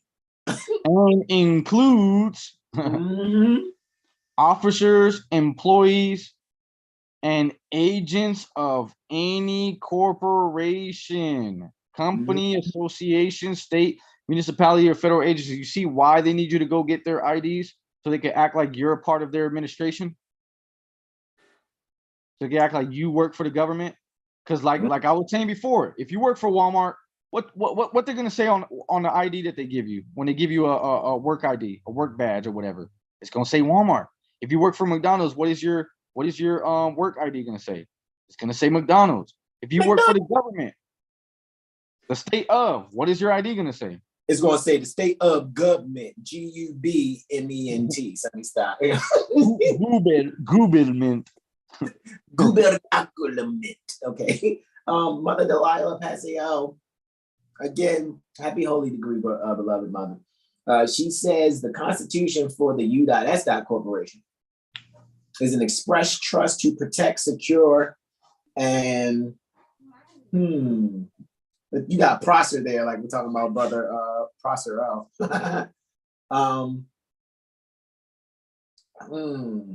Let me see. Something about our unalienable rights to life, liberty, and the pursuit of happiness. So it's the secure and protect. I think it's supposed to be protect. It came out Prosser, mother, right? It's all good, right? Yeah. Secure and preserve. You were saying preserve. Got you. To secure and preserve our unalienable rights. The people. Life, liberty, and the pursuit of happiness. That's what Mother Delilah is saying this month. Indeed, she's absolutely correct, and that's that's protecting the rights of the people. Because if you go into the Constitution, you go to the Bill of Rights, it doesn't say anything about persons. It only says people in there. But in all the statutes, none of the statutes does it say people either. It always says person. Exactly. It does. The only way I think it says person in the Bill of Rights is Bill of Right 4 for you to be, for the people to be secure in their person. Exactly. How is a people secure in there? Because a person could be an individual, corporation, company, association, partnership, state, municipality, or federal agency through which you delegate authority to act on your behalf. Yes. I'm open for correction though. I'm hoping that this is clear to anybody who's still with us, or anybody who may come in times to manifest. Like a person, you gotta be an officer, employee, or an agent of a corporation or of the government. Period. Mm-hmm. And we already established what an individual is. I don't know about you, but I'm Moorish American, so I don't know about being a citizen of the United States as they define an individual being. But here's that case law also. Man, that's a good one, bro. I definitely got to memorize that one because I'm actually about to use that one, because I know when they respond in this case, they're gonna say something crazy, and I'm gonna just, you're not talking to me. 42 is public health and welfare. I'm not a 42 USC 300 F12. HUD is Title 42 United States Code, Title 24 Code of Federal Regulations. So when we're talking about Title 42, we're talking about public health and welfare, if I'm not mistaken. Yeah, I think it's general health and welfare, but let's let's see that. Yeah, let's verify.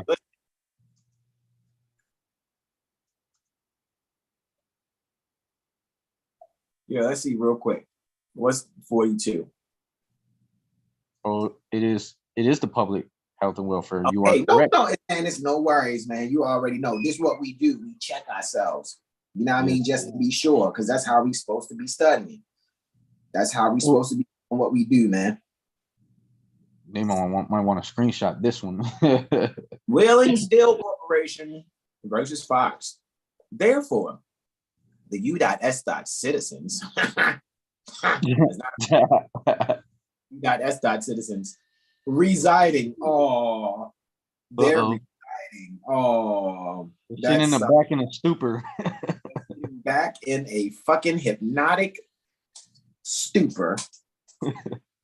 In one of the states of the Union are classified as property. Ugh. They're in a stupor. And it says in one of the states. So again, in that federal area. In one of those places purchased by or owned by the government. Which means a U.S. citizen is a federal agent, a contracted oath-taking federal agent. And they are on commerce within a foreign trade zone on federal land. Or at least that's how they're being treated, whether they know it or not. And then when we were looking at 84 stat 941, enterprise includes any individual. And then we go back here. Hold on. Now, these motherfuckers is racketeering, bro. Therefore, the U is human trafficking, period. Therefore, the U.S. citizens residing in one of the states of the union are classified as property and franchises. So in other words, when you talk about McDonald's again, right? yeah. Headquarters, right? So that means that U.S. citizens are the McDonald's that's not the headquarters. U.S. citizens. Yeah. Those are like McDonald's workers. Those are more like the McDonald's buildings, actually. It's like, okay, so McDonald's headquarters is Des Moines. Is that what it is? I think it's hold on. Is it, Des Plaines, Illinois, right? In French, I would say Des Plaines, but Des Plaines, Illinois, right? Is the McDonald's headquarters now for what Ray Kroc did, even though it started St. Bernard, right? San Bernardino. So any McDonald's outside of the McDonald's headquarters is a franchised McDonald's.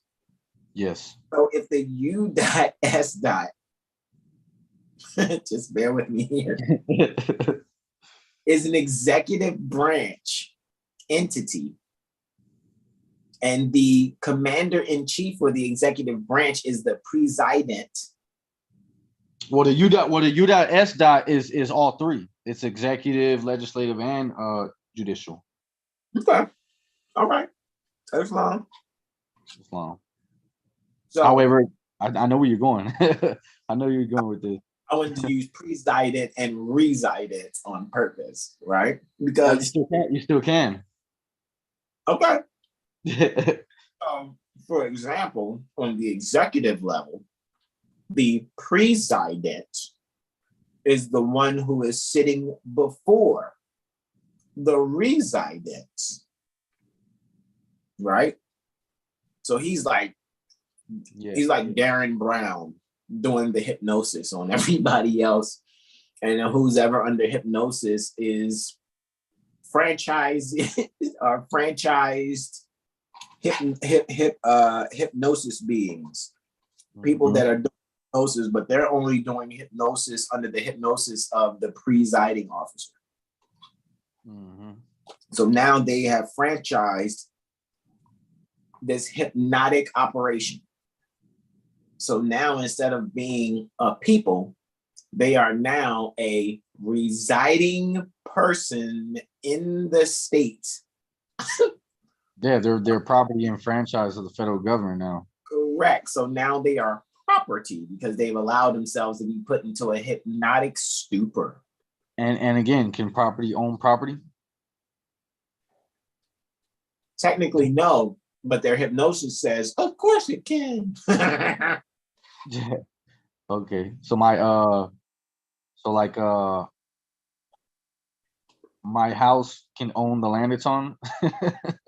Of course it can't. My shoes could own my shoelaces. Of course it can't. So yeah, bro, I don't know about you, but I think I'm about ready to yield. I think that was, I mean, we could jump right back in the thing though, but man, we can do a part two, man. Do we need to part two this so we can go further into what RICO is even further, or what you think? Oh, let's go back to RICO then. Hold on. So yeah, we're not even past the definition. Do you need some picture? Do you need to get some energy? You need to go get some. I'm good, bro. I'm good. It's just Yeah. I was probably gonna go see. Well, here, you want to kind of take it over? I'm about to go to the kitchen real quick and see what's cooking. I'll be right back. All right, you all ready, bro? So let me. The next definition is, well, I didn't even finish the definition of enterprise because we got to individual and had to show the people how their enterprise is. Let me see, because then I would have to. Hold on, let me see. I got the phone with me so I can hear you. You might have to yield the screen share though. Okay, I got you. Yeah. Because what I'll do is I'll just bring up the version that I have though, but I just wanted the people to see that. Right. So I know I just got finished making sure I get my energy up a bit now. It's like, have we been live for like 3 or 4 hours now? Like what's really good? I honestly think it's like 5, but I don't know. Man, it's all good, man. I know people gonna be like, man, what was they doing? What was they going? We were really making sure we're being complete with this. We're not. It actually might be closer to 6 or 7 because I'm pretty sure we started before noon my time and it's almost 6. Jesus Christ. I promise this is my favorite video. I'm about to share this one everywhere. You tell it out. Once I close it out, I'm definitely sharing everywhere too. I'm gonna get the we might shut the whole internet down with this one. I mean, they already shut down. It was like they already started. They already started. It was like, because you know when you're Moorish American for real, they're watching you, right? So it's like, no, they're still up studying. No, we gotta try to shut down. Well, we can't shut down all the internet. We can only shut down the internet that's included in the state internet jurisdiction. Yo. They can only touch the electronic 10-mile square of internet. Or the internet that's conveyed to the Congress to accept how to have exclusive and/or preferential type jurisdiction. Man, I'm just saying, man, this stuff is great for us, man. We're having fun. I know I am. All right, so in getting to the definition, Brother R was really at where were we? He was at person, enterprise, right? He was at enterprise. All righty. Includes any individual, partnership, corporation, association, or other legal entity, and any union or group of individuals associated in fact, although not a legal entity, right? Look at that, which means they have no delegated authority. Okay, so if somebody doesn't have what you got there? Huh? Would you just read? I read enterprise again. I finished it out. Oh yeah. So think about it. Think about it, bro. They have no look. This is what it says. An enterprise includes any individual, partnership, corporation, association, or other legal entity. So it's in the form. It's something that's supposed to be able to hold water. Because remember, legal is the form. Okay, so look at legal like a bottle, and law like the water that you pour into the bottle, right? So it's a legal entity. It's a bottle, or any union or group of individuals associated in fact, although not a legal entity. That sounds like the Uniform Law Commission, who are the people that collaborated with the American Law Institute to give you the Landlord-Tenant Act and the Uniform Commercial Codes, which is a bunch of barristers, a bunch of bar rats who have their individual practices, but they have volunteered to come together and have a Uniform Law Commission. However, they were never delegated any authority from the Attorney General to do so. So they can't be a any or legal entity or in any other group that, a group of individuals, group of bar rats that are associated in fact, although they're not a legal entity. So they're a voluntary group of Uniform Law Commission, but they're not a legal entity, which means you have no delegated authority. Did you register with someone to be delegated the authority to exercise whatever it is you're seeking to exercise? I think not. Right?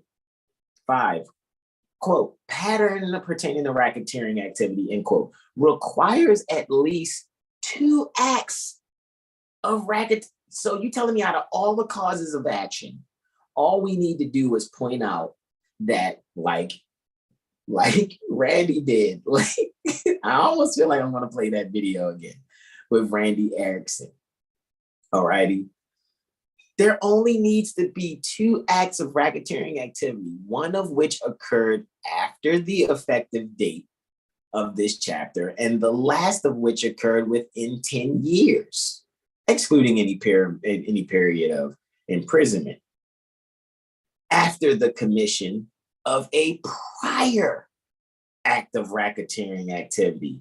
Do you know how much these policy enforcers, their fraternal order of police, the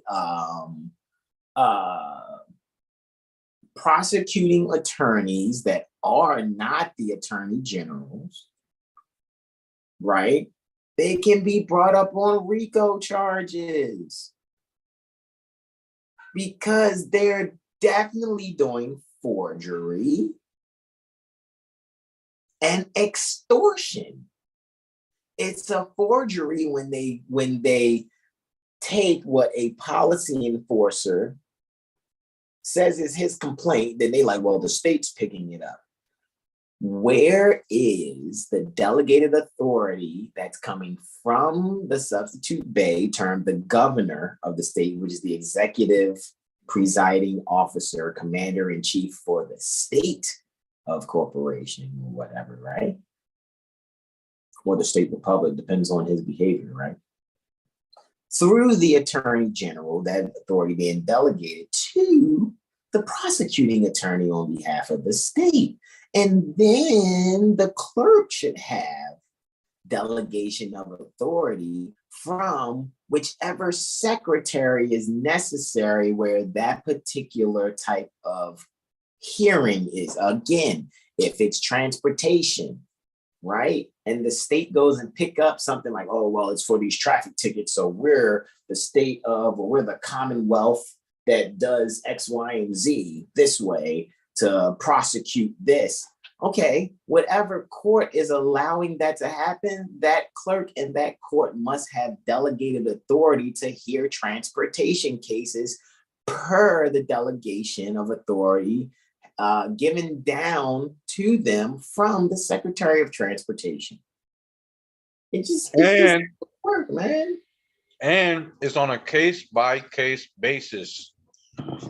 Period. It's not like for always and forever.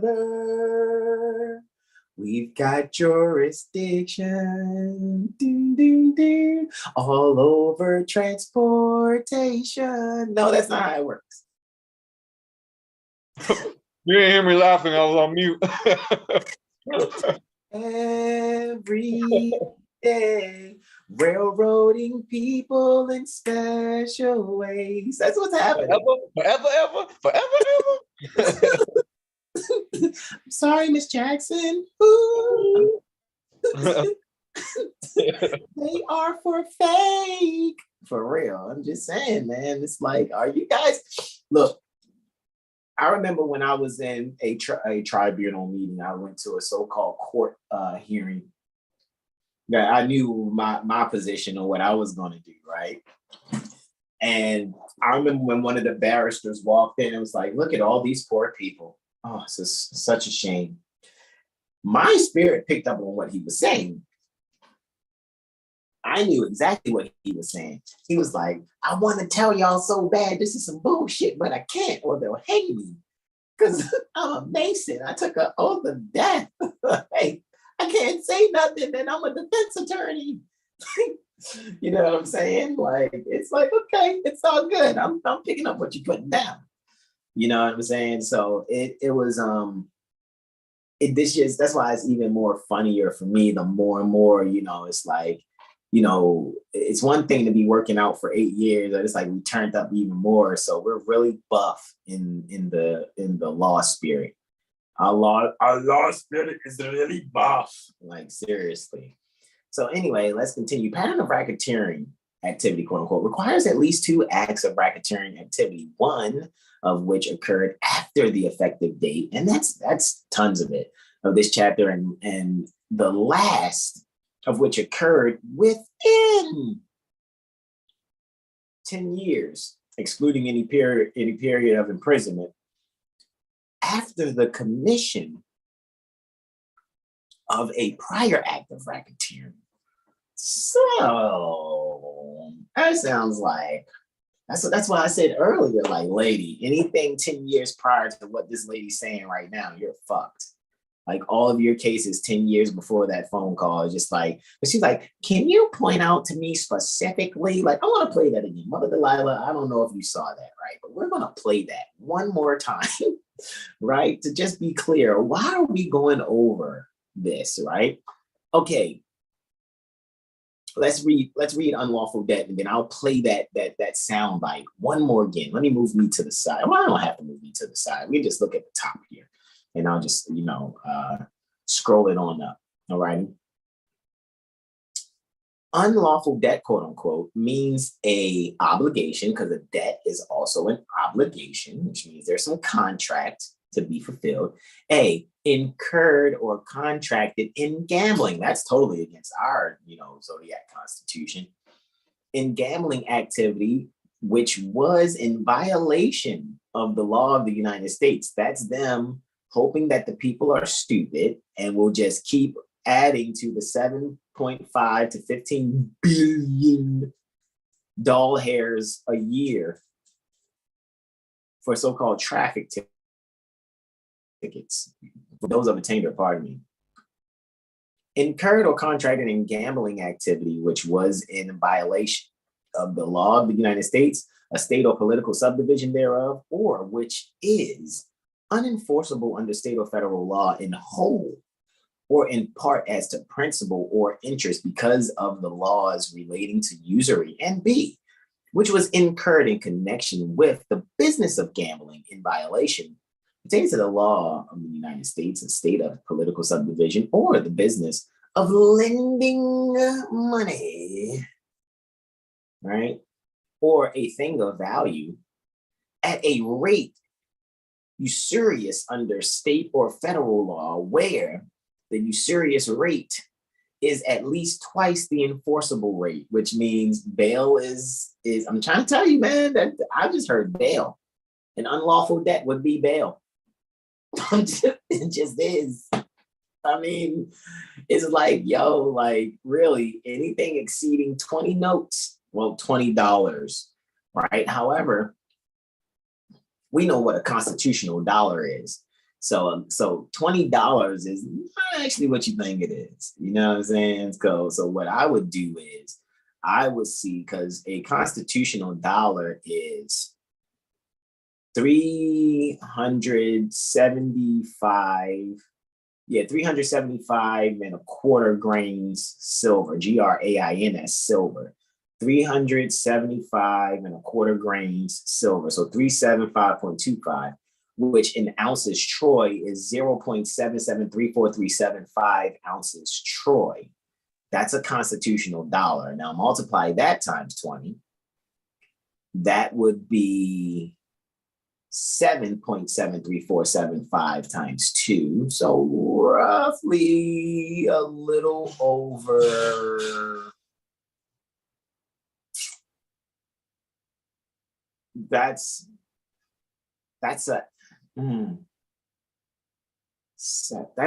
okay. So 12 ounces in Troy is a pound. I know. You guys know there's 16 ounces in a pound. That's the avoirdupois scale. In the Troy scale, 12 ounces is a pound, and each ounce is made up of 31.3, if I'm not mistaken, 31.3 grams. All right, and as opposed to the avoirdupois scale, is 28 grams in an ounce, so to speak. So that's why I'm just thinking, like, so 20 times one constitutional dollar is a little over, if not a lot over, 14 ounces troy, which is, a pound. Pardon me, I said 12 ounces. 12 ounces is a pound. Pardon me. 12 ounces is a pound. I think I said that right the first time. Where 16 ounces avoirdupois is a pound. So 12 ounces troy is a pound. And then there's 2, if not 2.5 extra ounces there as far as the troy scale is concerned. I trust my math is mathing. Correct me if I'm wrong. I have no problem. You guys correct me if I'm wrong. For you guys to really see what it is that we're actually saying here, right? So yeah, it seems like a little over a pound, 1 pound, 2 ounces troy of gold, right? 375 and a quarter grain silver, which is a constitutional dollar, which is equivalent to 0.773435 ounces troy for gold, that is.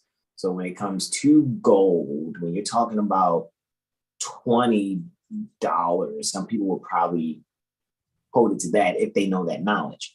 However, you're talking $20 as far as Federal Reserve notes, then if that's the case, that shit is excessive, right? There needs to be a jury trial. Of your own peers, you know what I mean? So that's why I just wanted to point that out. So just very briefly, guys, let's just kind of come back here real quick, right? Should we show them? Let me go look it up real quick. See what statute it is. To show them how the evolution of the filing fee took place.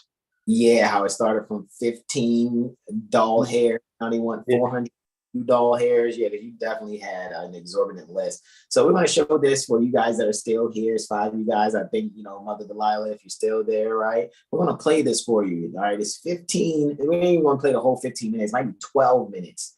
Just listen to Randy Lynn Erickson as she speaks. She's a former judge from Minnesota. She says by her own mouth in the state of Minnesota, right? So she's informing a clerk of court in Ohio that this particular clerk is processing fraud and illegal claims, which is why we're even speaking about RICO. So.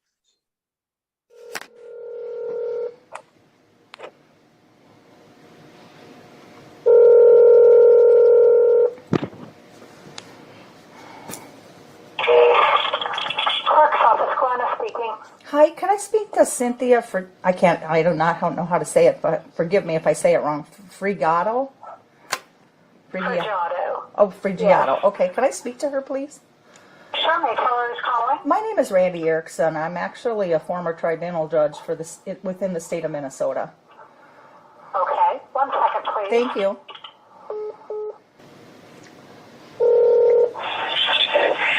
Cynthia. Hi, Cynthia. My name is Randy Erickson. I'm actually a former tribunal judge within the state of Minnesota. The reason for my call is I'm inquiring as to some of the documents that are coming through your office, and the clerks are processing them. And those are like complaints where the state of Ohio is named as a victim or as the petitioner. And then they have a person's name in there as a defendant. The reason for my call is because I'm noticing that they're coming from like police departments, and they're putting the state as the victim or as the petitioner. And the reason I'm calling you. Go ahead. Okay, are they common pleas? Yes. Filings or are they divisional filings? They're divisional filings. Okay, those would go. Okay, this is a common pleas court. We also have there's 3 divisions of county courts. Yep. Here, which are northern, eastern, and western. Mm-hmm. Okay, those are not under the jurisdiction of the common pleas court. They're their own court. Exactly. So, pardon me? Exactly. I'm very well aware of that. The reason I'm calling. Okay. Go ahead.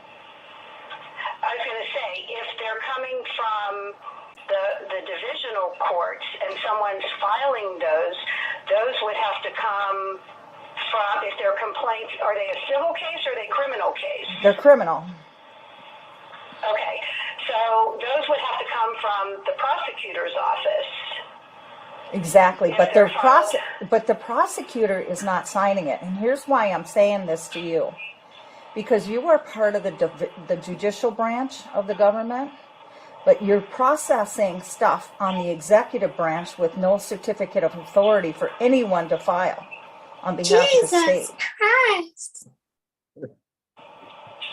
There's no certificate of authority. I've called the bar, and they have none. I've called the Attorney General, and he said, no, there's none.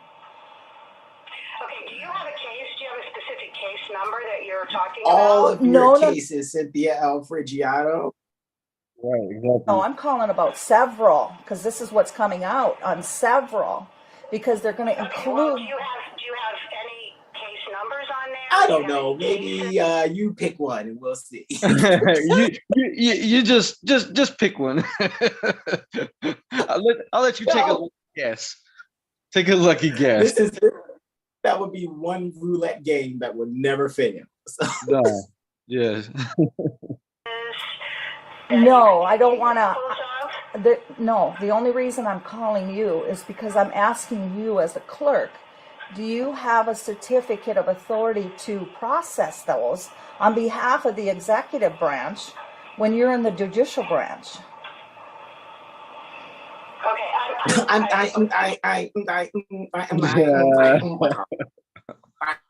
Take your time. That's her Take your response. time. That was her response. Look, let me back.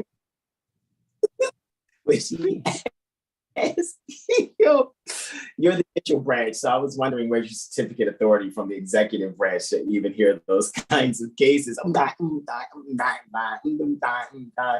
we can sample that and make a new track out of it.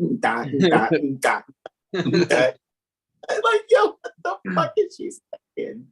What is that, yo? Listen. numbers on there? Do you have any cases? No, I don't want to. No, the only reason I'm calling you is because I'm asking you as a clerk, do you have a certificate of authority to process those on behalf of the executive branch when you're in the judicial branch?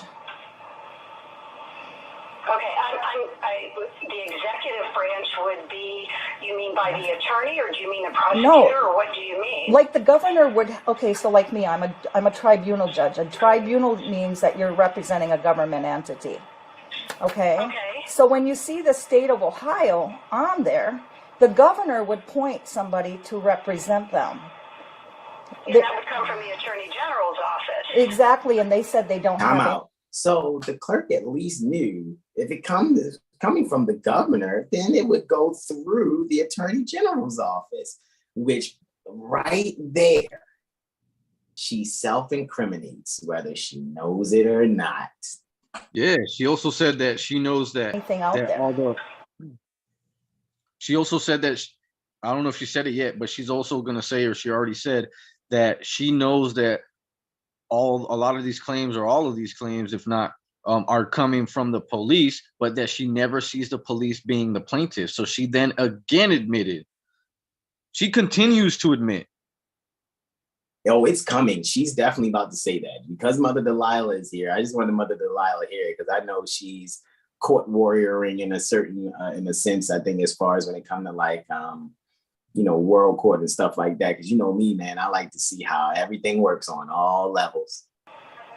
And that's why, and then I ended up calling the Ohio bar, and they don't have anything that they found yet either.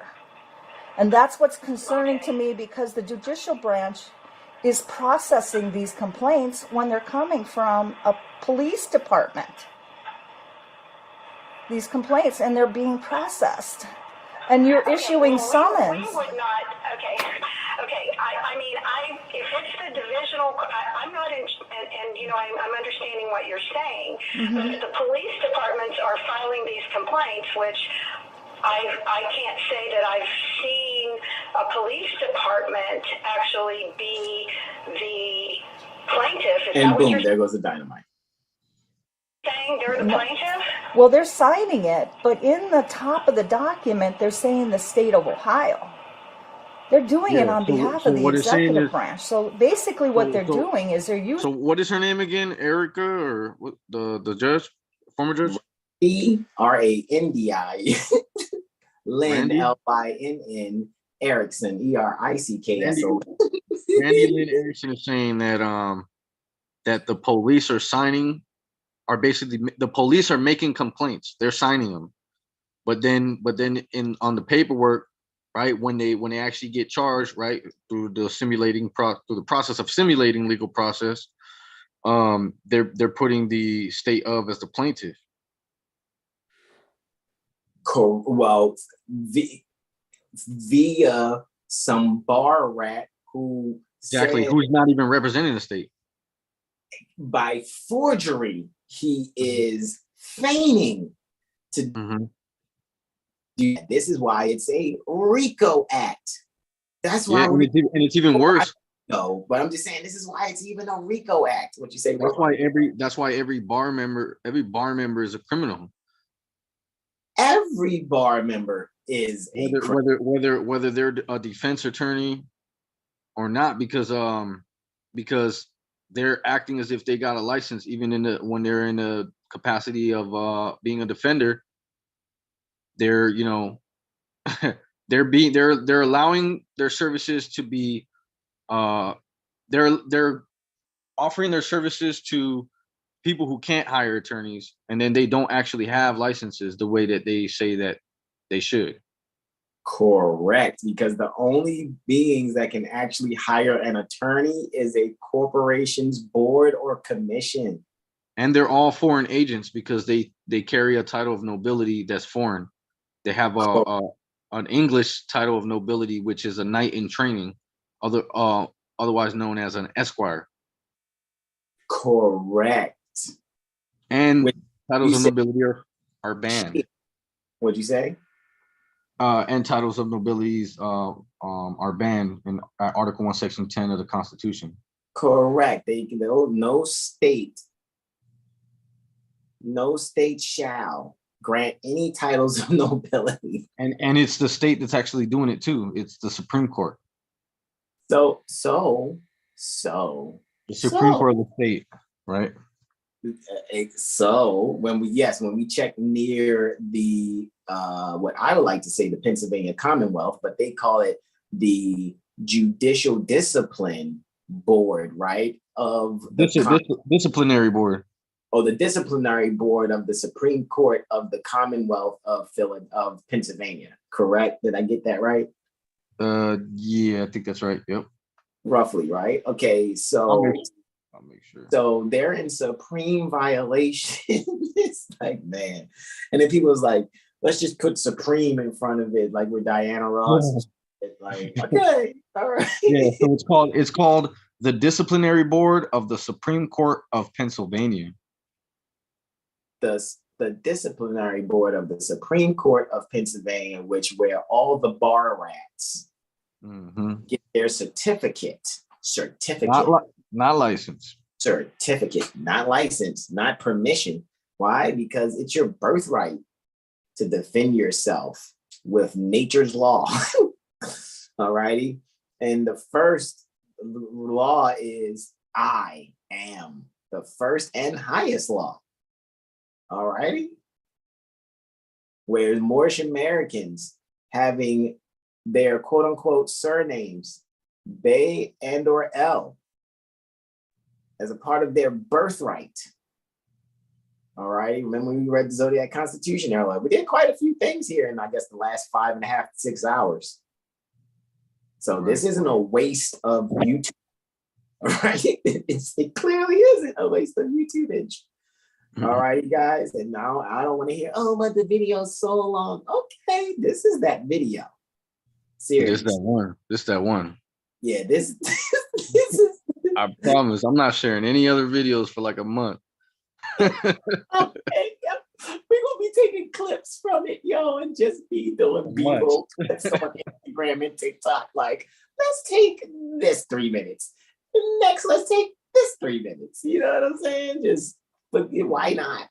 You know what I'm saying? Because in order to change people, you must change their literature. All right, let's rewind just a little bit. And I'm understanding what you're saying. But if the police departments are filing these complaints, which I can't say that I've seen a police department actually be the plaintiff. Is that what you're saying? They're the plaintiff? Well, they're signing it, but in the top of the document, they're saying the state of Ohio. They're doing it on behalf of the executive branch. So basically what they're doing is they're using state funds to go through and prosecute people using state. I'm comprehending. Where she said the state funds thing right there. Rewind it, but let me say something real quick.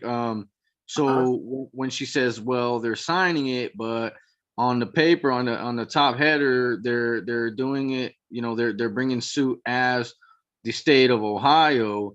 So when they don't have permission from the executive, it's like, why? Because I know that there's people going around saying, the judicial branch doesn't need permission from the executive. There's a separation of powers.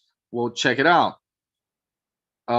Yes, they do, because the executive branch is the supreme, is the chief and commander, right? Just like the president of the executive branch, he's the chief and commander, right?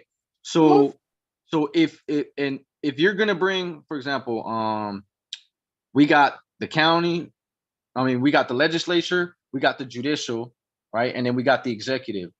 Out of those three people, who do you think has the permission to bring a suit in the name of the state?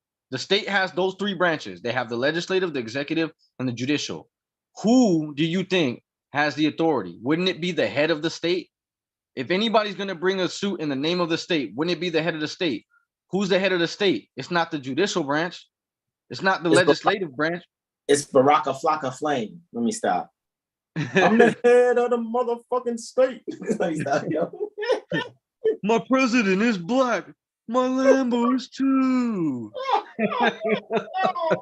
Baraka Flocka Flame. Let me stop. So that's why she keeps bringing up the executive, because if the state is going to sue someone, they need permission from the head of the state. Who's the head of the state? It ain't the courts, and it ain't the lawmakers. Let me add to your wisdom. The governor. Yes, and that's the reason why it's a separation of powers. Exactly.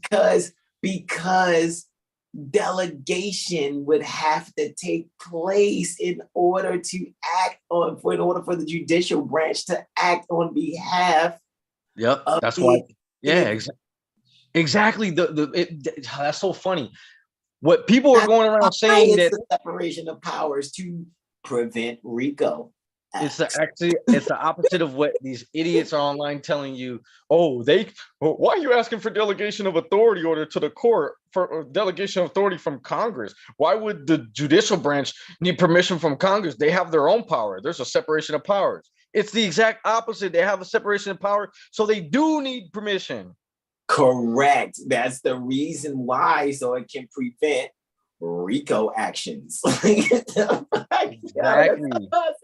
That's why when you hear Brother Taj goes, and you better require their DOAO, dual quo warranto, get their DOAO from Congress. Yeah. Tell him. He said, tell him to produce the delegation of authority order, signed and sealed by Congress, verifiable on the public record. And so now, again, how can one be able to do anybody dealing with anything in a so-called state court, which is still a foreign commerce, foreign trade zone. People are being brought into this auction block and sold via this bureaucratized slavery under the auspices that they have delegated authority from the executive branch to do so, and they do not. And nothing can be done or said by the higher ups until one of the people speak up and say, hey, these guys are doing this. That's why I said, man, let's listen to this part too, what Randy just said about using state funds, which brought me to that video that's right here that says human trafficking with the hands wrapped around the rope. And we saw that it was like, yo, the clerk is sending a bill to the state treasury to be reimbursed. That's what she's about to say right here in another way. If it's the divisional, I'm not in, and you know, I'm understanding what you're saying, but if the police departments are filing these complaints, which I can't say that I've seen a police department actually be the plaintiff. Is that what you're saying? They're the plaintiff? Well, they're signing it, but in the top of the document, they're saying the state of Ohio. They're doing it on behalf of the executive branch. So basically what they're doing is they're using state funds to go through and prosecute people using state funds when really they have no authority to do that. Yo, she just pointed out the freaking forgery and racketeering. Man. She just, in that one statement, bro, she pointed out forgery. Those are two acts right there, man. And she's not even bringing up the fact that the people are hypnotized, bureaucratized slaves, because they don't know that they're actually not persons and that they're not individuals and that they need to actually work for the government for them to even bring cases against them. Because that's a whole nother aspect to it. Like that's huge. That's just as big as the delegation of authority order from Congress, because the people put Congress in power. So you don't got delegation authority from Congress, and then you don't got it from the people. Because you need both. Both. You need both. The prosecuting attorney needs delegated authority from the so-called governor, the substitute Bey, the governor, through the attorney general for them to act on behalf of the state. Then the actual tribunal itself, let's say again, if they need delegated authority from the Secretary of Transportation. That's the second point of delegated authority. The third, this is the second delegated authority. The third delegation of authority needs to come from who is the alleged defendant. They must have a contract and oath of office that says that they agree to be sued in that fashion, to show up in a venue that way, to be quote unquote tried. Basically, they got to be a person or individual. So there are 3 points of delegation that need to be there in order for it to really go down, period. So people have been living this. Remember, this is like the movie Monsters, Inc. These people have been fueling their monster world with people's screams. And now it's time to discover that laughter can fill your quota if you just be in honor and stay in honor.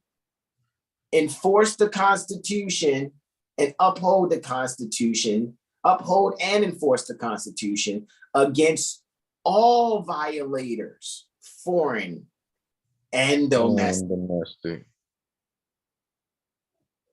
So these people should be telling on themselves. Oh, it's gonna start happening. It's already happening. You see, she's an ex-judge. And here we go again. Let's just a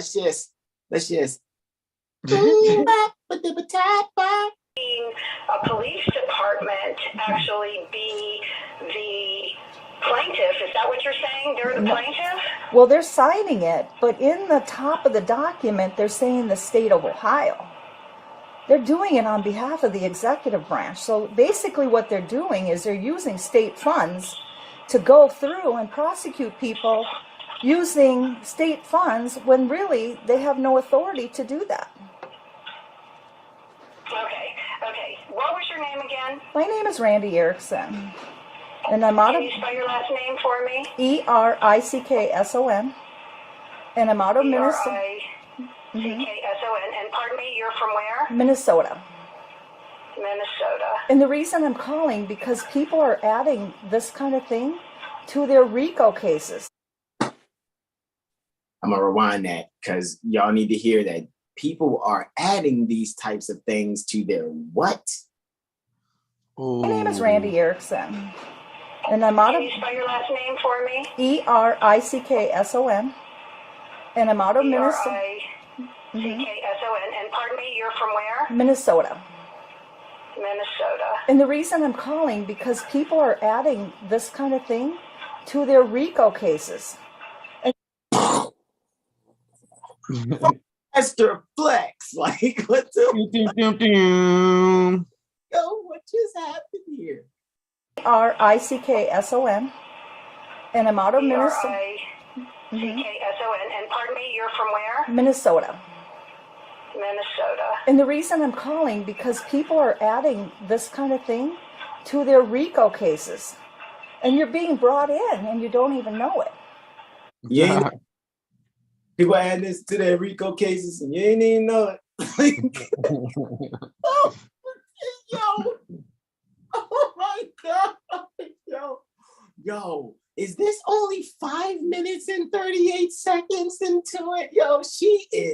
Yo, this reminds me of those Mike Tyson fights that were over in like the first minute and the first like round and a half. Oh my God, yo. Oh my God, yo. Yo, she is knockout punching, bro. However, those of us that study law sincerely, we recognize what Randy is saying here. Shout out to the daughter, man. That's my beloved daughter in whom I'm well pleased. I got it. Man, I'm a proud father of the eternal zodiac today. Seriously, I mean, I am every day. Oh, goodness, just to hear the daughter go, these types of things are being added to. People are adding these types of things to their RICO cases, and you're being brought in and don't even know it. Like, oh, you're using state funds to process. Yo, oh my God. Oh my God, yo. First, she pointed out the racketeering and the extortion and then told her, you're being brought in for the said racketeering and extortion that I just told you about a minute ago. Mm-hmm. Do you get that? Yeah, all right. Okay, this is kind of above my pay grade. Yeah, I know it. No, she didn't. It's above me now. Is that what she just did? It's above me now. Yo, stop it. And you're being brought in and you don't even know it. I don't even know. Okay, this is kind of above my pay grade. Yeah, I know it. I understand. I mean, I'm just going to be honest with you. I Yeah. mean, I have not seen any complaints that are signed by police officers in my court. I have never seen any complaints signed by police officers in my court. Yo, she is in shock, bro. That reminds me of the movie, The Book of Eli, when Eli told the guy, man, you might want to take your hand off me before you lose it. You don't remove your hand. He started laughing and talking to his people in the background. And Denzel Washington's character, real quick, take your hand off. And he was like, oh, and he's talking to his people. Standing there for what are you looking at? Go and kiss him already. He's like, what? Did you just say kiss him already? And Denzel's character goes, he's in shock. He doesn't know what he's saying. He doesn't know what he's saying right now. Like, this fucking clerk is in shock. I can hear it, bro. I'm sensitive. I'm a triple water trinity with a Pisces. Her heart must have sunk down to her gut and came back up and pumped so hard. Into the lower intestine, like she's about to shit her heart out. Like, I'm sorry, bro. She said, you don't even know it. She was like, go, this is above my pay grade. Oh my God. Oh my, yo. Oh my. Takalapon. Are you serious, man? This is real, guys. Like, what is happening? It just reminded me that the police ain't even supposed to be responding to calls. What is happening? Unless they know that it's federal agents on federal land. Period. But again, these people are filling out applications to take on a position that they have not studied the ins and outs of, and here we are, just being the beloved sons in whom our mothers are well pleased, those that can see that we are beloved sons, and we're just ripping apart in a fun fashion and playing hacky sack with their job description. Sitting at the 7 heel star table where I have a seat. Yo, Bro, it's love. I understand. I mean, I'm just going to be honest with you. I Yeah. mean, I have not seen any complaints that are signed by police officers in my court, in the common pleas court. Now, if that's happening in the divisional courts, like I said, I wouldn't see those. Those are not under my jurisdiction. Exactly, So, but I understand all that, but what my concern is that you're as a clerk are issuing summons based on it. You're issuing the summons and complaint. She just told her, my issue is with you being the fall guy for this. That's what she just said. it's not even, it's like, at this point, it's not even a fall guy. She's a key player in this acts of racketeering induced corrupt organizations. She's instrumental in the execution of this, because she's the one that can stop all of this. I think the clerks are probably the most threatened position, because I'm pretty sure they're getting threatened on a certain level. If they are to ever find out, oh, I can't do this, you're gonna do it. Excuse me? You're gonna do it. No, you're gonna do it. Excuse me, it's against my. Yeah, you're gonna do it. What are you gonna do? Quit and move?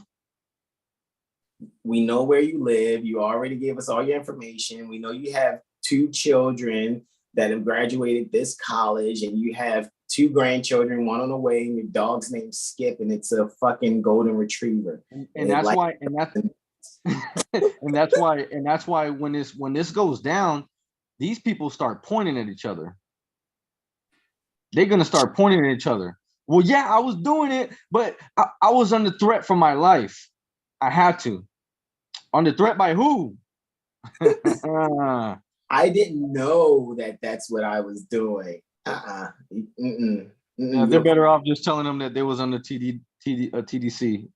You're part of a gang. That's why it's a RICO Act. Gangs of New York. That's where the police got started, right? You're part of a gang. Yep. It's so at the end of the day, what really happened is people need to fucking behave themselves. That's what the problem is. We need to, if you're really going to be studying history and posting little thumbnail pictures on your social media about history, make sure that people are getting this too then, because we can sit here and go into history all day too. That's why we give people access to Prophet Noble Drew University. When you go to 7 Hill Star on Instagram, or you go to our Astrology Street on Instagram, and you click that link tree in the bio, the first one is Prophet Noble Drew University. It costs you nothing but to click on it and want to be a part of it. That's it. And you will have access to tons of history pertaining to Moors, the Moorish movement and everything, things that Prophet Noble Drew came to remind us of. All righty. That's just how this goes. All right, let's go. Upon the complaint. Okay. That's where I'm trying. Turn that back just a little bit is what she. But what my concern is that you're as a clerk are issuing summons based on it. You're issuing the summons and complaint. You're issuing. Stop. Pause it. It's like every 5 seconds. It's like another piece of fruit. I have to tell you how good it tastes. Like she just said you're issuing summons on it, which means you're issuing warrants on it. You're issuing everything that's every order.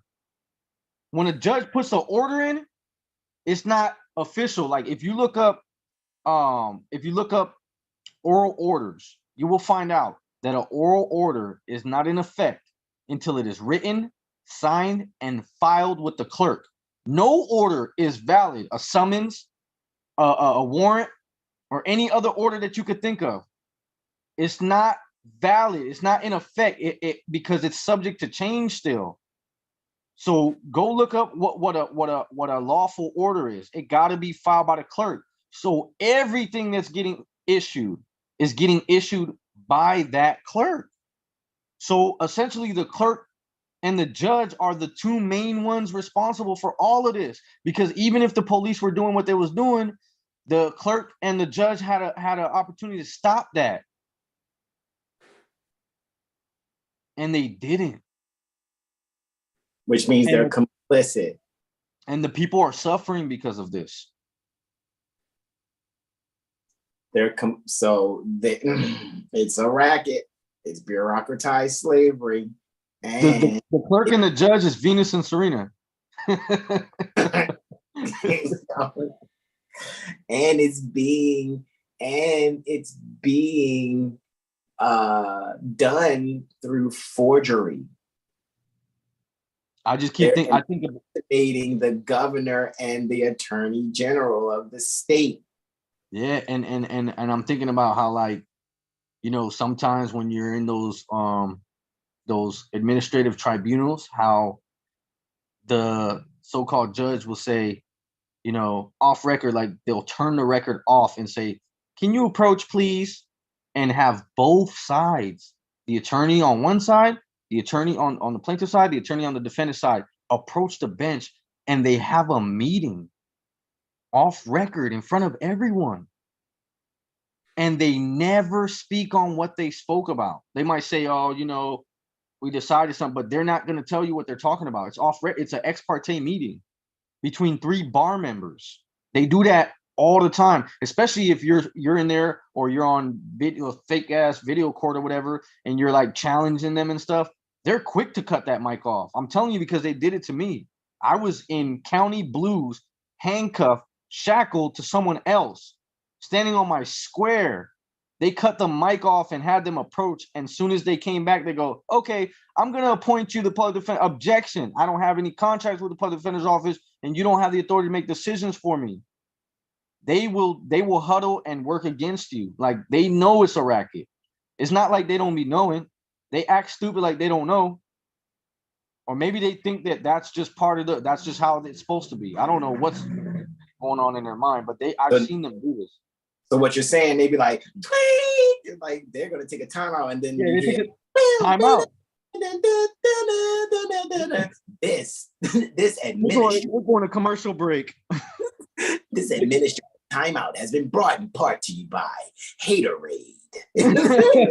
Haterade and RICO violators. Yo, what the fuck? It's like a sport, bro. They take a timeout, they huddle, they come with it. And don't you supposed to huddle with your team? Exactly. Why are you huddling with the plaintiff and the defendant and the fucking the balance, the scale, the Libra that's supposed to be weighing the situation out? Why is the referee huddling with both teams? Unless it's the beginning of the game where it's setting the rules. Sounds like a fixed game to me. In the middle of the game, the referee's huddling with both teams. Like, what is going on here? Like, yeah, why don't you keep it on the loudspeaker? Like when they throw a yellow flag on a play or something, and you hit the little intercom button. There's a foul on the play. The prosecuting attorney does not have delegated authority. Flag on the play. No delegated authority. Like, forfeiture of game. What is happening, bro? Well, that's hilarious because I did a song with a brother called Flag on the Play. He sent me the song, which is like his song, and I featured on it. It's called Flag on the Play, bro. I'm gonna show it to you after class. Islam. Here we go. Where I'm trying. It would be extremely helpful if you had an example of a case that is involving. Pick a case, any case, any case. I mean, that would be extremely. I can't. I have a duty to the people that I'm working with, and that's why I'm calling, because usually, and this is how it is when I'm hearing a tribunal. You're no longer a judge, so are you representing You're representing some plaintiffs or defendants Yes. or. Exactly. And I know that they don't teach real estate and real estate law, and they don't teach this kind of thing probably to the clerks. You know what I mean? They're kind of picky and choosy what they will teach.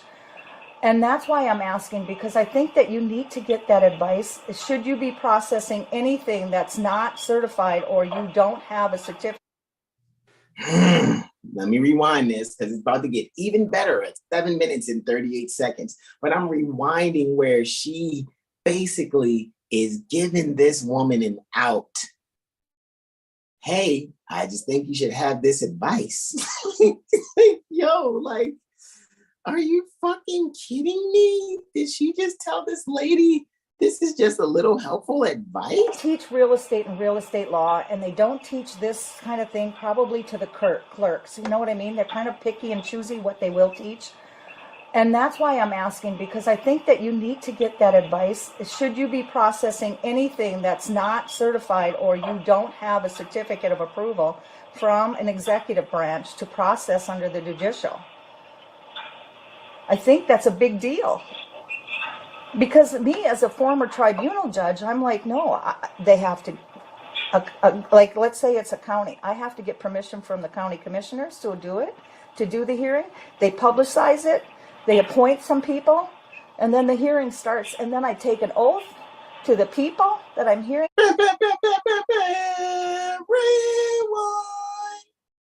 Or you don't have a certificate of approval from an executive branch to process under the judicial. I think that's a big deal. Because me as a former tribunal judge, I'm like, no, they have to. So look, she's about to give an example for when she was a tribunal judge. She's going to say, okay, and when I was a judge, that's my favorite part. My court had to get say if it was a county issue, I had to get delegation from the county commissioners to even have a county tribunal session. Yeah. And I gotta swear an oath to the people. To the people to not be on some fuck shit. Not to the persons or not to the individuals. Jesus Christ. Bro, let's do it one more time. I told you around 7:38. It's the one. Yo, she is hitting this lady in the gut. Processing anything that's not certified or you don't have a certificate of approval from an executive branch to process under the judicial. I think that's a big deal.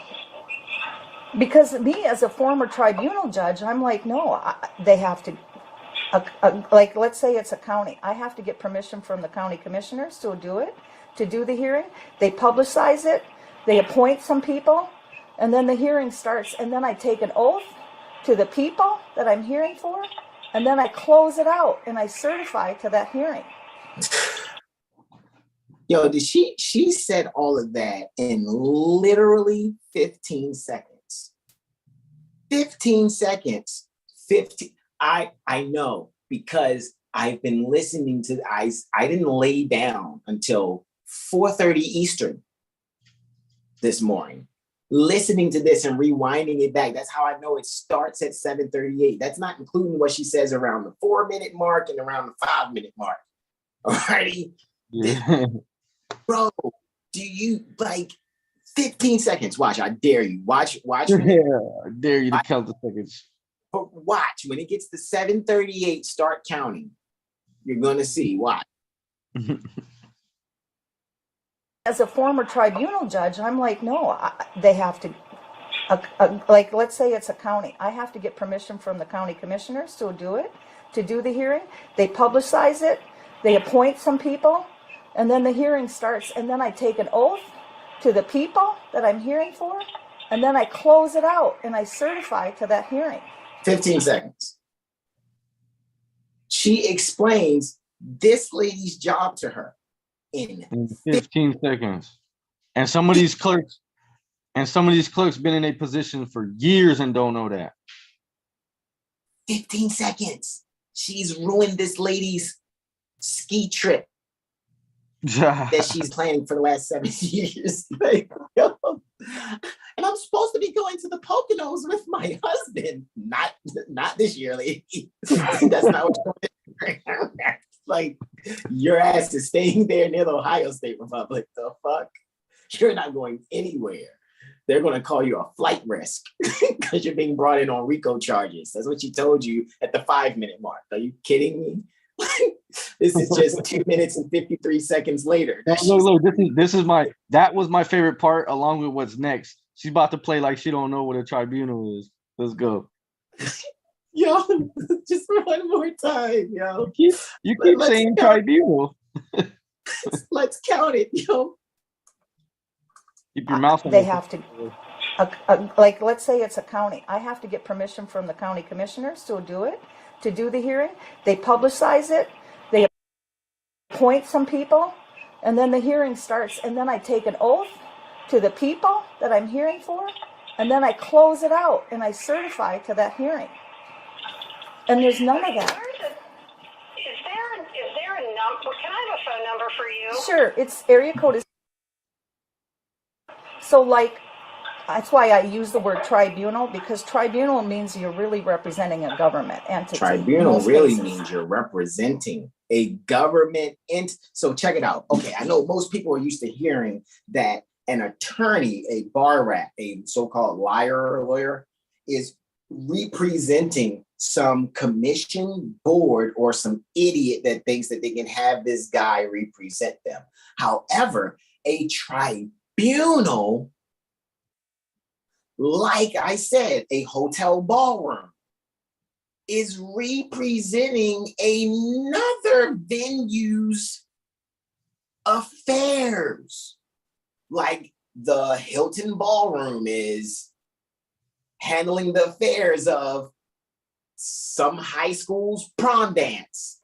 So what she's saying is a tribunal, like a ballroom, is hosting the governmental agency's affairs. The tribunal is a host. It's nothing but a host. It's like a space you rent out. It's like it's the Airbnb. It's the Airbnb of legal processes. Like the fuck, yo, like yo. Oh and my God. Now watch what she's gonna say. And mind you, the tribunal is a court of justice or other adjudicatory body, right? And then an administrative tribunal is court-like decision-making authority that resolves disputes, right? So watch what she says now. And she's a clerk. You're a clerk. You're a clerk. You're a clerk. I know. You're a clerk. I know. Yo. There's none of that. Is there a number? Can I have a phone number for you? Sure, it's area code is for you. So, like, that's why I use the word tribunal, because tribunal means you're really representing a government entity in most cases. And the bar will show you that. The bar has that at the very end of all their rules. You'll see it down there about tribunals. If an attorney is representing a tribunal. Are these civil matters you're mostly speaking of, or are they criminal? Well, they're both, actually. They're both. Okay, and they're saying the state of Ohio as the plaintiff, is that it? Yes. Okay, all right. Okay. Well, I would think that in criminal cases, I mean, I've seen things that are filed state of Ohio versus Joe Smith. Right, and that's what I'm saying. But it's the prosecutor's office. office. Oh my God, did she just say that? Did she just say she's seen things that are filed? She's the one doing the filing. What do you mean you've seen things that are filed that look? You're the one filing it. She's in shock, bro. She's in fucking shock. Again, why? Because it is, okay? It is, hold on 2 seconds. Let me make sure we're here.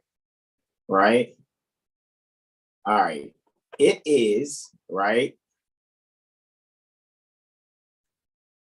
she's voice profiled Randy already, so she knows. Oh, this is one of us. You know, so she knows it's another Albion daughter. All right. Right. However, she's in shock because Randy is saying it in the most honest and intelligent tone that is the diametrical antithesis of threatening. Randy's not giving off any, yeah, motherfucker, I'm about to come after you. She's not giving that. She's like, I just think you really need to, girl, I'm trying to help you. Your ass about to do fat time. Like, that's what she's like. Yeah, this is a divine warning. Flat out, bro. Like, it is, oh my God, bro. Right, and that's what I'm saying is that does the prosecutor really have a certificate of authority to represent the state? Not only did she say your tribunal needs a certificate of authority to have those kind of cases heard. Run that back again. Huh? I want to hear who she said. Do they have the certificate of authority to represent the state? Who did she say? The prosecuting attorney.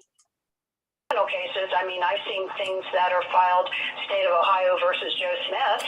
Right, and that's what I'm saying. But it's the prosecutor's office. Right, and that's what I'm saying is that does the prosecutor really have a certificate of authority to represent the state?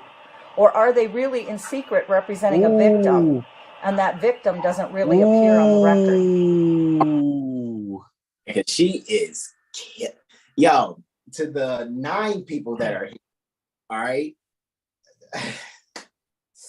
I know it's going to be like a 6-hour video, guys. And like I said, we're taking clips of this and posting it all over different types of social media. I don't even care. I mean, you already know, bro. Once we stop this and we get back on Zoom and I'm doing the actual thumbnail for the video, I'm going straight to Facebook with it. I'm gonna just let the world have it, bro, because I'm about to go outside and proclaim it. like yo, this is a 15-minute video. So let me just ask you something. So right now, even with the Moorish militia being prosecuted by the who is it? The Commonwealth of Massachusetts? Correct. Does the prosecutor have delegation of authority from the governor of the Commonwealth of Massachusetts to bring that case? And does the prosecutor for that case have the delegation of authority from or to represent the state? They never thought to say that. Probably not, but you just help those actors out. Well, they're actors, so it's not even real. I mean, whatever. You help the federal agents out. It's not real. I don't think it's real. I'm just saying, you just threw them a bone. And I'm assisting you in throwing them a bone by saying, yep, you're correct. They probably don't have a delegation of authority to even, and that venue probably can't even hear that kind of case. I don't think any of these venues. We can never really get to see what the real actual case is, though, because every time we check it out, what has been the result? Couldn't find it. I was going to say we actually did find it. I think it was like yesterday, bro. But I'll talk to you about that later. Oh, okay. Well, before yesterday, it was just like screen actors. Screen actors. Yeah, no. Oh, I have a notice from a records request I made where they said they can't release anything during an ongoing investigation. Which is BS because it's public record. Which Randy just said it needs to be public record. That's what I said, yo.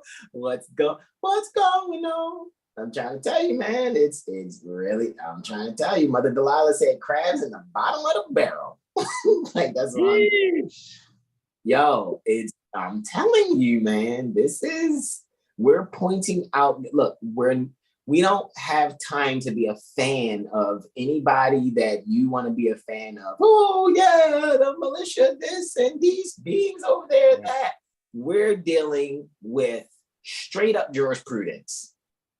Yeah, I was just pointing out the fact that they don't know this. And I'm pointing out the fact that most Moorish Americans that come from their Title 10 United States Code 10-year Title 10 is military. Yeah, yeah. 9 times out of 10 end up being some type of agent and end up getting people harmed and in trouble with beings that do not have delegated authority. However, instead of jumping out the window with dumb shit, you could have been doing this. But no, no, we gotta be somebody. We gotta be the Moorish Kodak Black with gold fronts in our mouths. Right. With the taco meat out. Authenticating birth certificates. Talking about we're a Moorish comic book character. Okay. I know we're mixing so many different personalities with this thing to just point out that the people you have been lied to, and you're sitting there being fans and hitting like on stuff, and it's just showing that you don't even know what you're doing or saying or talking about. That's why we're sincerely sharing this with you. That's why Noble Drew Ali specifically prescribed man knows not by being told alone. So what are you just following somebody for? Why aren't you doing your own research? Period. Man knows not, N-A-U-G-H-T, not is falsehood by being told. The example of man knowing falsehood by being told is like Brother R over there, and he's like smashing the Abyssinian, delicacy. And he's like, yo, Brother Hasan, this hitting, ain't it? If I say yes or no, I'm lying because I'm not experiencing eating that Abyssinian delicacy. So therefore, in that sense, I am knowing falsehood by being told how good it is from Brother Ara. He did not delegate a piece for me to eat. Mm-hmm. Do you get what I'm saying here? Period. So I cannot be like, yeah, I can sit here and vouch for Brother R saying that this meal is delicious. I haven't been delegated a piece for myself to taste. Period. So again, you guys are out there liking stuff and doing all this stuff. Go right ahead. You're going to see how much we have not been clout chasing, how much we have not really cared about you following and subscribing. That's just a technicality that's part of the hypnosis that makes people think, oh, they're really official. They said hit like, subscribe, and hit the notification bell. We don't not really care. Not really, because we're like, hey guys, you're in the soup. Do you really know it? Okay. So let's all not be in the soup now. All righty, let's just keep it real. Mother Delilah says, about to check out. Thanks for the sharing points of light to work from. Indeed, beloved Mother Delilah. Passe L. We love you, Mother. Islam, peace, and love. All righty, guys. So let's complete listening to what we're listening here, man. Because we're hammering in the truth, right? Going on 6-7 hours. Let's go. Filed State of Ohio versus Joe Smith. Right, and that's what I'm saying. But it's the prosecutor's office. Right, and that's what I'm saying is that does the prosecutor really have a certificate of authority to represent the state? Or are they really in secret representing a victim, and that victim doesn't really appear on the record because their state is taking over, and they don't have the authority to do that? Okay, isn't that a question for the prosecutor's office then? I don't know, because you're the clerk. Goodness, yo, Yeah. she does not gut punching this lady. Yo, if that's a question for the prosecutor, yeah, you know what? She was right though. That is a question for the prosecutor's office that she was supposed to ask before she filed it. Correct. That's why I said she keeps making this lady fall on her own sword, bro. So I swear, bro, we don't have to even bring up the treaty of peace and friendship because they're not supposed to be talking to us. Like, it's cool and all, and we acknowledge it, you know, what's in it, and when, you know, we acknowledge all of that. We acknowledge all of this, but there's so many things that we get to arguing when we're not even supposed to be arguing. We're supposed to be asking, how is it that you're even trying to bring me to this venue? Like, how? Show me the 3 delegated authorities, or is it 4? It's from the governor, you know, to bring the case. Right, governor to the attorney general to the prosecutor to be able to represent the state. Then attorney to the tribunal, because there's supposed to be some government office or agency that delegates the authority to that judicial branch to be able to represent that governmental, you know.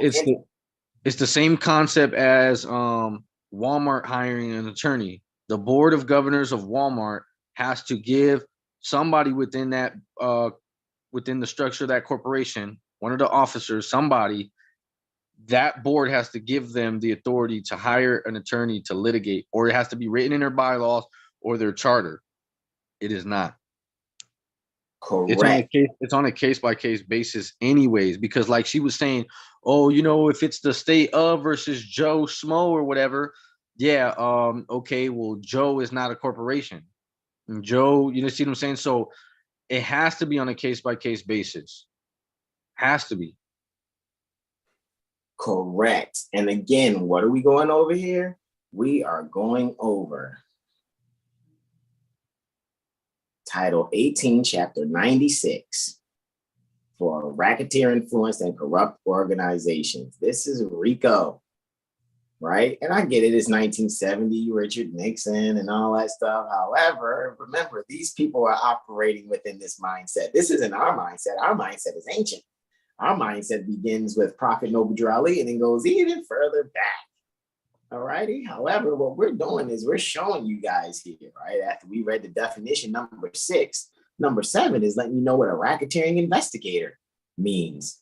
You know, that would be any attorney or investigator so designated by the attorney general. It says it right there. Oh my God, bro. Yo, that's why she said, you guys, the people are putting these type things in their RICO cases and you're being brought in and don't even know it. Like, yo, what? Designated by the attorney general and charged with the duty of enforcing or carrying into effect this chapter. So, yo, good. Bruh, any prosecuting, right now we know like Stephen Brad Skinner, that's a prosecuting attorney for the Commonwealth of Kentucky. When we call the Office of Bar Counsel to see what's really going on there, yep, this guy is really thinking he's going to get away with something, yo. Him and the clerk of the court. He needs to have Stephen Brad Skinner near McCracken County Corporation, Kentucky Commonwealth. If he has no delegated authority from the attorney general, which was given to the attorney general from the governor pertaining to Kentucky, he is to be brought up on RICO charges. He needs to be removed. He is acting in misconduct, according to the American Bar Association model rules for professional conduct and the Kentucky rules for professional conduct.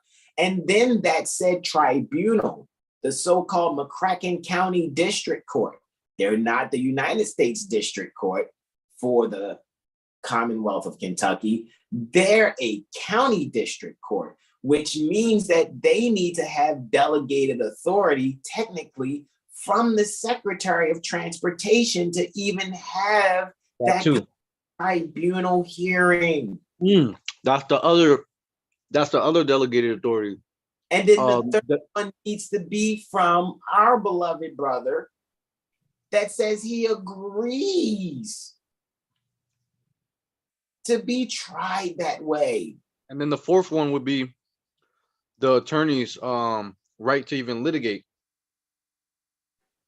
That's the Stephen Brad Skinner would have to again get his authority delegated to him from the Attorney General. No, I'm saying, yeah, yeah, I get that, but also just for him to be an attorney, he needs delegated authority. He needs his license and all that. Well, correct, because again, he only has a certificate. Even though that whole shit is bullshit, because there is no license to practice law. There is no license. That's why I said he only has a certificate. And it's actually an occupation of common right. So there isn't supposed to be a license. So they're technically not in violation of anything by not having one, except for the fact that all the state governments are lying, saying you do need a license to practice law. So since they want to say that, where is it at? Murdoch versus Penn. You can't take a right or a liberty, convert it into a privilege, and then place a freaking fee on it. Mm-hmm. Murdoch versus Penn. Mm-hmm. You know what I'm saying? Like, guys, like, look, man, let's just really comprehend what everything is being said here, man. You're processing them. I'm asking all of you. Yeah. Okay, have you talked to the prosecutor's office? I have. I've left them a message because I have talked to the bar. I've talked to the Attorney General. I've talked to several of them, and nobody hasn't. So everybody, talk to the bar. Talk to the Attorney General, right? I think you guys might want to do those things. Pardon me. You guys might want to talk to the bar near you, the Attorney General near you. Okay. All right. Okay. Well, I would think that in criminal cases, I mean, I've seen things that are filed State of Ohio versus Joe Smith. Right, and that's what I'm saying. But it's the prosecutor's office. Right, and that's what I'm saying is that does the prosecutor really have a certificate of authority to represent the state? Or are they really in secret representing a victim, and that victim doesn't really appear on the record because their state is taking over, and they don't have the authority to do that? Okay, isn't that a question for the prosecutor's office then? I don't know, because you're the clerk. You're processing them. I'm asking all of you. Yeah. Okay, have you talked to the prosecutor's office? I have. I've left them a message because I have talked to the bar. I've talked to the Attorney General. I've talked to several of them, and nobody has a certificate of authority like what you would get if you're doing a tribunal or if you're representing a government entity, like I have. You keep talking about a tribunal. I mean, we don't. You don't have that there. Here. Well, we don't. I mean, I don't. You're not. So you're not a court. Tribunal. Yo, but she's hearing she's filing cases on the docket. But you're not a tribunal. Coming from policy enforcers she keeps making this lady hang herself. She just said that takes us back to Article 1, Section 8. Yes, and because it says that they have the right to constitute tribunals. She don't even know what a tribunal is. Yo, and what she also said is, even though I may be filing cases on the record that the state has picked up via this prosecuting attorney for these so-called traffic infractions, we're not a tribunal, which means we have no delegated authority from the Secretary of Transportation. Or from Congress either. God, yo, she is, yo. Because Congress has to constitute the tribunal. Say that again? Congress has to constitute the tribunal. Correct. I am totally comprehending that. That's why I'm even speaking on the Secretary of Transportation. Mm-hmm. Who's exactly. In the Congress. Exactly, because they're just a host. Bro, that's why I'm like, yo, she said, well, we don't have those type things here. Lady, do you know that you just said that the state of Ohio, or at least near the Belmont Corporation County, Belmont County Corporation, lady, you just said and admitted for the record. Yo, the fuck, yo. She admitted to the RICO. That's what the fuck I'm saying, bro. Hey. She just admitted to the RICO. She just said, listen, when she told Randy we don't have tribunals here, she just said we've been accepting finances from the people without having the delegated authority to really even hold and or hear, and I'm just using transportation as an example, to have these cases filed on the docket that I have the fucking court seal. I have to put the court seal on it. I'm the clerk. And it's not a tribunal that I'm running, but I'm still processing so-called traffic infractions without delegated authority from the Congress member that is the Secretary of Transportation under Title 49 United States Code. Not Congress, but the executive branch. Department of Transportation is under executive, ain't it? Bro. Yes, because Department of Transportation Secretary is a part of the White House cabinet, which is the executive branch, which is dealing with foreign commerce. So again, they still need federal executive permission and congressional permission and state executive permission, which is being trickled down from, I get what you're saying. I totally get what you're saying. Yeah. To execute, to move forward based on the legislation so that the judicial happen, it has to come from the executive. Again, I'm using transportation. Example, this being, okay, if it's transportation, it's this being right here. This being right here. You want to talk transportation? Let's talk transportation. It's supposed to be this being right here. Him. And then if it's evictions, if it's low income housing or whatever, it's supposed to be her right here. Yikes. You want to talk about evictions and transportation? Okay, cool. This is where the authority that's delegated, it's delegated from these two beings. You're dealing with the so-called eviction or an ejectment. Okay, Marcia Fudge is supposed to make sure that whatever so-called courtroom or hearing room on a federal level, she's supposed to, yes, she's the federal level technically. That's the federal level permission. Correct. To enforce the because they're forcing transportation. That is legislation that was created, and then there's an executive branch put over that. Cool. So Marcia Fudge, if you're talking United States Code, that's Title 42. Peter Buttigieg, that's Title 49. Marcia Fudge, if there's let's say they're talking about ejecting someone. Okay, if you are having an ejectment or eviction, which really is just, there's no law to make people homeless. So what's supposed to occur here, alrighty, is a due process hearing according to Title 42 USC subsection 1437 DK. Alrighty, period. That's what the fuck is supposed to be happening. And if Marcia didn't delegate to that so-called court to become a tribunal, which means that Marcia's like, hey guys, I'm delegating you the authority to hold this housing and urban development case here. And then what's supposed to happen if the state, let's say it's Maryland, the governor, Larry Hogan, is supposed to give the attorney general, which I think is Brian E. Frosh. I think Brian E. Frosh is the attorney general. Let me double check real quick. Let me double check. I think the Maryland Attorney General is Brian E. Frosh. Brian E. Frosh.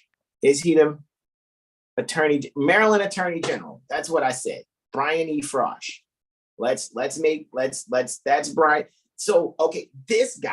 Okay, so let's try this again. Okay, so let's say, all righty, that the court needs to hold a eviction tribunal. Okay, the delegated authority is supposed to come from Marcia Fudge.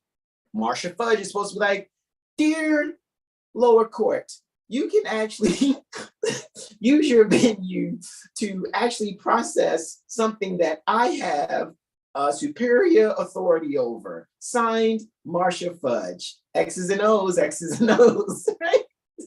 Put it on over to them, right? Do that tribunal, and that clerk's supposed to be like, hey guys, look what we got from Marcia, a delegated authority here, a housing and urban development, or hold a housing and urban development tribunal on this case-by-case basis. This is great.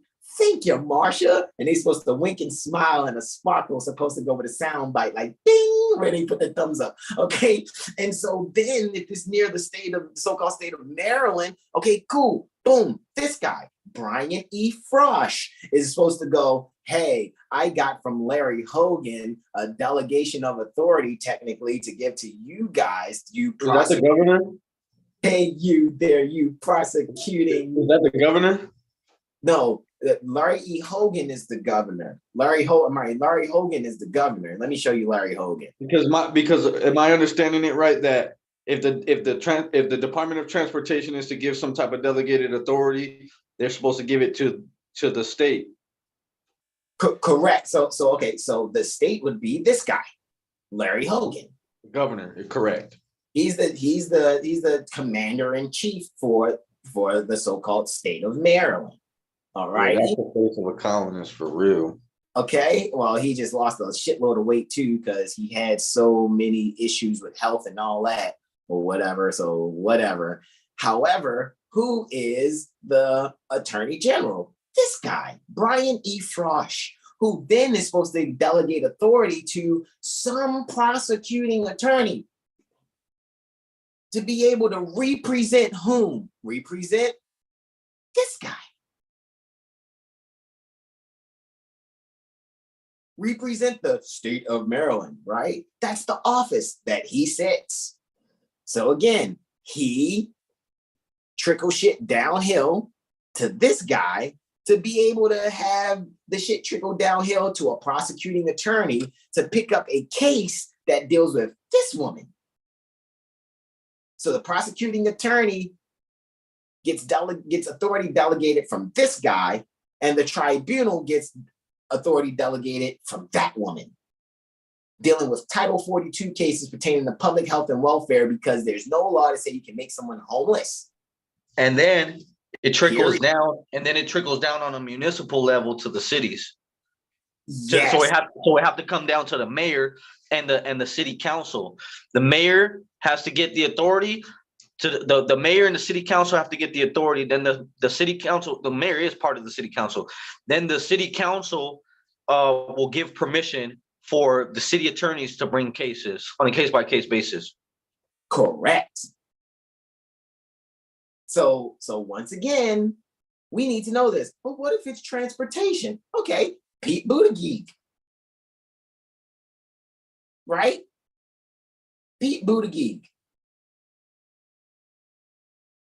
Title 49.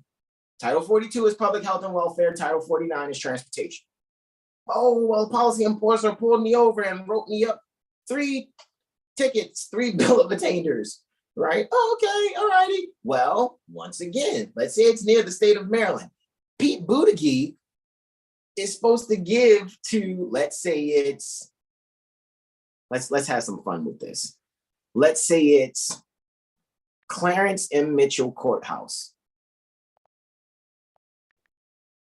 Clarence M. Mitchell Courthouse, right? I want to see a photo. Of that federal, I want to see a photo of that federal area. I want you to see that it says United States Post Office front. That's what I really want you to see. Executive branch. Please be clear. I want it to be so clear. Oh, it's clear. It's getting clear. That's across the street. Look at that Moorish castle. Man. Hold on. Y'all need to see that it says United States Post Office Building right on the front. Without doubt or contradiction. You guys have really got to see that, man. Is it this one? This might not be it, but it should be at the top, bro. It's usually like right there in the front. That's why I think that's the one across the street, because it's two of them across the street from each other. Seriously. I really need y'all to see that. Like, whoa, that does say United States Post Office Building with Cecilius Calvert there. I really need y'all to see that that shit says Post Office Building.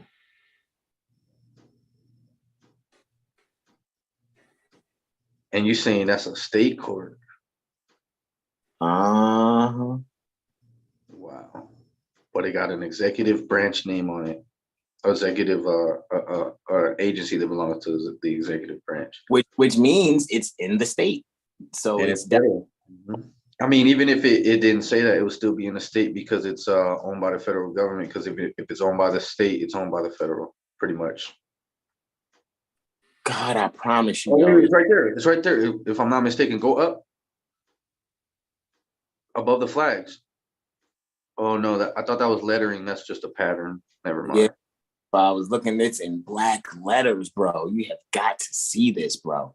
It says United States Post Office Building, bro. You have got to see it, bro.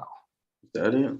That's not it. That's the one across the street. Yeah, that's what we're saying. The side they're taking the picture from is where it says it. That's why I'm like, hold up, yo. They really need to show you that joint. Like, I really want y'all to see that, yo. Like, y'all have got to see that it says United States Post Office Building. It really sucks that you guys can't see it.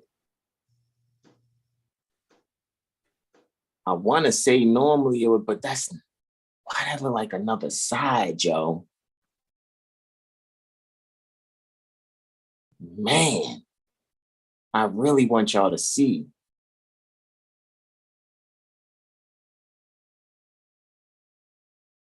Nah,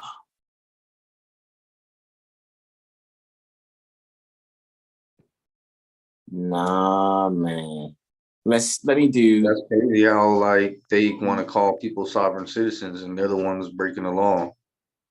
They're the ones who think that the law doesn't apply to them. Correct. What are they defining a sovereign citizen as? Someone who thinks that the laws don't apply to them?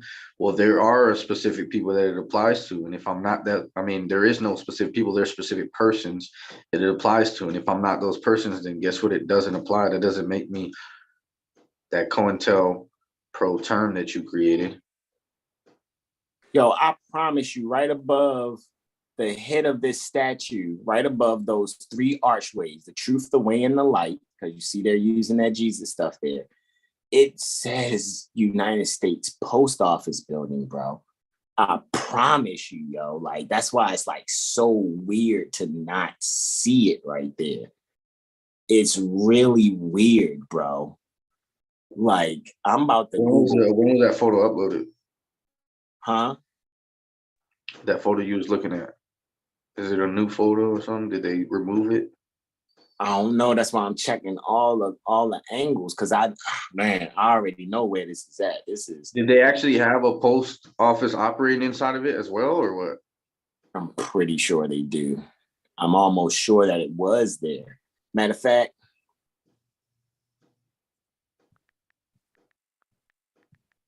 you just let me know, right?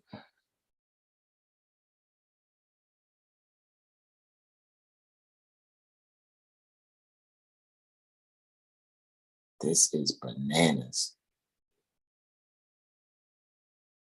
They keep taking pictures from the building that it says it on. I promise you, I thought it was. There you go. There you go, right there. Yo, come on, clear up. It says it right there, bro. Above that one doorway. That's why I'm like, yo, I promise you that shit says United States Post Office Building, bro. Those black letters where those 3 flagpoles are, yo. I promise you. That sucks, yo. At the corner of Fayette and Calvert, bro. I'm telling you, that's exactly what that says. Right there, those black letters, right below those 3 flagpoles, say United States Post Office Building, yo. I promise you. It does not say Clarence and Mitchell Courthouse right there. Matter of fact,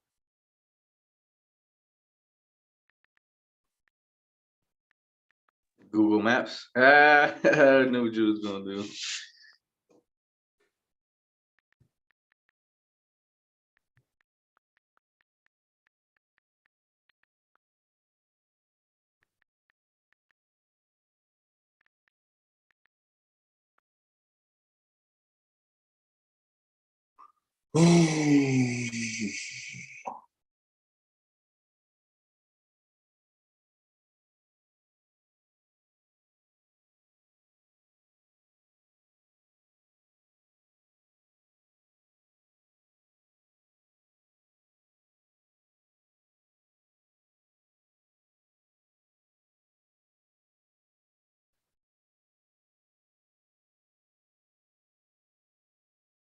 oh, I really want to see it.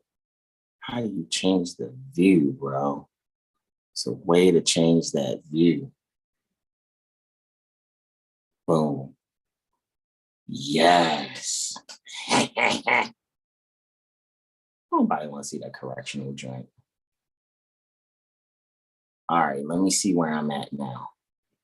That's that side. Of course, that's the side where they want you to be, ooh, boogity boo, this is where we take the people who are in jail. All right, so let's go up the street, right here, a little bit more. Let's turn. Is this where the, hold on, time out.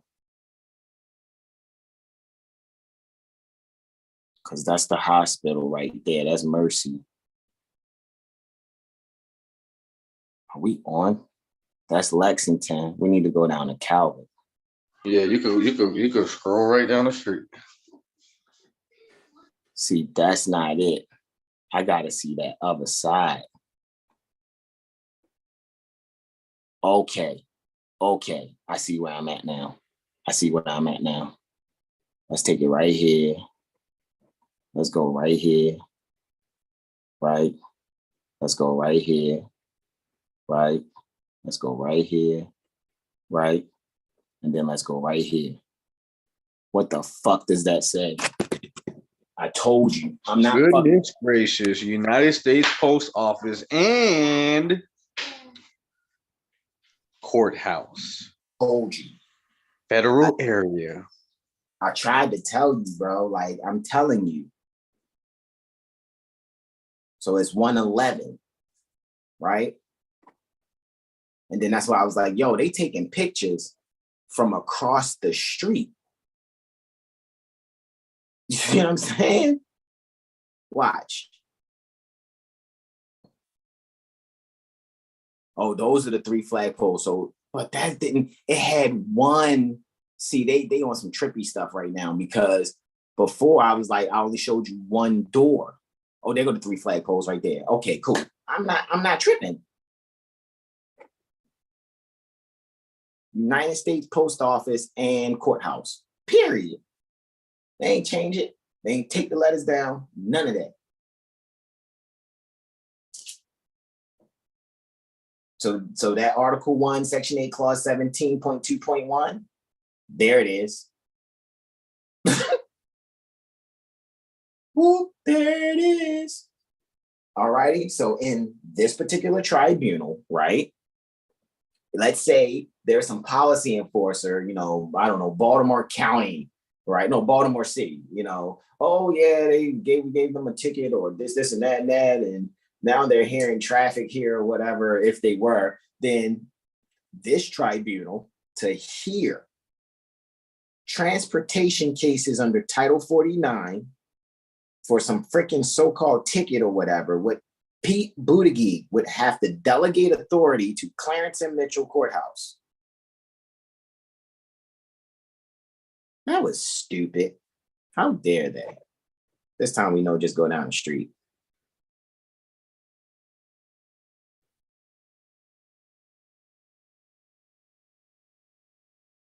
Right? So Pete Buttigieg would have to give this tribunal delegated authority to hear Title 49 type of cases, period. And then if the quote unquote state of Maryland picked it up, then delegated authority has to come from Brian E. Frosh to whomever, some hotshot crash dummy, crash dummy prosecuting attorney. Yeah. Oh, I'm going to pick it up for the state. Well, do you have delegated authority from Brian E. Frosh? I think not. They just really, and sometimes their name is on the case, just their name, because the tribunal got the complaint from the police department. Say it again. And it's like, the attorneys don't even file nothing. Like, we have evidence that this happens. We're not just saying because we heard this lady say on a video, like, we have evidence of different jurisdictions doing this. And whenever you're ready, I got that statute at large to go over that filing fee. And here we go, bro. I know. Guys, we're going to make sure that the links to everything that we've been doing, guys, you see it's in the live chat, some of those links that we posted. I'm going to make sure that when I go to do the description, you'll have the link to these BitChute videos also, as well as the racketeering, the racketeer-induced and corruption organizations act video, the history pertaining to that. So I'll make sure you guys have that. All righty. Beloved brother, you have the you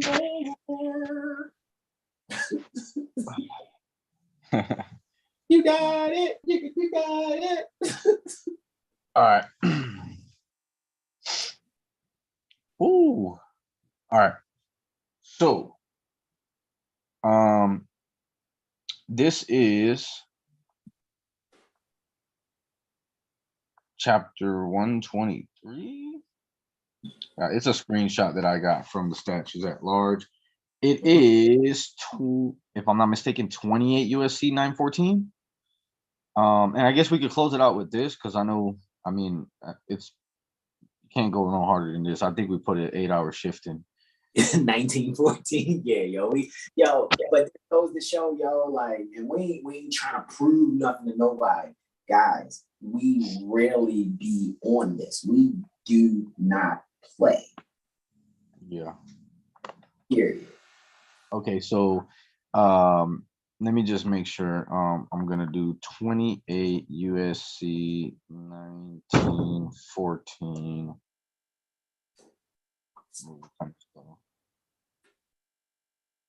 Is that what it is?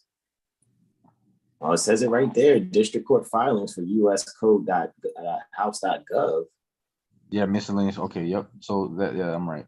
Okay, so 28, Title 28 of United States Code, subsection 914, district court filing and miscellaneous fees, rules of court. A, the court of each district court shall require the parties instituting any civil action, suit, or proceeding in such court, whether by original process, removal, or otherwise, to pay a filing fee of 15.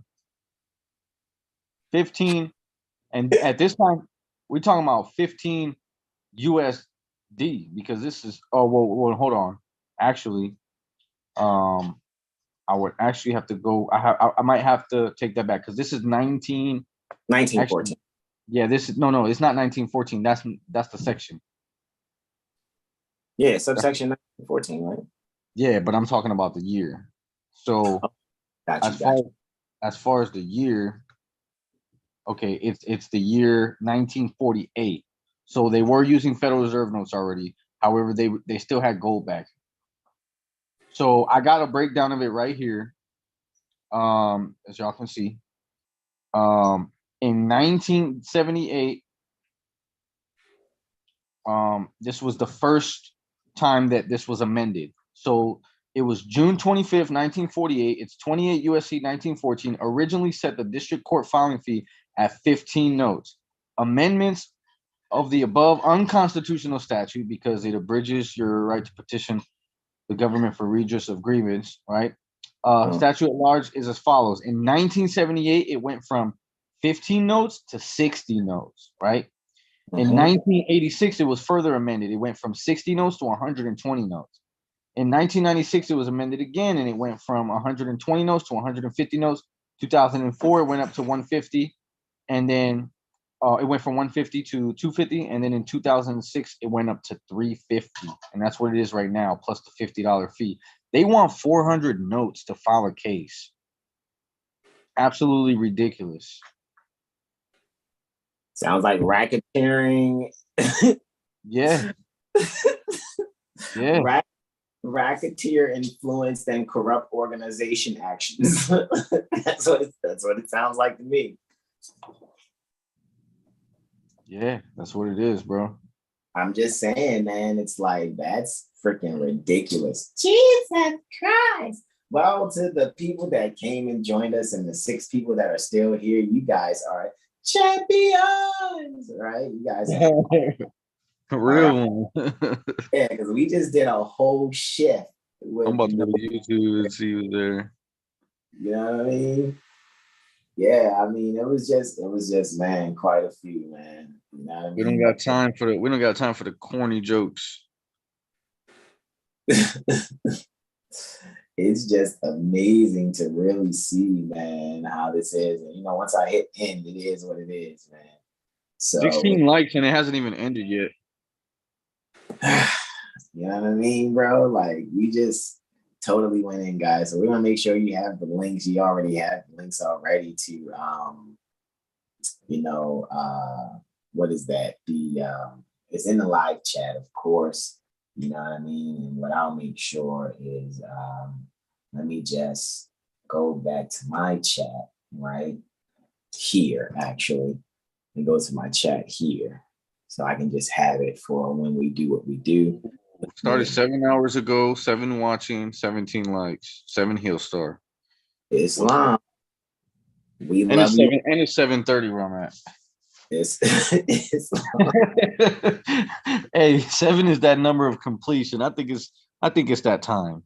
All right, bro. Well, that's what it is, man. We gotta close out how we open, man, with the invocation and the Moorish American prayer. Oh, so you want? I almost forgot this was impromptu improv. It is improv. It is impromptu improv, bro. We definitely went in, man. So what I'm gonna do is I'm gonna give us. Let me go here and bring up Prophet Noble Ali on the Divine Constitution and Bylaws. And we're going to do our invocation out, brother. Would you like me to do the invocation out or you? Either one. You could do it. I did the opening. All right. So you want to do the closing? No, I said I did the opening, so you do the closing. All right. Cool. Guys, we're going to stand. We're going to bring up 5 appendages extended on the left hand, the index in the middle on the right. I'm going to face east here, guys. All righty. And you guys can repeat after me, either aloud or in your heart. Islam. Allah, the Father of the universe. Allah, the Father of the universe. Father of love. Truth. Peace. Freedom. And justice. Allah is my protector. My guide.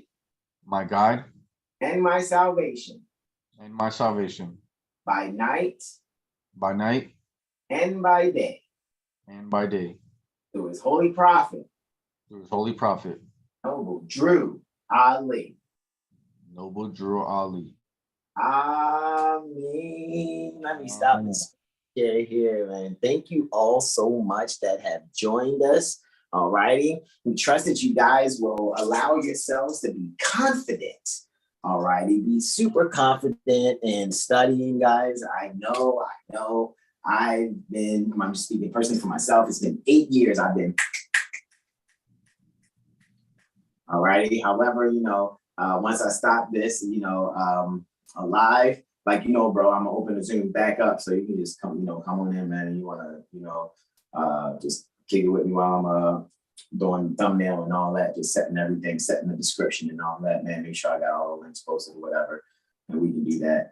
To all of you guys, remember, go to 7heelstar.com, sign up for our email list. Go to our Instagram at 7heelstar or our Astrology Street to click on the link tree to get access to Prophet Noble Drew University. Brother Aura's Instagram is Aura_Muaba. That's ARAH_MUABA_BEY. That'll also be in the description. Also, once we set this up, it's going to be, you guys will see the description and everything set probably within the next half an hour or less anyway. All right, so you can get in contact with us. 9 times out of 10, we're usually on Zoom. You know what I mean? Unless it's like, hey, man, we're kicking it with our loved ones, you know what I mean? Because we do have beloved mother, mistress, consorts, and children, all right? So it is what it is, you know what I mean? And they're home with us, so to speak, all right? So a lot of times you gotta, hey, we've been on this thing or whatever, but let's, you know what I mean, kick it with our loved ones. It's like, I can't wait to see you in the morning, bro. You know what I mean? So, and I know we were supposed to do the AstroLiteracy Comprehension Conference today. However, guys, we'll make up for that Saturday and Sunday or whatever, because we need to. I know in my heart, and I can feel my bros too, better than I can hear them pause. I'm just saying, like, we can sense each other. You know what I'm saying? So, like Brother R said, I already saw where this was going, man. So I had to make arrangements 2 hours ago from that time I mentioned it or whatever, right? So guys, go and enjoy yourselves. Go and tell a friend. Share this with your loved ones. Who cares if somebody goes, that's 7 hours or 6, however long this video is. Show them, man. Show them, like, look, man, they went on this. They went in on this. So you guys can go and share that. All right, Brother R, any last comments, questions, and or suggestions, beloved brother?